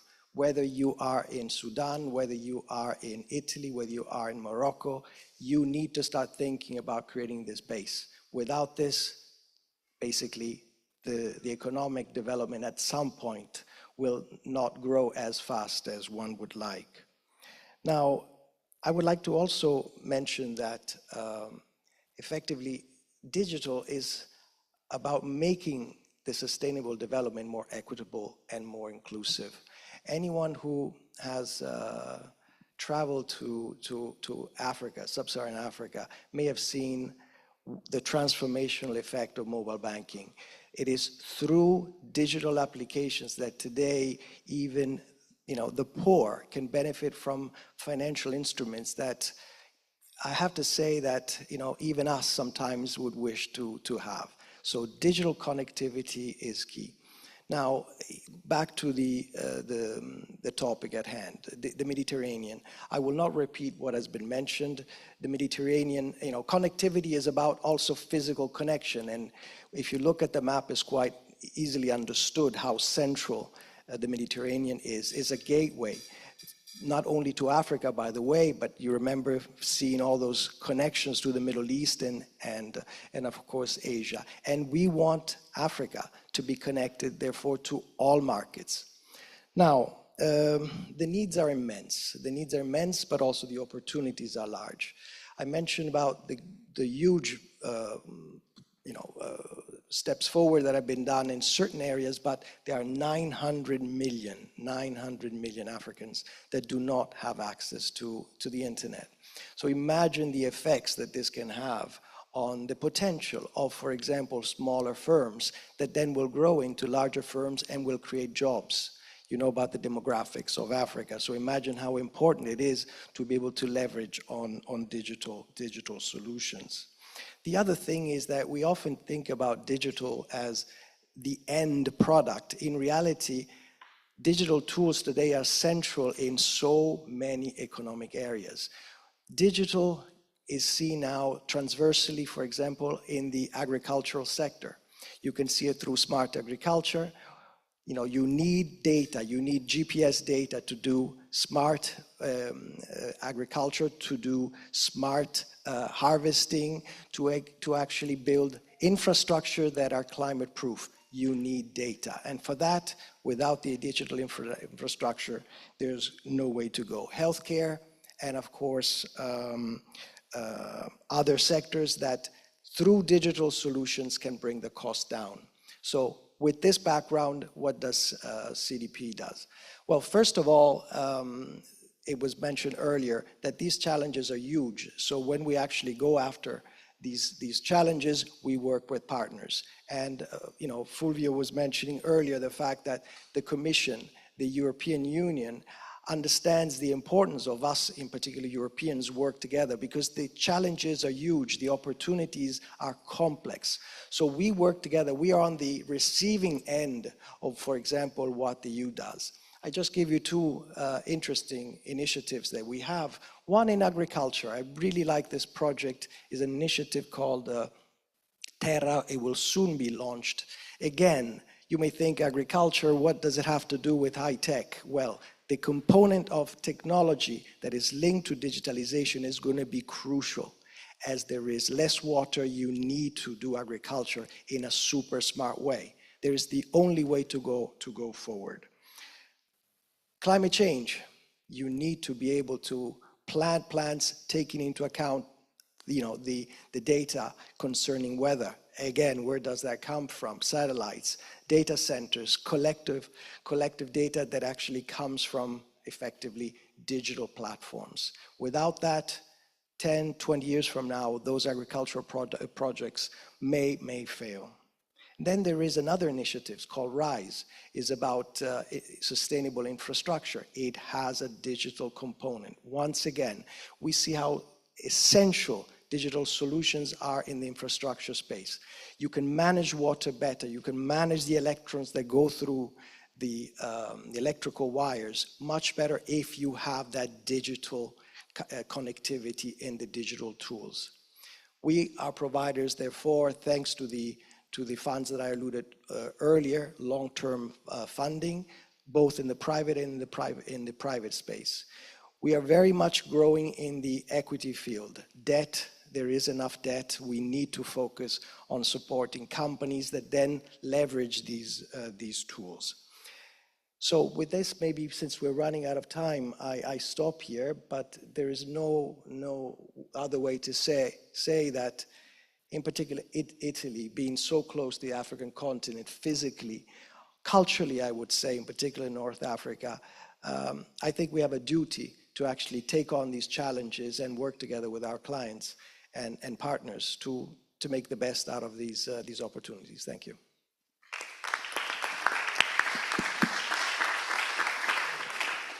Okay, thank you very much, Paolo. You highlighted something that we tend to forget in this now new geopolitical context, which is the importance of digital as for development, for bridging the digital divide, for poverty reduction. This is essential. It's still a very important part of what we do.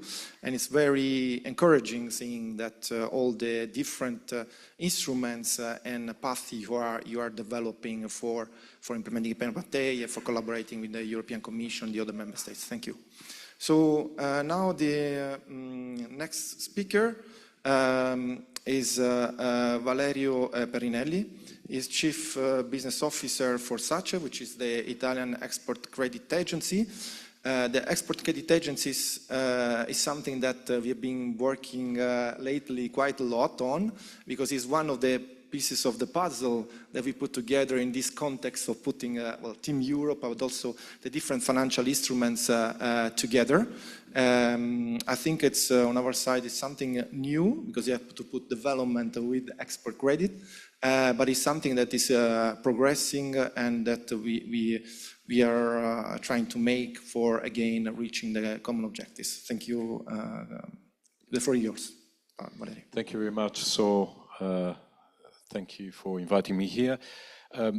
SACE is active since probably almost 50 years in supporting Italian companies in their journey through their foreign expansion abroad. Now, but it's only in the past, I would say probably 5 years, that we started putting together what we can consider probably the widest range of products in the world and in the same place that has to do with support to companies in terms of financial and insurance solutions. Actually, our mission is to provide Italian companies with the best possible solution in terms of, as I said, financing and insurance solutions for their growth, with the tagline that we actually created recently, that is anywhere, anytime, with a very strong focus on timing, on turnaround time, the fact that projects happen and we need to be able to support them in the very same moment that they happen. Now, as I said, actually, historically, like you said, actually, SACE had an activity that was very focused on very large deals, very large projects. So actually like the ones that we saw earlier today. But it's since when we started creating in this wider range of product that we started focusing on actually the entire, what we call entrepreneurial paradigm. That has to do with, number one, finding the right opportunity. Number two, being able to enable that opportunity. That has to do with making investment. If I'm an entrepreneur, I need to invest in creating the technology. I need to be able to get the enablers like, for example, bonds, being able to participate to tenders. I need to provide bonds. Another enabler is the fact that actually, like you said, there is a need of money in order to be able to participate to the projects, whether that money goes to the buyer to be able to buy my services, buy my products, or to the overall project itself. At the end of the day, when the project is ongoing, there is a third need that has to do with the protection of the assets, whether that is physical assets or maybe account receivable. Incurring in a bad debt, we know that is problematic, especially nowadays when the margins are very small. And bad debt could be commercial, for commercial reasons or for political reasons, whatever. Now, all these three elements, so finding the right opportunity, being able to enable the projects and protect the assets, are all three elements where SACE plays a strong role since a few days now. And I'm going to tell you more, but first of all, we talked about the Mattei plan, the Piano Mattei. Since the launch of the Piano Mattei last year, we provided some 1.5 billion in terms of financial guarantees to projects that overall they total probably around 14 billion. So it is exactly what we are saying. Sometimes it's just about adding that element of guarantee that will enable the project itself. 1.5 billion has enabled 13, 14 billions in terms of project. On top of that, we currently have an additional pipeline of something like 8.5, 8.7 billion, still in the countries in Africa, but related to the Piano Mattei, I think that the pipeline is probably 6.5 billion today, and it's something that is happening right now, something that will materialize right now. Now, when we go to a specific project, like the one that we saw earlier today, there we go into the traditional way that SACE used to work in the past. There is a project that is already identified, there is a contract ongoing, and somebody needs to put a financial guarantee in order to be able to finance the buyer, or maybe just to put the guarantee against the political risk or whatever kind of other risk needs to be covered in order to protect the project itself. Since 5 years, we created another tool that has proven to be probably the most powerful tool that we currently have in our product range that we call the push facility, the push strategy. What it is basically, there is not a specific project. Maybe there is a mega project, and actually in a mega project there are a number of other small projects. What we do is that even without a contract signed by some Italian exporters, we actually provide a financial guarantee to be able, for the buyer, for the big buyer locally, whether that is in Africa, in Asia, wherever it is, to get the money to be able to put together the project itself under the condition that they will start meeting Italian companies that we will call in order to meet them. Why do I say that it has proven to be the most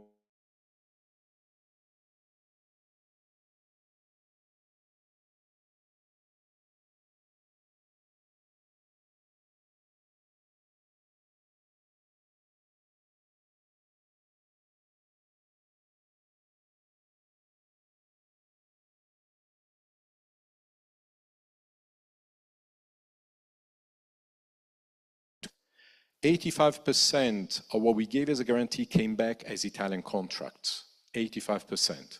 So actually that is the one element that allow us to point the element when I said, if you're a company, you need to look for the right opportunity. If you're a smaller company, you may not have the power to go and meet the buyers everywhere in the world. We will do that job. We'll identify the opportunities. We do have offices around the world, and especially in Africa, we have 3 offices now. It's in Egypt, Morocco, in South Africa, and that is the way that we cover the Piano Mattei. But we will do the job for you. We'll provide a guarantee for the buyer to get the money, and then we will call you in the picture. And you will be able to meet the buyer. And what happens, the funny thing is that actually we are targeting more than 100% of Italian contract coming back from the money that we lend in terms of financial guarantee. More than 100%, it means that the local buyer will start getting used to making business with Italian companies, and even when the loan will be already covered and already paid back, those companies will continue doing business with those buyers. So that is extremely powerful. Now, I think that when you talk about companies that do the job that we do, export credit on one side, financial guarantees on the other side, even for domestic investments. But when you think about companies that do the job that we do, you always think about what's the risk, what is the risk that we cover. You always think about that bad debt, whether there is a financial guarantee or maybe a guarantee on the receivable. Bad debt is the first thing that comes up to your mind. The real #1 problem and risk that we believe Italian companies have today is not being able to find the means to be able to participate to these large projects. And that is why I very much like the ability that we are all putting together with Cassa Depositi e Prestiti, together with CIMES, together with the European Investment Bank and all the international banks, putting together the means to be able to enable those opportunities for Italian companies. Thank you very much. Okay. Thank you very much, Valerio. Let me say just a couple of words. Very impressive leverage effect, very impactful instruments, and very interesting facility. You mentioned the push facility, if I understand well. It's a very looks very forward-looking instruments that has a big impact. For sure, it needs to be exchanged also with us and with other partners. Thank you.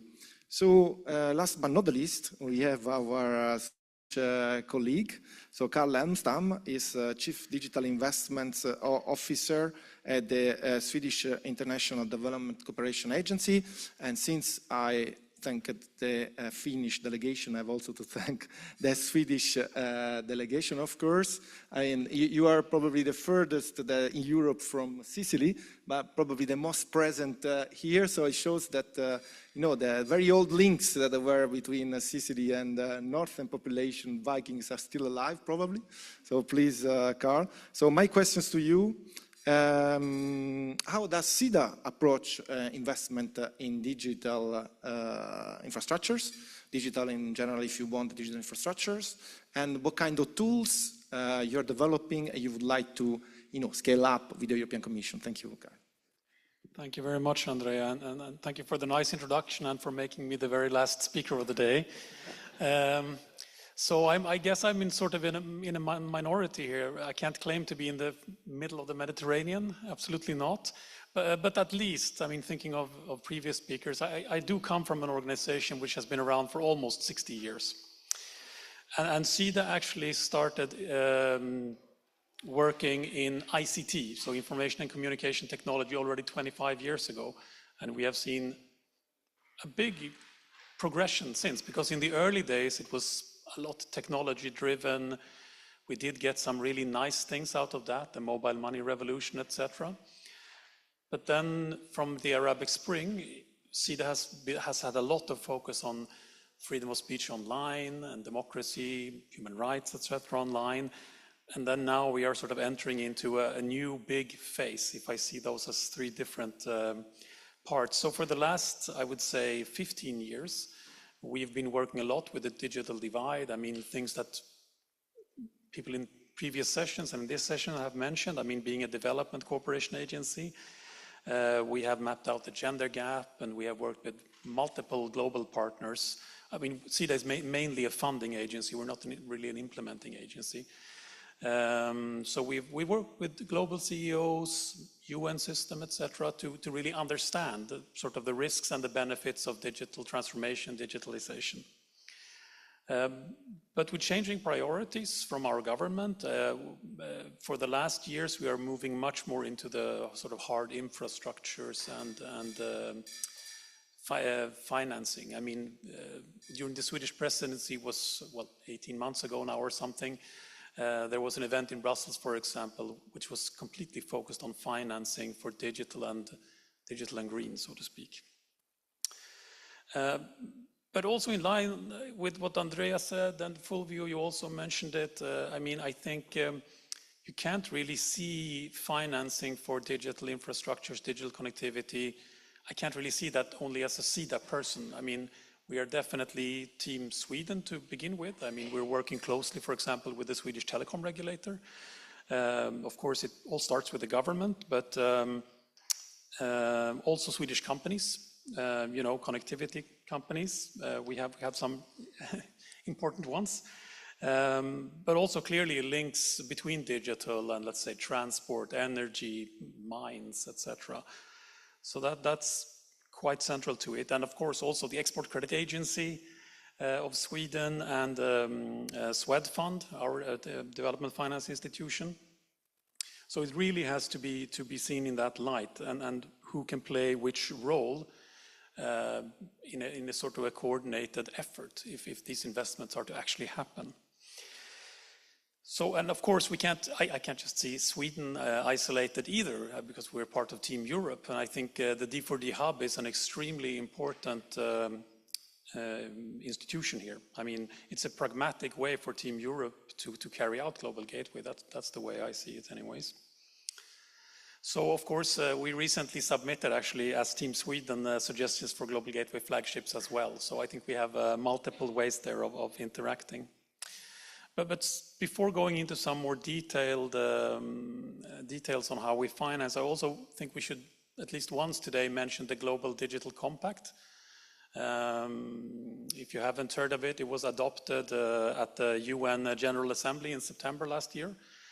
Yeah, it's actually the first time we have a global framework for digital. So, and it does, I mean, it does carry all of that developmental spirit that we and others have been developing for the last decade or so. But importantly, the first goal that is set out by the Global Digital Compact is actually secure connectivity. It's at the heart of it. And of course, it also points to the digital divides and gender gap, etc. But it's important to follow up, and it's important as, for example, the World Bank, they are also big investors in digital infrastructure. So we should all work through the multilaterals as well as through Digital for Development Hub, etc. Okay, so how do we actually work with secure and trusted connectivity? I mean, I think the main thing in terms of money, at least, is we are managing, SIDA is managing the Swedish guarantee program in developing countries, for developing countries. So really, again, coming back to the mitigating risks and how that is really key. So there's already over 2 billion euros of these guarantees up and running already, and they're absolutely not all about digital. They're cut across all sectors. And this year we're actually increasing. Sweden is increasing the limit to 2.5 billion euros. And some of it goes to connectivity, and we have been specifically looking at a large global guarantee on digital, but not yet. We don't have it operating yet, but lots of guarantees. And importantly, and this is also where I think it's important that we remember that Team Europe, the different actors have their different strengths.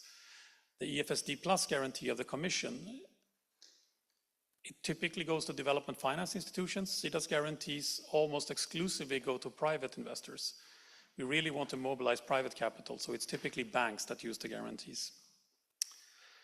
Okay, but then I think one key activity that we are currently doing is around what was also mentioned this morning, the importance of the investment atmosphere or climate, or as I'm used to calling it, the enabling environment. We have an example where we work together with the Commission and Luxembourg in a large program where I think now almost every sub-Saharan African country has signed up for capacity development with their telecom regulators. It's a program called IPRIS, and it's carried out by the Swedish telecom regulator in Stockholm, and the Stockholm University, and the Luxembourg telecom regulator.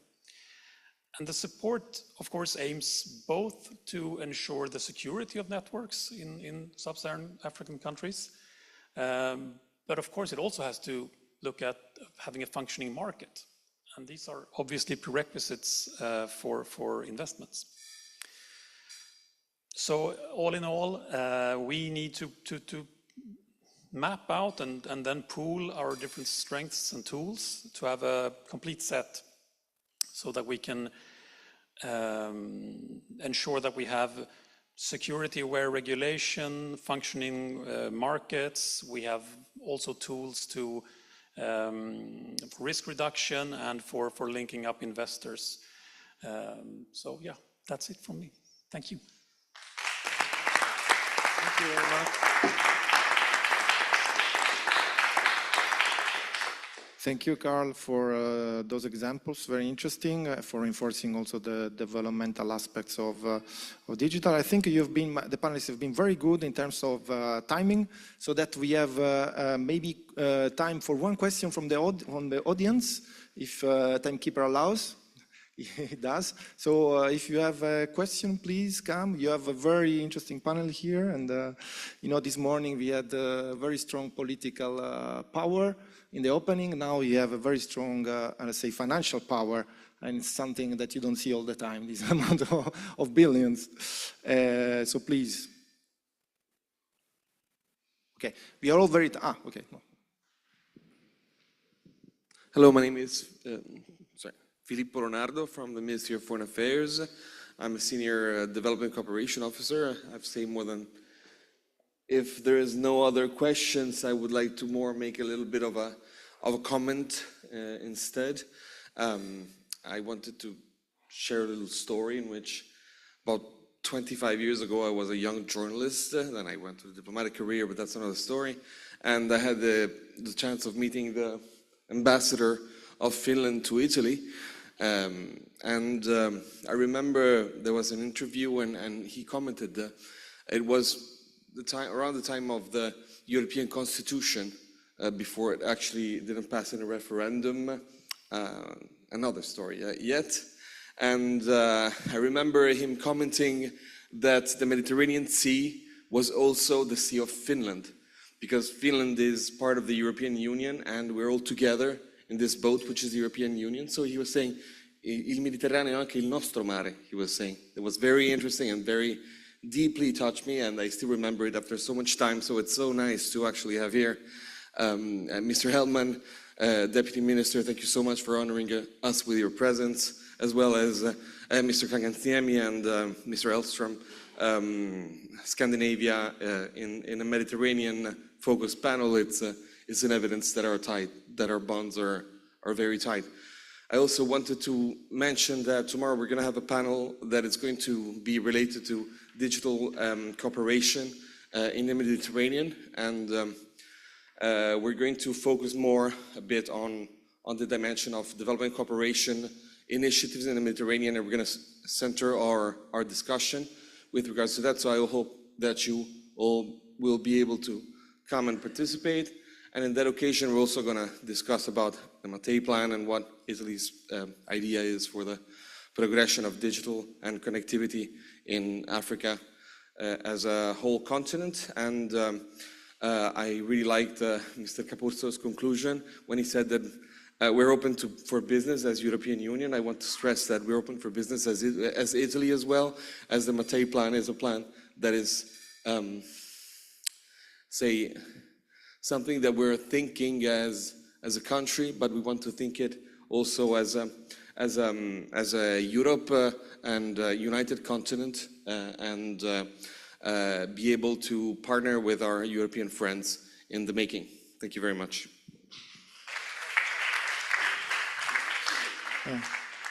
Thank you very much, Filippo, for bringing the message from Ministry of Foreign Affairs. So we have one last intervention, Vice President Viotti. She will give the last, let's say, word for the panel, and also highlight one dimension that maybe was not highlighted enough, which is the role of the private sector in our partner countries. Thank you. No, thank you very much about the question. And actually, I think that to complete the picture, that actually it was very vast, comprehensive. I think that maybe the missing actor, it was the private sector in the beneficiaries countries where all these investment go through. Because actually, why we are doing all this type of assistance, this type of investing, it's not only to support our companies to go there, but I think it's the final objective is to promote sustainable development. And we know that private sector is relevant not only on our side, to have resources, to leverage our resources so that we can boost the role of the development agencies of the MDBs. But it's important also to have it's a sound private sector in the recipient countries, and because we know that not always the public interventions are, they are important because they are at the start and the beginning of development, but in the end, what we want is also that there is, the nurturing and the building of a good private sector. So I think that maybe to use some of the expression used before, I don't remember who, that we have to enable and maybe to create an ecosystem. We would like to call, to also in Europe, to create an ecosystem where companies can develop and expand. In this regard, how we can do? In many of these countries, or for political reason, or for low development status, we do not see such a private sector. So, for instance, on the EIB side, we work a lot with the financial intermediaries, with local banks, and to us it's an important instrument. It's an important instrument because, first of all, in countries it's also an opportunity to have a hidden economy to come out from the hidden economy, so that they go to a bank and they declare themselves, they start learning how to prepare a business plan. So I think that also the collaboration with the financial institutions, that maybe they are the first to be developed in these countries, I think it's a good opportunity to start working with them and ensure that there is this ecosystem of small and medium enterprises. We are talking about financial instruments. We know that not necessarily lending is the most efficient way. Sometimes, especially if we want to push innovative investment, we need some other forms of financing. We are talking about venture capital. Maybe sometimes it's too much for sophisticated, but actually we know how relevant is this type of investing is becoming. So that's why I think that there are also, great initiatives to be developed in that sector, because actually in this way we can provide finance to those most innovative enterprises which do not have the collateral to go a bank or to start an investment. So, let's think about also the way in which we can finance and to nurture the development of the private sector. And actually, let also praise on my side, the Finnish presidency, the Finnish presence here in Sicily. I had an interesting discussion with the undersecretary before, and actually, we were talking about, the need also for collaboration between the EU, the European companies, small and medium enterprises, and the small and medium enterprises in the beneficiary countries. And I think that, the role of the ECAS, it will be, extremely relevant there. For instance, we are developing with the ECAS, the EU ECAS, it's a project with Ukraine. It's not a Mediterranean, but it's something to look at, especially when there is it's a high political risk, when high credit risk. I think that the involvement of the ECAS and putting together all the actors to support it is very relevant. So, very last word, if I can, on top of this is a very delicate geopolitical moment. I'm not the person that have to remember this. The global gateway, it was, thought also as an answer to other geopolitical development on the east side. And it was the European and also the G7, because I mean, it's the European version of some other G7 initiatives. It was the answer, no? Because I mean, actually what we wanted to do is to promote networks, to promote investment worldwide, which were based on standards. Because actually what we learned, especially after the financial crisis, is that many low developing countries, they are now in this debt trap because they were, it's engaging in, pharaonic investment, which were not very well prepared, which were not with an underlying good finance structure. That's why I think that this is the real, I think, basis on which we built around the Global Gateway. And I think that now it's much more relevant. It's the geopolitical value of this type of initiative. And also in this case, let me come back to the beginning, to support our companies, to talk European also when we go out, to engage with the governments, the recipient governments, to talk about how relevant is the European presence there and the way in which we want to accompany their investment also through our institutions. Because it's a way also to promote our values, not only the standards, but also the value, and to reaffirm the relevance of the European Union, which in the end has been one of the biggest, innovation in the worldwide institutional system. So let's do Europe, let's do Team Europe, and I think all the best to everyone. Thank you very much. So, now the conclusion. So, just some logistic information before you leave. Thank you. Thank you all, and again, thank you for this very impressive, because it was usually challenging to be the last one, but I think was very nicely complementing what was said. And you have already done the introduction for tomorrow, because exactly the point that we were going to touch, going a bit more deeper in those concrete cases, and also closing the morning, because it will be a morning session with the private sector, a discussion concretely. So that's exactly what we have. So I think it's bringing it nicely there. Some concrete information, we resume tomorrow at 9 in the morning. There is now shuttle bus available from here to the center town, so you are dropped in front of the Hotel Politeama, or I don't know which one is exactly, but in center of the town for those ones, the same to bring you here in the morning.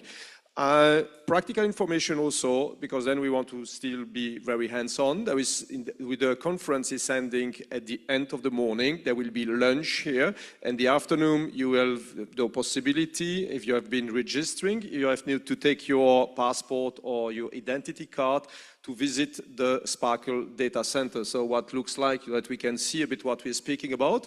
Shuttle will also be available to bring you there, and from there you can then choose to come back here or to go directly to the airport. So just for your information, so that's really nicely organized, so that even you go there and you have another flight, you can go directly there. So I'm thanking you again. See you tomorrow at 9 in the morning, and enjoy your evening. Thank you. Goodbye.